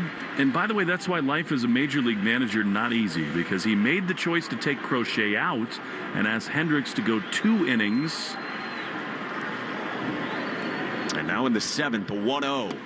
That's down and away, 2-0 on Beatty. I mean, remember, the bullpen's thin. Crochet had only thrown 85 pitches. He went to Hendricks. It worked out in that 6th inning with a couple strikeouts, but then you run him back out, and you're in a huge jam here.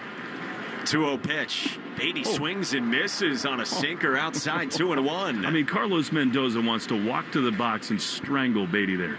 I mean, it's 2-0, and he just chased ball 3. Maybe. His last Diaz out there.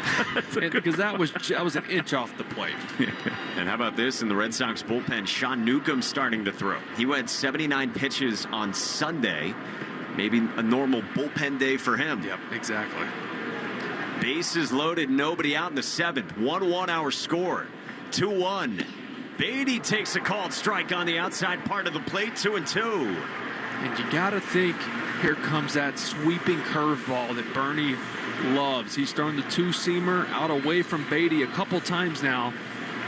Right on the black. Now break something, a cutter, something off of that for some swing and a miss, because a strikeout here would be massive.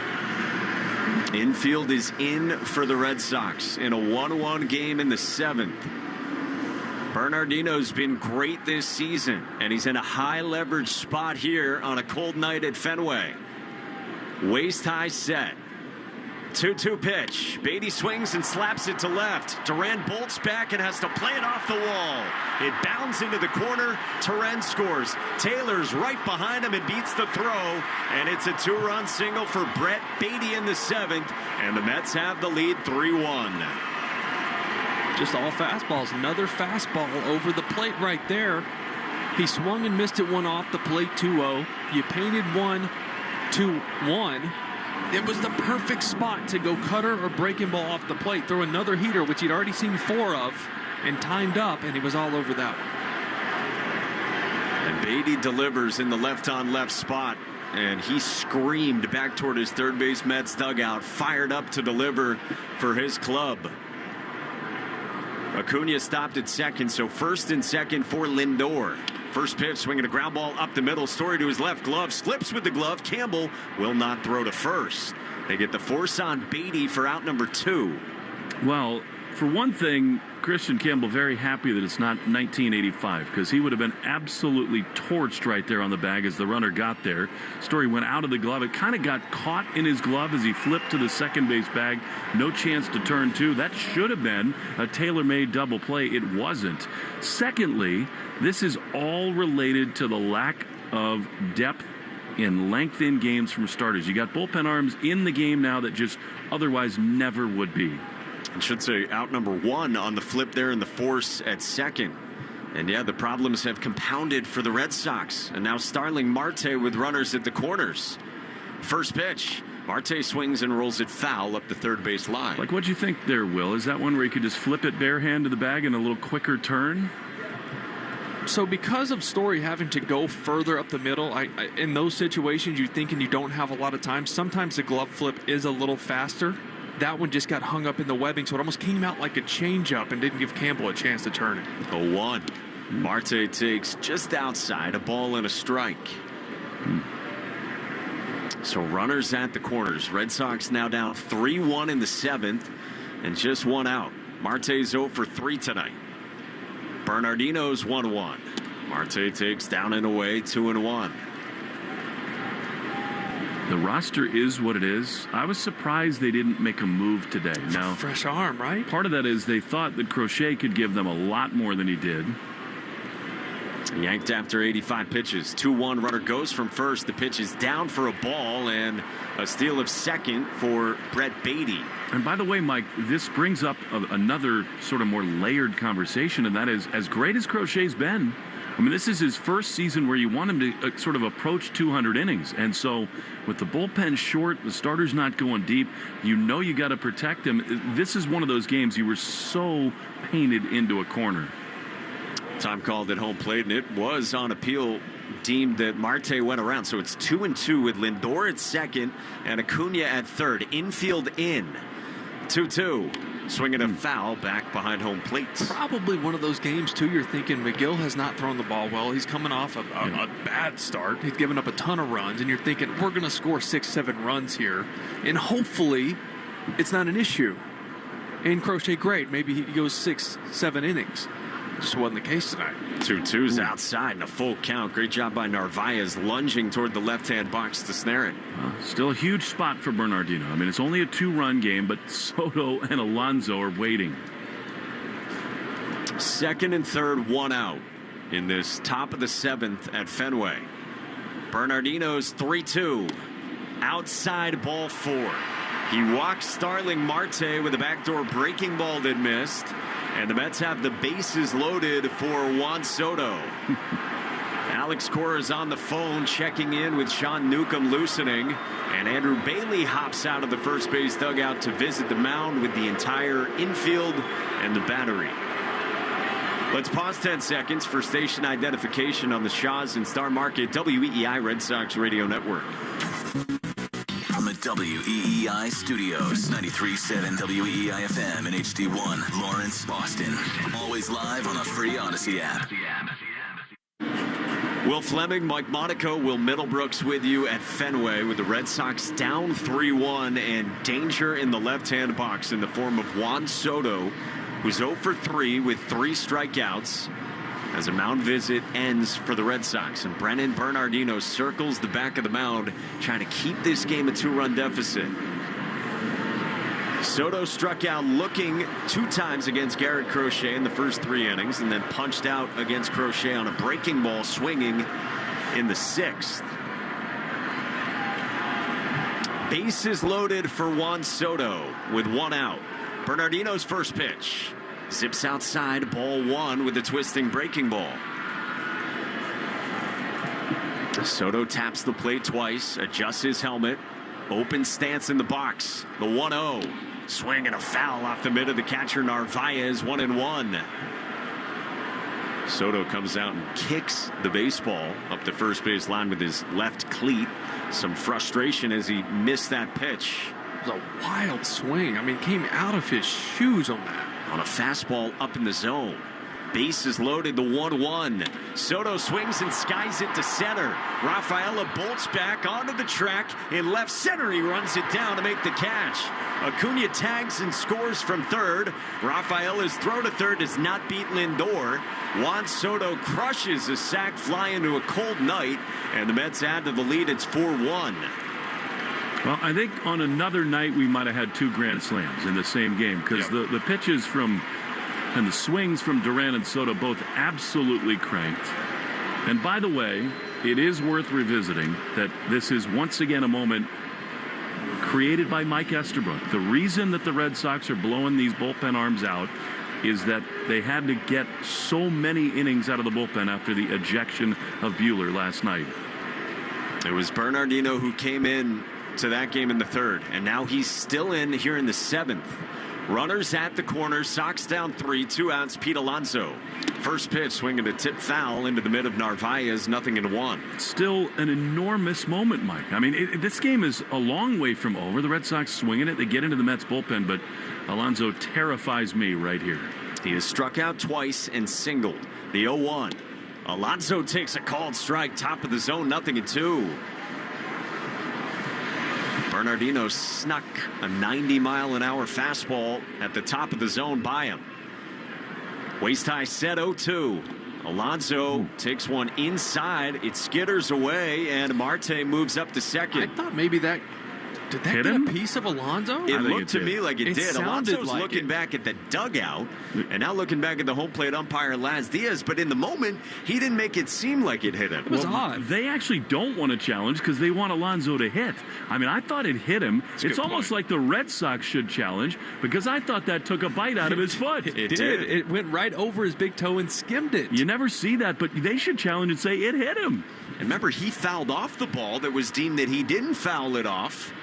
His last AB. Second and third, the 1-2. Alonso bounces one up the middle, off of Bernie's glove. He recovers, throws to first to get Alonso, and strand 2. Bernardino deflected it with his mitt, and as the ball was coming back to the grass, caught it in his mitt and threw out Alonso at first. We hit the stretch. Red Sox down 4-1 to the Mets on the Shaw's and Star Market WEEI Red Sox Radio Network. On my podcast, Aspire with Emma Greed, we share the keys to succeed in business and in life. Listen to and follow Aspire with Emma Greed, an Odyssey podcast, wherever you get your podcasts. 1, 2, 3, 4. Those are numbers, but you already knew that. If you want to know what number you're going to pay each month for your car, use Kelley Blue Book My Wallet on Auto Trader. They're really good at numbers. Auto Trader. After graduating from high school, Anthony needed a plan. He loves playing video games, but that doesn't cover rent. So he took a job at Amazon packing boxes. He heard about their free skills training programs to boost his pay. Now Anthony is a software developer for Amazon. With a bigger paycheck, he upgraded his computer system at home. With his new skills, he's developing a video game in his free time. Grow your career and your pay. Learn more at aboutamazon.com. As the old saying goes, size matters. At Morgan & Morgan, we have over 1,000 lawyers and nearly 6,000 people on staff. But at the core, this is and always has been a family business. Our family watching out for your family. Call us or email us 24 hours a day, 7 days a week, even on a Saturday or a Sunday. And if you ever have a problem, call our mom. Morgan & Morgan. For the people and your family. Injured? Dial pound law or visit forthepeople.com for an office. What would you do if your online store converted 36% more shoppers? You could take 36% more vacation. Another pina colada? Yes, please. Open a new retail location with 36% more square feet. Fantastic. Hire 36% more help. You're hired and you're hired. Shopify has the world's best converting checkout, up to 36% better than other e-commerce platforms. What you do with those extra sales is up to you. Switch to Shopify today at shopify.com/listen and get a $1 trial. Shopify.com/listen. You're listening to the Shaw's and Star Market WEEI Red Sox Radio Network. 7-8-9 for the Red Sox in the Herb Chambers batting order, with the Red Sox now down 4-1 to the Mets. As we go to the bottom of the seventh, Trevor Story will lead it off against Huáscar Brazoban, still in this game. The Mets get 3 in the top of the seventh off the Red Sox bullpen. 4 hits, they left 2. Righty against righty, and the first pitch is in for strike 1. Time for the results of our poll from the New England Chevy Dealers question of the day. Today's question at Sox Booth on Twitter was a prediction for the Garrett Crochet pitch count tonight. 0-1, cut on and missed, 0-2. 100-plus pitches, 50% of the vote. Really? Under 100 pitches, 50% of the votes. Dead split. When did the polls close? Because Crochet ended at 85 pitches, and the Red Sox had to dip into the bullpen. A bullpen that had covered 11 innings the previous 2 nights in this series. Story, the batter, the 0-2. He swings and fouls it back. So, Mike, this is the Alex Cora doctrine. I mean, he believes it firmly, and he's never going to come off of it. He believes so deeply in today is not the only thing I got to think about. This game, this week, this series, this month. 0-2 pitch again. Story takes high. And so this game changes because he says to himself, look, I know what happened last night. I know what's happened for 3 nights in a row. We've not gotten starts long enough, but I've got to protect my ace. 1-2 pitch. Story swings and misses and strikes out, and there's 1 away in the 7th with the Red Sox down 3. Which is a totally justifiable thing, right? I mean, it's his first season where you're trying to push him deep into the season and get a lot of innings out of him.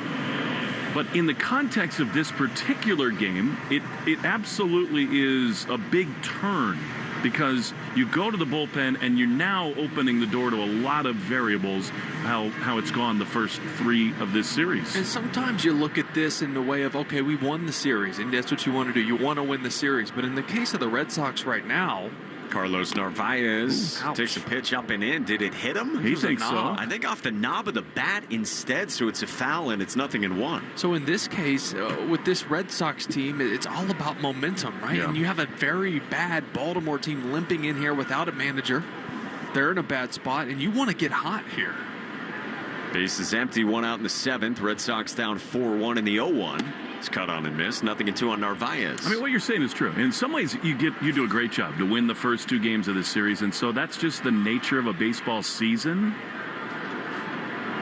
As Diaz is going to say that need a break as a ball got into the grass in right field, but this season just continues to teeter right around 500.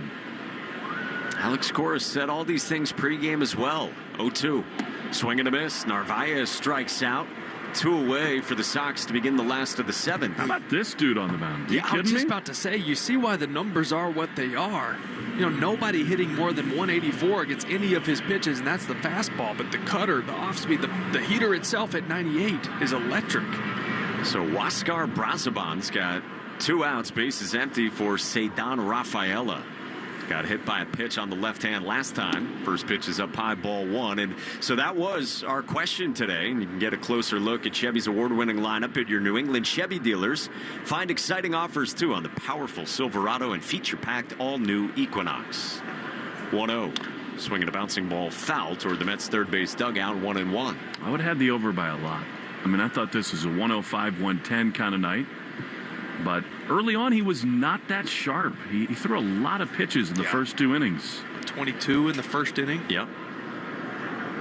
And now here in the bottom of the 7th, Red Sox down 3, 1-1. Rafaela takes high. And by the way, for a team with playoff aspirations, I think this is something to watch because the 2-3 times Crochet has pitched in the cold, it has not been the same thing. He has not felt the baseball. Yeah. 2-1. Rafaela bounces 1 foul at home plate. That's a good point. I mean, it gets chilly here in October. I'll tell you that. We all know that. And that's what Alex Cora said pregame. He said, with Crochet, we have to be careful if we want to do good things in August, September, and yes, in October. Well, got to get to October 1st. That's the team sitting at 500 tonight. Playing their 51st game of the season. 2-2. Swing and a miss, strike 3. Huascar Brazoban strikes out the side in the 7th. We go to the 8th inning at Fenway. The Red Sox trail the Mets 4-1 on the Shaws and Star Market, WEEI Red Sox Radio Network. On my podcast, Aspire with Emma Greed, we share the keys to succeed in business and in life. Listen to and follow Aspire with Emma Greed, an Odyssey podcast, wherever you get your podcasts. For 150 years, American Standard has been the plumber's trusted partner, working together to bring your customers quality, value, and always a quick and easy installation for the #1 toilet brand. While our partnership hasn't changed, our appreciation continues to grow. And it's why we've enhanced our American Standard Plumber Rebate Program, which now gives you even more money back on projects large and small. Learn more at LixelPlumberRebates.com. Chevy trucks have you covered when the road takes you from smooth sailing to Chevy Colorado will eat up some of the toughest terrains with 5 available drive modes. And Silverado and Silverado HD have the muscle to take you out for some serious. With multiple engine options and impressive towing, while Silverado EV is the perfect combo of performance and capability. Nice. Making it a snap to hitch up this electric truck and hit the road. Wherever the road leads, Chevy trucks are right there with you. Chevrolet, together let's drive. When it's time to scale your business, it's time for Shopify. Get everything you need to grow the way you want. Like, all the way. Stack more sales with the best converting checkout on the planet. Track your cha-chings from every channel, right in one spot. And turn real-time reporting into big-time opportunities. Take your business to a whole new level. Switch to Shopify. Start your free trial today. You're listening to the Sox on the Shaws and Star Market WEEI Red Sox Radio Network. Now, back to the play-by-play action. Grilling season is in full swing with boneless chicken now on sale at Shaw's and Star Market. Pick up value pack all natural Signature Farms boneless chicken breast or thighs for just $2.47 a pound when you use the digital coupon limit 2. Shaw's and Star Market, the official supermarket of the Red Sox Radio Network. 8th inning, Red Sox down 4-1 to the Mets, and Sean Newcomb enters the game. And back for the play-by-play, Will Fleming.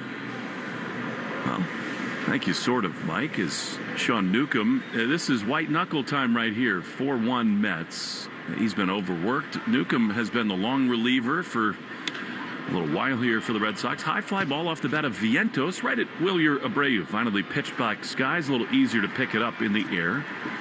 Makes the play, and there's one away. I was just in the Bernardino zone behind us with Keith Hernandez, the great TV analyst for the New York Mets. Two things about Keith that are awesome. He takes off the World Series ring that he wears every time when he washes his hands. And he's also like a total mechanic on a lot of different things. As Luis Torrens digs in, pitch from Newcomb. Fastball, really good on the inside corner. So here at Fenway Park, we are rationing paper towels. When you wash your hands, you get the automated paper towel, and it comes out about 2 inches. So you need to do it 3 or 4 times. Keith took the top panel off like Alex Cora did, and he reprogrammed it. 0-1 to Torrens, and a foul ball off the handle. Reprogram it? I guess so. And all of a sudden, he pressed a couple buttons, put the thing on, and out came like 6 inches of paper towels. I loved it.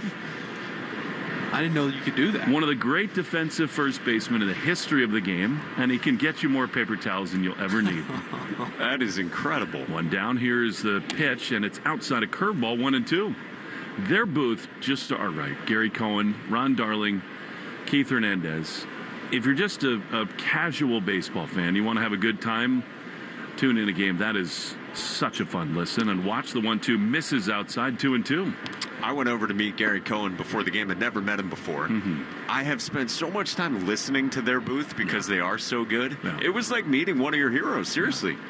That's how I felt when I met Middlebrooks. The 2-2 misses in the dirt, a changeup, and it's 3-2. Glad you finally said it publicly.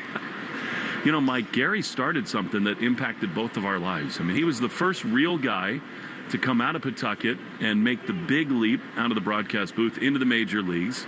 Of course, Mike Tamburro was a little resistant for a while of that. The 3-2 is outside ball forward. I mean, look, the Pawtucket Red Sox, now the Worcester Red Sox, started this wonderful tradition of broadcasters making it to the major leagues. And back when Gary was there, Ben Mondor, Mike Tamburro, Lou Schweckheimer, it was pretty serious business. If you signed up to do the Paw Sox games, you were there every day. That was the deal. Here's Tyrone Taylor, right-handed hitter, strike on the inside corner. And so Gary went to Mike and said, hey Mike, the New York Mets would like me to fill in on their TV broadcasts. Here's the 0-1 and a swing and a miss and a changeup. And Mike said, no, you owe us these games. And eventually, after a couple different requests, they relented. Gary went to New York, blew everybody away, got the job. The 0-2 is swung on and fouled off. And the rest is history. Gary's been there for the better part of 3 decades. The pipeline started. But in a lot of ways, that explains part of why it happened in Pawtucket and now Worcester. 0-2 from Newcomb to Taylor. Pitch is ripped in right field. Very hard hit, but not on this night. Abreu back in front of the warning track. He's there to make the play, and they're 2 away. The reason Mike said that, made that choice, although in retrospect he's softened on that quite a bit, is that they took their broadcast so seriously. They wanted the best people to do their games, and they felt like that mattered each night for their listeners. So cool to hear. And yeah, to think of the guy who set all that in motion for so many others that followed. I mean, Donnie O was here last night. Here is Luis Angel Acuna. He takes a slider down for ball 1. 4-1 Mets in the top of the 8th. I mean, think about it. Today, in the big leagues, Donnie was here last night. Gary Cohen just to our right. The 1-0 is a little bit outside. Dave Jagler, who golfs more than anybody other than my brother in the big leagues, is in Washington. Aaron Goldsmith out in Seattle. Jeff Levering in Milwaukee. Josh Maurer with him, too. Bob Sosi has moved on to do great things with the Patriots. The 2-0 pitch is fouled back by Acuna. That was a swing like Ronald, and it's 2-1. So you're saying Pawtucket and Worcester are just launching pads for your career? They are. Cooper Boardman's gotten the sniff here, which has been fabulous. I mean, it's just an amazing thing they've done down there. I don't think I've forgotten anybody. The 2-1 pitch is a strike on the outside corner. We get to see Josh next week. Wow. In Milwaukee and Levo. It's incredible. And most of them are good people. The 2-2 pitch is a chopper back to the mound. Newcomb, gloves, throws off balance in time. That was an impressive play to end the inning. And we are done. Of course, I'm leaving a little carb out there for Monaco. We go to the bottom of the 8th, 4-1. Mets lead the Red Sox in the Shaws and Star Market. WEEI, Red Sox Radio Network. The South Coast Health Heart and Vascular Program is nationally recognized year after year for providing world-class care. Our heart and vascular team goes above and beyond to deliver the best clinical care and most compassionate service. You receive the time, attention, and communication you need to feel most comfortable, because at South Coast Health, you are what matters most. We are South Coast Health Heart and Vascular. Visit southcoast.org/heart to learn more. Hey, I'm Tank Sinatra here with my co-host, Investigator Slater. And we would like to tell you a little bit about our podcast, Psychopedia. It's true crime infused with comedy. Making it a crimedy. I do extensive investigative research and go deep into the darkest corners of the human psyche. And I'm just here to lighten things up a little bit with humor, baby. You know, never at the expense of the victims, though, obviously. Come join our family of little psychos over on Psychopedia. Available on the Odyssey app or wherever you listen to your podcasts. Are you living with dry AMD? If so, you could be on the road to geographic atrophy, or GA, a condition that leads to retinal cell death and permanent vision loss. But with Izervay, you can slow it down and get it going slower. Izervay slows GA progression by targeting a key source of retinal cell death, which may help preserve your vision longer. Izervay, or Avastin Captid Pagel, is a prescription eye injection used to treat GA. Don't take it if you have an infection or active swelling in or around your eye. Izervay can cause eye infection, retinal detachment, or increased risk of wet AMD. Izervay may temporarily increase eye pressure. Your vision may be impaired after an eye injection or exam. Don't delay. Ask your doctor about Izervay today. Izervay gets GA going slower. Visit Izervay.com. That's IZERVAY.com. Paid for by Astellas Pharma. You're listening to the Shaws and Star Market WEEI Red Sox Radio Network.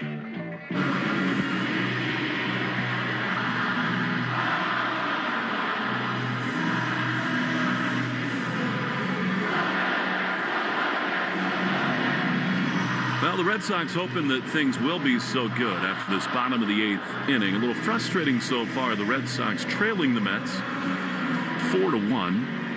The good news is that Huáscar Brazoban is out of the game, but another great right-handed reliever, Reed Garrett, is on here.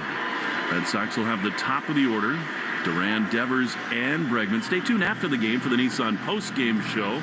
Kickstart your summers with Nissan. These offers going fast at the Nissan Summer Sales Event.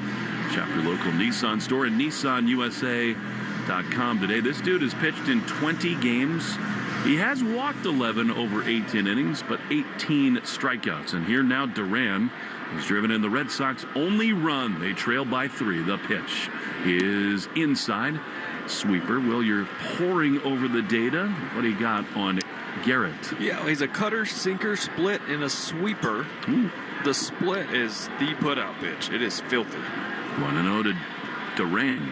Pitch is a strike. That was cutter on the outside corner. 1-1. Hard not to think about how different this night might have been had Duran's ball carried normally into this bullpen in right field. 1-1 is grounded foul on the first base side. It's 1-2.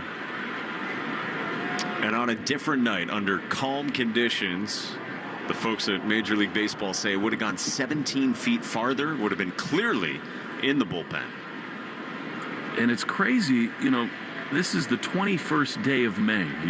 You're ready for that kind of swing and that kind of weather impact in April, maybe early May, not tonight. 1-2 to Duran, but a nor'easter is on the way. Pitch is foul on the third base side. No matter what happened on that swing, or even here, right here in the 8th inning, I think we can safely say Duran is back, and I think it's going to be a really fun few weeks to watch him. Yeah, and this team, pretty much the offense goes when he goes, right? Obviously, we say that about Devers as well. 1-2 ball, splitter outside. Did that previous fastball say 99? It did. Goodness gracious. 98.6. So you have numbers like this. Oh, 1 ERA over 20 appearances. Ginger beard. Garrett is ready. 2-2 is outside. They got to have some kind of Moscow Mule variant on the ginger beard. You beat me to it. If you just shut up, I'd be able to get it in. You've said that a lot of times. 3-2 from Garrett to Duran. 4-1 Mets. Bottom of the 8th. Out of the stretch, the pitch is swung on and fouled, and Duran finds a way to stay alive. So really good at bat from Jarren Duran. He's already seen 7 pitches here off Garrett, kind of setting the tone. The Red Sox got to go now. Devers on deck, then Bregman. 3-run deficit in this bottom of the 8th inning. Garrett is ready. He throws, and Duran grounds it foul outside of first. He just looks so different, does Duran. Of course, Edwin Diaz looming, waiting. Pete Fatsy's got the chart out on Garrett, discussing things with Alex Bregman. It's interesting to get a look at him, too. They have every sort of heat map you could imagine. 3-2. Pitch is grounded on the right side hard, but right at Acuna. He'll throw to first. Close play with Duran's speed, but there's one away. The Red Sox, 1 run, 5 hits, no errors, 4-9-0 for the Mets. Updated box score brought to you by the Mass Lottery, who celebrate the game we love, from the baseball diamond to the lottery games that support all our 351 cities and towns. The Mass Lottery, welcome to the state of winning. Here's Devers. Base is empty, 1 down in the 8th. Garrett throws, and Devers rips one into the gap in left center field. That's a missile. It's cut off by Taylor in center field, and Devers is aboard with a 1-out shot into the gap. He could not be more locked in. I mean, just spraying line drives all over the place. Even his outs have been loud. That's right down the middle. That's what you expect him to do. Not trying to do too much. Down 3, you need base runners. That is just a smoke job. Liner in the left center. So here now Bregman, who's struck out 3 times for the first time all season, and he's done it in 3 at-bats. The pitch is outside, a cut fastball, and it's 1-0. Hard contact here. Duran's ground out 108 off his bat. Devers there smushed that at 110. 1-0 to Bregman. Here's the pitch, and it is another ball. Sinker, 2 balls and no strikes. Abreu on deck. People with the Red Sox trailing 4-1 may not be in the mood to hear this, but this offense does feel like one that over the next 10 days or so is absolutely going to go off. 2-0 to Bregman. Here's the pitch, and it is a strike. He looked like he was taking all the way. Sinker at the bottom of the zone. It's 2-1. Generally, rule of thumb, if you can't tie it up with one swing at the bat, you just take that pitch there. See a strike. Try to get guys on base. 2-1. Devers at first. Here's the pitch. Bregman takes a ball. Cutter high. That could have been easily called a strike. He's at an erratic zone, and it's 3-1. The last special. That was in every strike zone. Well, he's taken baseball. some away from the Red Sox, and he gives them one there. 3-1. To Bregman. The pitch is swung on a miss. Now, he chased ball 4 there. That was a sinking fastball. We rarely see that from Bregman. A little over-aggressive, and it's 3-2. That can be tough with four-seam sinker guys. Right? That's the four-seamer. It probably stays in or third. That's what he's hunting. But that one with the two-seam action ran in on the hands off the plate. 4-1 Mets, 1 on, 1 out. 3-2 to Bregman. The pitch is swung on a grounded foul. Same pitch. Almost the exact same location. He adjusted there. All right, Will, so 2 bearing in on his hands. What's coming next? He trusts his split, right? That's his out pitch. I don't know if he wants to bury that here and go to ball 4 when he throws the cutter a lot. So I could see the cutter away from Bregman after 2 in on his hands. 3-2. Backed up on the infield. Not really double play depth with Devers at first. 3-2 pitch is strike 3 called. Dotted, sinking fastball, bottom of the zone. You can't throw a pitch any better than that. It was dropped by Terens, but definitely a strike, and they're 2 away. Went down and away from Bregman after being in a lot of that at bat. And sometimes as a hitter, it feels so much further away from you when you've seen so many pitches in, even in off the plate, that you have pulled the trigger on. That was just pain. Bregman hadn't struck out 3 times. He's now punched out 4 times. The golden sombrero tonight. Here's Wilyer Abreu. Pitch to him is popped up into left field. It's not Marte out there. It is, I think, maybe McNeil, and he's back just in front of the warning track to make the play. Nimmo is in as a defensive replacement. He made the grab, and the inning is over. Through 8, 4-1 Mets on the Shaws and Star Market, WEEI Red Sox Radio Network. The South Coast Health Heart and Vascular Program is nationally recognized year after year for providing world-class care. Our heart and vascular team goes above and beyond to deliver the best clinical care and most compassionate service. You receive the time, attention, and communication you need to feel most comfortable, because at South Coast Health, you are what matters most. We are South Coast Health Heart and Vascular. Visit southcoast.org/heart to learn more. Yo, this is Flavor Flav, and I am coming at you with one of my flavor faves, Raising Cane's. Those hand-battered, cooked-to-order chicken fingers and cane sauce hit hard and gets your boy feeling right every time, just in time. Know what I mean? So when you're looking for flavor fast, order in a flash, online or on their app. Yeah, boy, Raising Cane's. One love. Sometimes historic events suck. But what shouldn't suck is learning about history. I do that through storytelling. History That Doesn't Suck is a chart-topping history-telling podcast chronicling the epic story of America, decade by decade. Right now, I'm digging into the history of incredible infrastructure projects of the 1930s, including the Hoover Dam, the Empire State Building, the Golden Gate Bridge, and more. The promise is in the title, History That Doesn't Suck. Available on the free Odyssey app or wherever you get your podcasts. The Greg Hill Show, weekdays, 5:30 to 10. Now back to the Shaws and Star Market WEEI Red Sox Radio Network.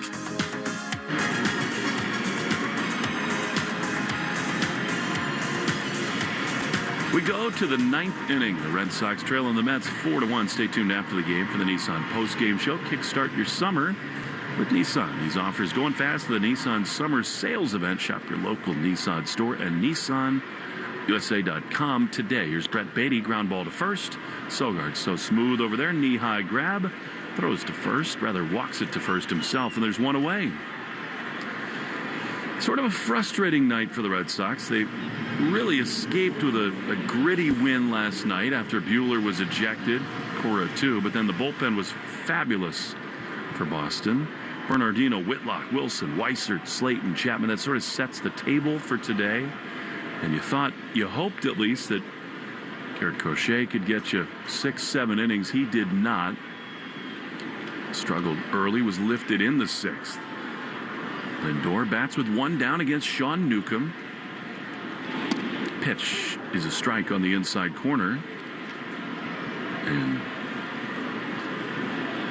So often, these baseball seasons are living organisms where one day totally impacts the next one or two as an 0-1 sliders on the corner, 0-2. Yeah, and you look at the body of work by the offense in this series. They've won 2 games, but up to this point only scored 6 runs in 3 games. So it's not like the offense has been firing. Here's a high fly into left field. Duran will watch it sail off the light tower and out of here.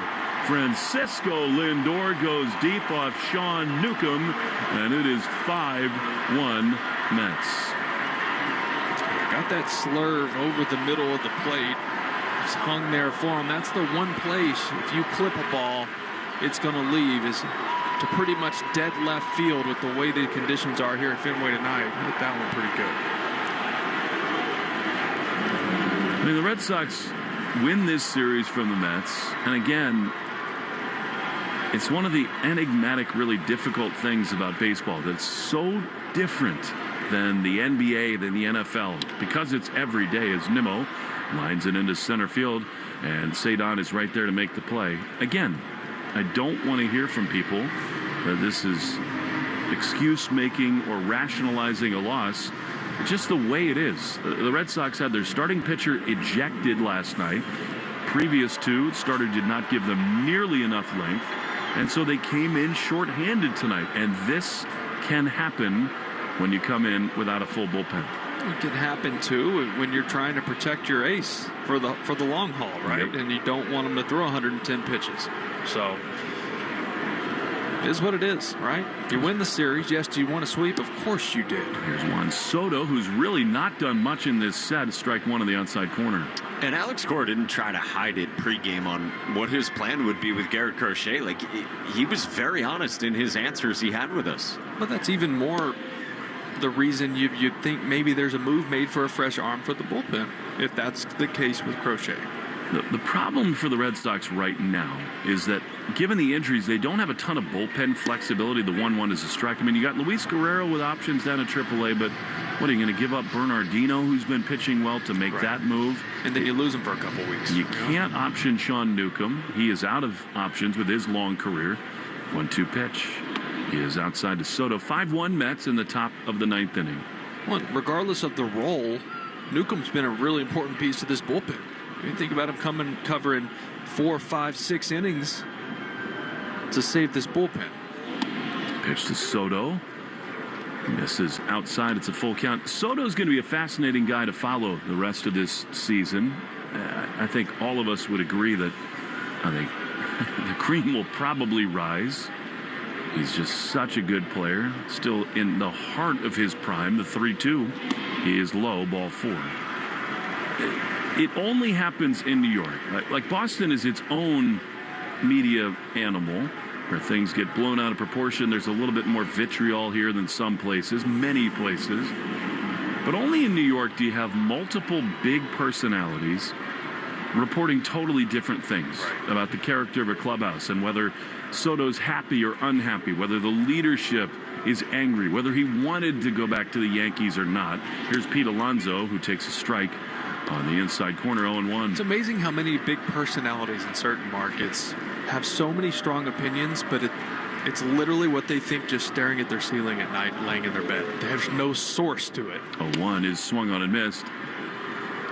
Michael Kay, the television voice of the Yankees, who has a prominent talk show in New York, went on the air during the Subway Series and basically said he talked to a lot of people and that Soto wanted to go back to New York. A changeup misses outside, and then a lot of people close to Soto just flatly rejected that and said no way. He had a big offer from the Yankees. 1-2 is outside, 2-2, and he made his choice exactly the way that he wanted.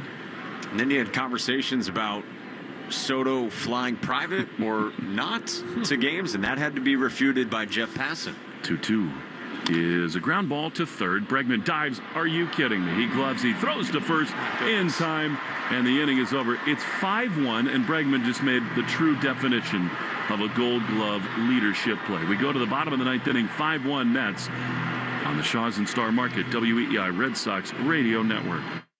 Set yourself up for success. Their locally owned Benjamin Moore store proudly serves the New England area with more than just paint. They're here to support you and help you find everything you need to bring your projects to life. From expert advice to premium products, they'll help you every step of the way. Enjoy exceptional service and explore a selection of beautiful paint colors designed for lasting results. Visit the paint shops today and experience the difference that Benjamin Moore's quality products and personalized guidance can make.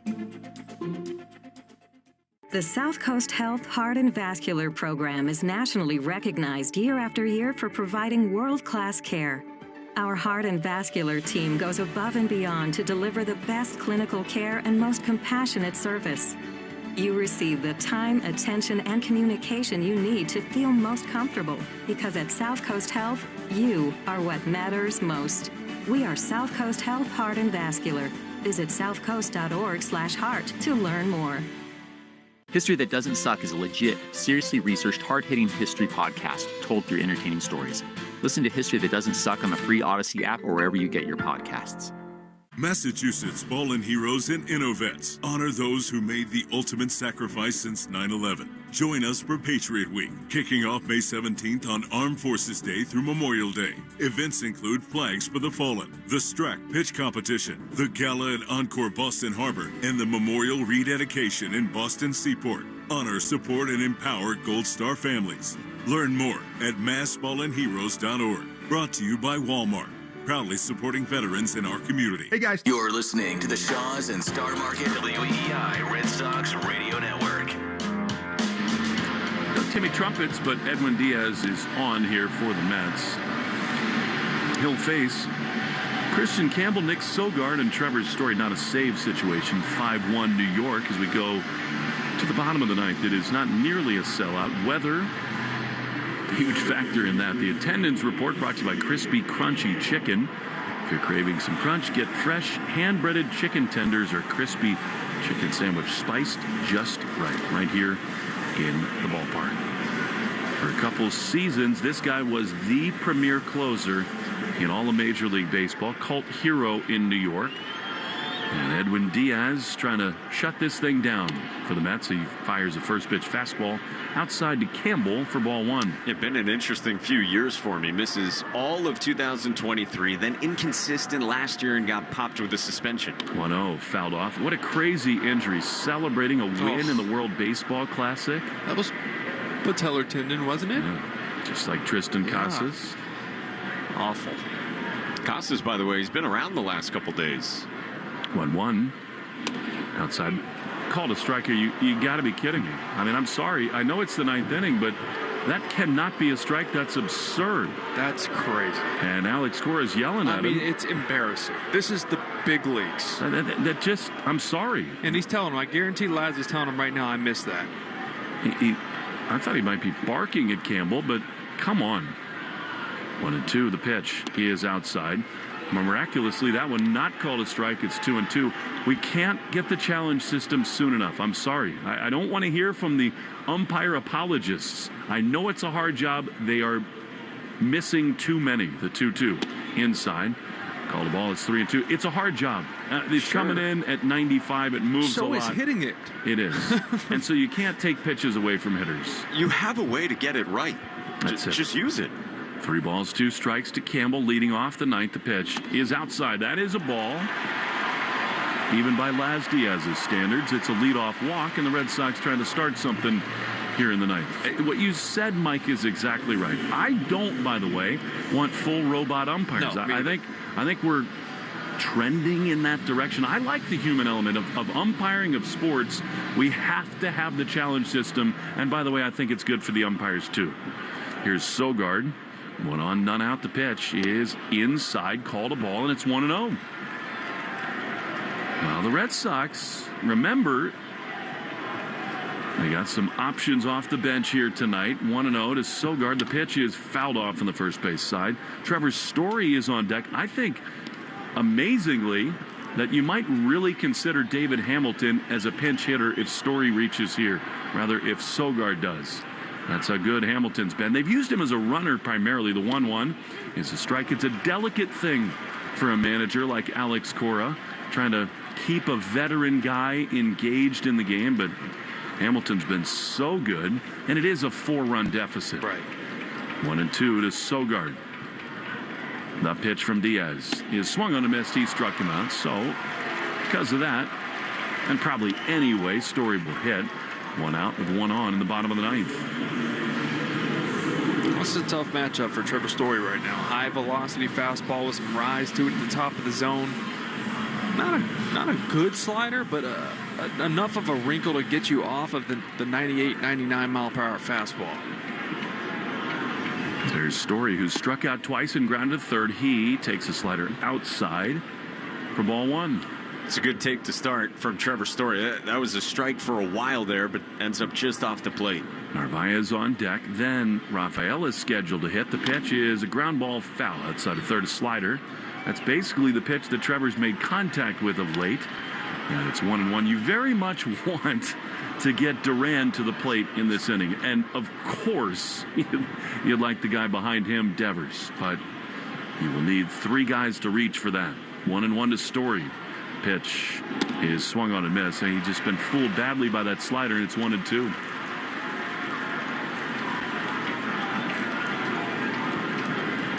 One Mets, bottom 9, 1 out. Thought maybe Duran had put the Red Sox ahead 4-1 with a grand slam back in the 5th inning. Instead, it tied the game at 1. 1 ball, 2 strikes. Story will ask for time and get it.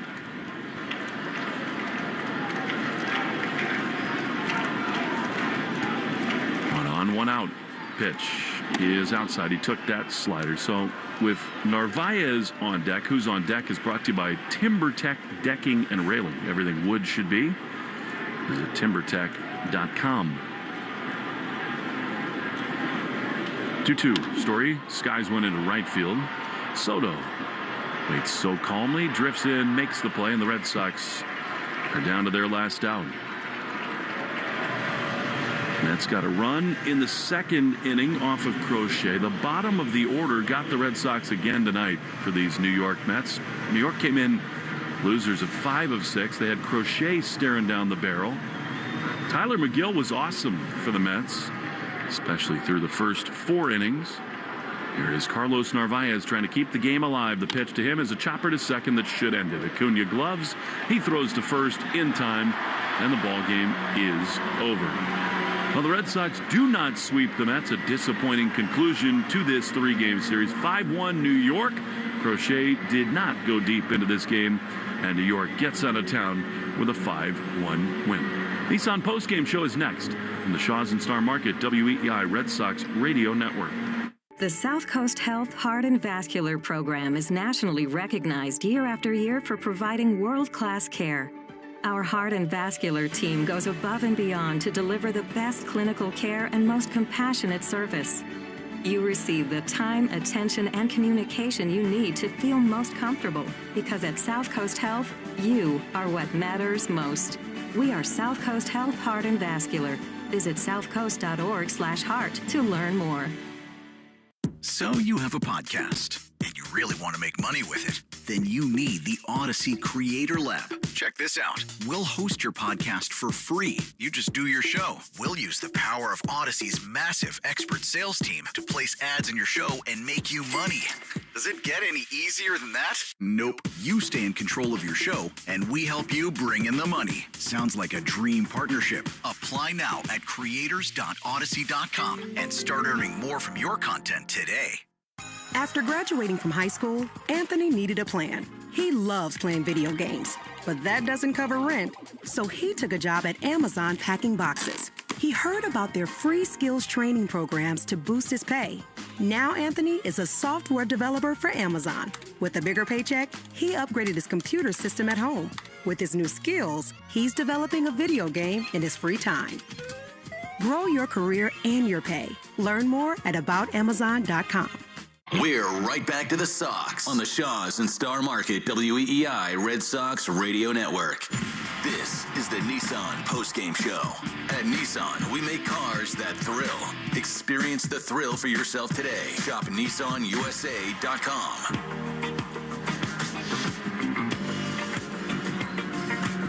Well, the Mets beat the Red Sox 5-1. Disappointing finish to kind of an inspired series against the New York Mets. Brasoban was awesome. He's the winner. Hendricks gets the loss. He falls to 0-1. 5 runs, 10 hits, no errors, 8 left for the Mets. 1-6-0-7 for the Red Sox. It took 2 hours and 54 minutes to play in front of 31,000. And 661, Will Fleming, Will Middlebrooks, and the great Mike Monaco as we kick off the Nissan postgame show. Christian Arcand will be with us in a moment. This is one of those that, while very frustrating, you wanted more from Crochet. It's a weird night at Fenway. The first 2 nights, as so often happens in baseball, just sort of wrote the story of this game. They're kind of cooked in, baked in here, because Crochet is not that sharp early. What does he throw? 35 pitches in the first couple innings, and from there, it just was not going to be his night to go deep into this game. And Mike, I thought from there, Alex Cora, people are going to go crazy, and I understand that. The Red Sox now fall back a game under 500. They're 25-26. You want to sweep the Mets. You have all this energy and enthusiasm. However, the reason Alex, like it or not, makes the big bucks and manages this team is that he has to take the long view. And he and all the medical people and Andrew Bailey and Craig Breslow decide, you know what, this is the year for the first time we're going to really push Garrett Crochet. And if we want to do things that we want in the grand scheme of life, we have to take care of this guy. And so they decided after 85 pitches to pull him for Liam Hendricks. And they had to do that and go to Hendricks and not the rest of the high leverage arms because of what happened in the first 2 games of this series. Again, not an excuse, just the reality of it. People can quibble with the choice, the decision in the moment, all they want. That's what makes baseball so fun. That's why it's enjoyable to be a fan. That's why this is the most interesting game. But this night, I continue to say, Mike, was just sort of dictated by the way the first 2 went. It absolutely was. So the zoomed-in version is this.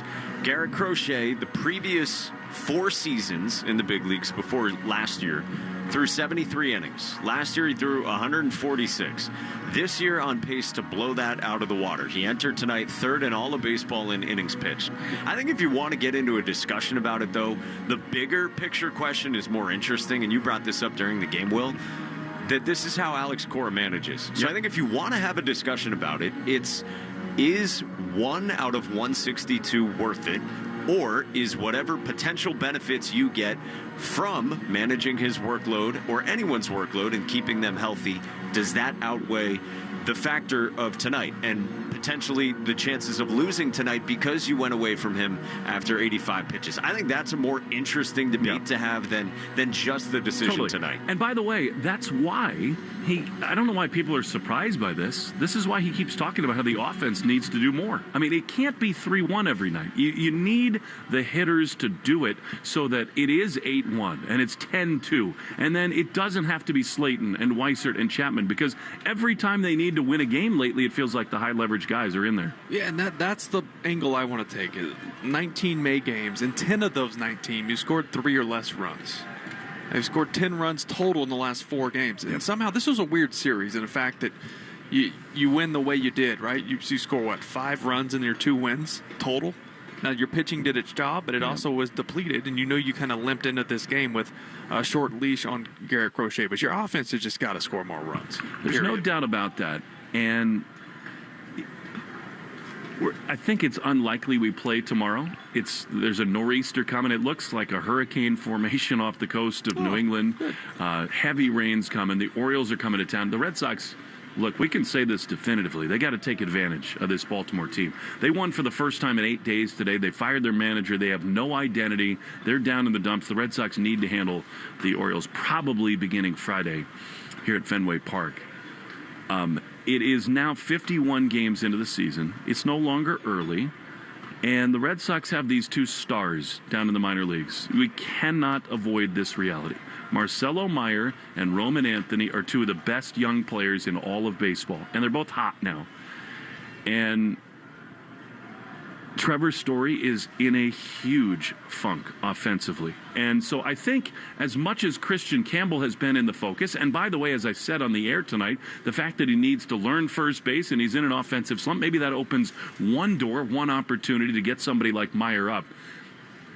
I think that going into this weekend and into the next road trip, Mike, those conversations have to be happening about how you get some young players up here that can maybe give this offense a jolt. I think to what Brooksy just said, like the offense 12 times in the 19 games in May. It's 4 or fewer. Like, it just hasn't been a ton of offensive production recently, and you know those guys would give you a boost. And Arcand asked me about it yesterday on the pregame show. You're not asking those guys to be the savior. You're just asking for a spark to this offense, and I think both of them could do it without you asking too much of them. Now, what would happen roster-wise? Yeah, you can kind of play through the permutations and the positioning there, and it's not perfect fits right now, but yeah, Campbell struggles tonight. Like, you know, he did have that single up the middle. He did walk late in the game against Diaz, but he's been going through it as well. And yeah, Story's still trying to find it at the plate. What's crazy is Alex Bregman 0 for 4 strikeouts. First time in his career he does that. What's interesting to me, Will, is that as I said, I really think Duran is about to go nuclear. Like, at the plate, he looks like the dude who was an all-star MVP last year. He's going to go crazy. The base hit to left from Devers, another one of these searing line drives. So you got these two monsters at the top of the lineup, and you just got to find people behind them to do damage. That's what's the most brutal part, is your two main offensive catalysts, in my opinion, with Duran and Devers, are playing really well right now, and you're not scoring runs. Yeah. So I kind of, getting back to what you guys talked about with possibly bringing up a Marcelo Meyer and maybe Christian Campbell going down to quote-unquote work on first base at the AAA level and get some at-bats and start feeling better. Do you start playing Marcelo Meyer at shortstop? Do you let him play second base? Is there a mixture to get Trevor off his feet and get him right? I think a little bit of both. Sorry to dig back into that, but you got my brain going on that. It's just, look, these are not easy conversations. Of course not. And these are veteran players. And it's not for lack of want to or effort or anything, but this is a team with playoff aspirations. And after 51 games, they're a game below 500. And, you know, Story is tonight hitting 7th. They had him much higher in the order. Wilyer Abreu is in a little bit of a dip. He's the cleanup hitter against a right-hander tonight. I don't think Wilyer is in any way the problem with this offense. He can be a little bit streaky, but they've just got to find a more consistent top-to-bottom batting order. Cedon has started to swing the bat a lot better. That helps. Narvaez has been a revelation. But what's interesting is it's sort of like the 4 to 6 to 7 spots for the Red Sox this year, and in this stretch right now, are a little bit of a black hole, and they got to figure that out. Alex Cora even admitted pregame that he's tempted to move Carlos Narvaez up in the order. Like, that's kind of the state of affairs right now. A guy that has been awesome, but certainly kind of found money offensively here over these first couple of months, that you're toying with moving him up in the lineup, because I think they are trying to find it beyond those top 3 in the order. And Willier's been great on the balance of the season. But like you said, it has been streaky. It was, 2 hits in this series, and there's going to be plenty of series like that. Yeah, it just hasn't been steady and level throughout series this season. I like Rafael the 9-hole. I don't really mess with that. Just because if he's getting on base, great. You're turning the lineup over with speed on the base pass. Totally agree. And here's the other thing that is fascinating. Romy's hurt. He had a setback. It's going to be a little while for him. So Sogard has come up. He's been impressive. He gives you good at-bats. He's played a solid first base. This time in the season, it can be time to sort of reevaluate preconceived notions about what the lineup should look like. And part of that is David Hamilton all of a sudden is swinging the bat. Yeah. And he's hot at the plate. He's running around. He's playing a great second base. So that's another element to this Campbell Story thing. Like, the middle infield is the area where the Red Sox have the hardest decisions to make. Hamilton started 2 for 30. He's 12 for his last 34. It's extra bases. It's driving in guys. It's 6 stolen bases in that time. And as we said, the first 2 games of this series, Will, like, he played a really good second base as well. And is there a double play that gets turned tonight if Hamilton's in the game? Maybe there is. So yeah, he's been a hot bat for sure, and doing it really on both sides. So I just want to remind you guys, we did just win the series against the Mets. Yes. I know it doesn't feel like it because the overall numbers and what just happened here in this game. I'm hoping for a rainout. They are hoping for a rainout. And look, you beat a really good team. You have a bad team coming in. Yep. Let's get rolling here. Got to handle business. Right? And that's right. And they're going to, I think in all likelihood, there's going to be a rainout tomorrow. That is the big picture. They take 2 of 3 from the Mets. And yesterday was almost a miraculous win with the bullpen doing it. And as we said at the top, that's what led to this game here today. Baseball is about perspective and all those things. But for a team with big goals in this season, even with taking 2 of 3 from the Mets, this thing sort of exposed some sort of structural questions that need to be answered. Well, the good news is the Red Sox do have the Baltimore Orioles coming to town. Now, they have been a thorn in the side for a couple years running, but they fired their manager on Saturday. They just won for the first time in 8 games today in extra innings in Milwaukee. And the last thing we'll say as we turn the page to the weekend series with the Baltimore Orioles, Mike, is that it's Giolito game 1, Bayo game 2. That might be a doubleheader on Friday or Saturday, and we'll see. But who cares what the Orioles are doing? They need good ones from Giolito and Bayo. They need length. They need length, and that is absolutely the case, especially if it's a doubleheader. But either way, I mean, if you do end up somehow playing tomorrow, you have to have length. And who knows, maybe there's some way to add an arm to this bullpen. But you said it, Will, like with the roster the way it is and who has options and doesn't, there aren't a lot of options available to make moves. Giolito, it's been good. It's been rocky at times. He'd be the first one to say that. And then Bayo, like, can he just come out and throw strikes? The changeup's been talked about, but I think fastball command's probably the biggest thing 100%. For Brian Bayo. Well, we had fun. I mean, we had a blast. They definitely crashed the party. Unexpected. I couldn't just not work at the sports semis in New York, and then he joins us. I mean, we're the scraps. I could have just been lounging in a robe in the hotel. Charles Barkley last night and us tonight. I think we can all agree who was more fun. Red Sox fall tonight in the series finale to the New York Mets, but they got the Orioles coming to town. And we'll see what the weather holds tomorrow. Check your radar, check the news, because it seems like a total long shot that the Red Sox play the opener tomorrow night with the Baltimore Orioles. Thanks, boys. And I would just like to say, we were the only broadcast booth that had the window open tonight. Bad. No, it wasn't. Softies. Wasn't that bad at all. Red Sox fall to the Mets. They welcome the Orioles Thursday, maybe Friday. And we thank everybody who was involved in the production of this game. Joe Braverman back at the flagship WEEI. Doug Lane here in the booth along with Joe Castiglione. And for Mike Monaco, Will Middlebrooks, I am Will Fleming saying so long from Fenway Park. Red Sox fall tonight 5-1. They take 2 of 3 for the Mets. We'll talk to you tomorrow, maybe on the Shaws and Star Market, WEEI Red Sox. The South Coast Health Heart and Vascular Program is nationally recognized year after year for providing world-class care. Our heart and vascular team goes above and beyond to deliver the best clinical care and most compassionate service. You receive the time, attention, and communication you need to feel most comfortable, because at South Coast Health, you are what matters most. We are South Coast Health Heart and Vascular. Visit southcoast.org/heart to learn more. I'm Kiana, and I leveled up my business with Shopify. Once I figured out that Shopify was a thing, I never turned back. I can create a site with my eyes closed. Shopify thinks ahead of us, and it thinks about the customer more than anything. Every day I'm thinking about some other new business, but Shopify is doing it to me because it's so easy to use. It's like I can't stop. I'm addicted. Start your free trial at Shopify.com.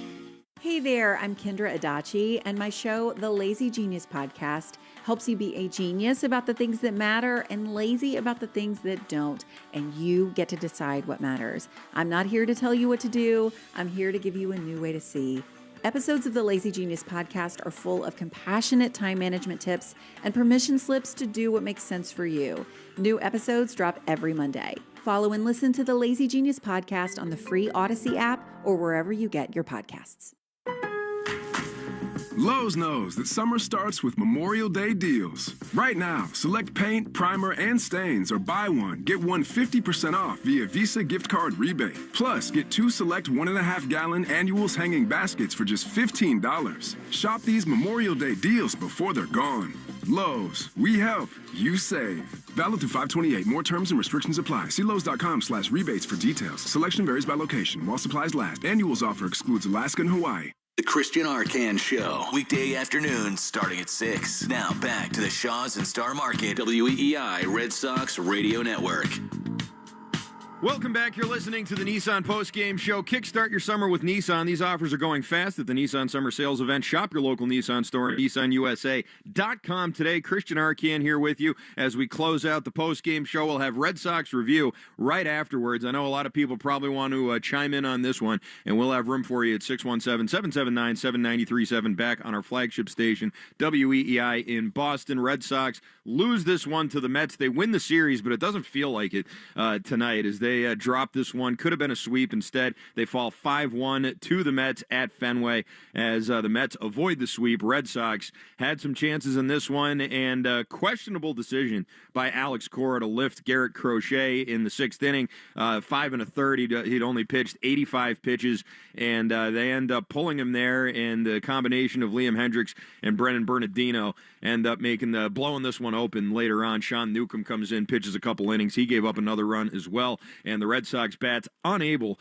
to get this one over the finish line and complete the sweep. They will have the Baltimore Orioles coming to town tomorrow, although probably not, since we're supposed to get a big nor'easter in May, which is nice, tomorrow in Boston. So likely to have a doubleheader later on this weekend, and a day for the Red Sox to sort of reflect on everything that's been going on here, and a day for Alex Cora to maybe think about his pitching usage, the fact that with Ramon Vasquez out there as the acting manager for 2 games, they won those 2 games against a very good team, and then with a questionable Alex Cora pitching decision here, they lose this one. So we'll get to that. I'm sure that'll be a big topic of conversation tomorrow as well as tonight on Red Sox Review. The Arbella Insurance Foundation is dedicated to striking out cancer by supporting the Jimmy Fund. Tonight, Red Sox pitchers had 7 strikeouts. That means another $350 to the Jimmy Fund to help strike out cancer. Arbella, here for the Jimmy Fund, here for good. For every double the Red Sox hit, we donate $50 to the American Diabetes Association, brought to you in part by the Massachusetts Health Connector.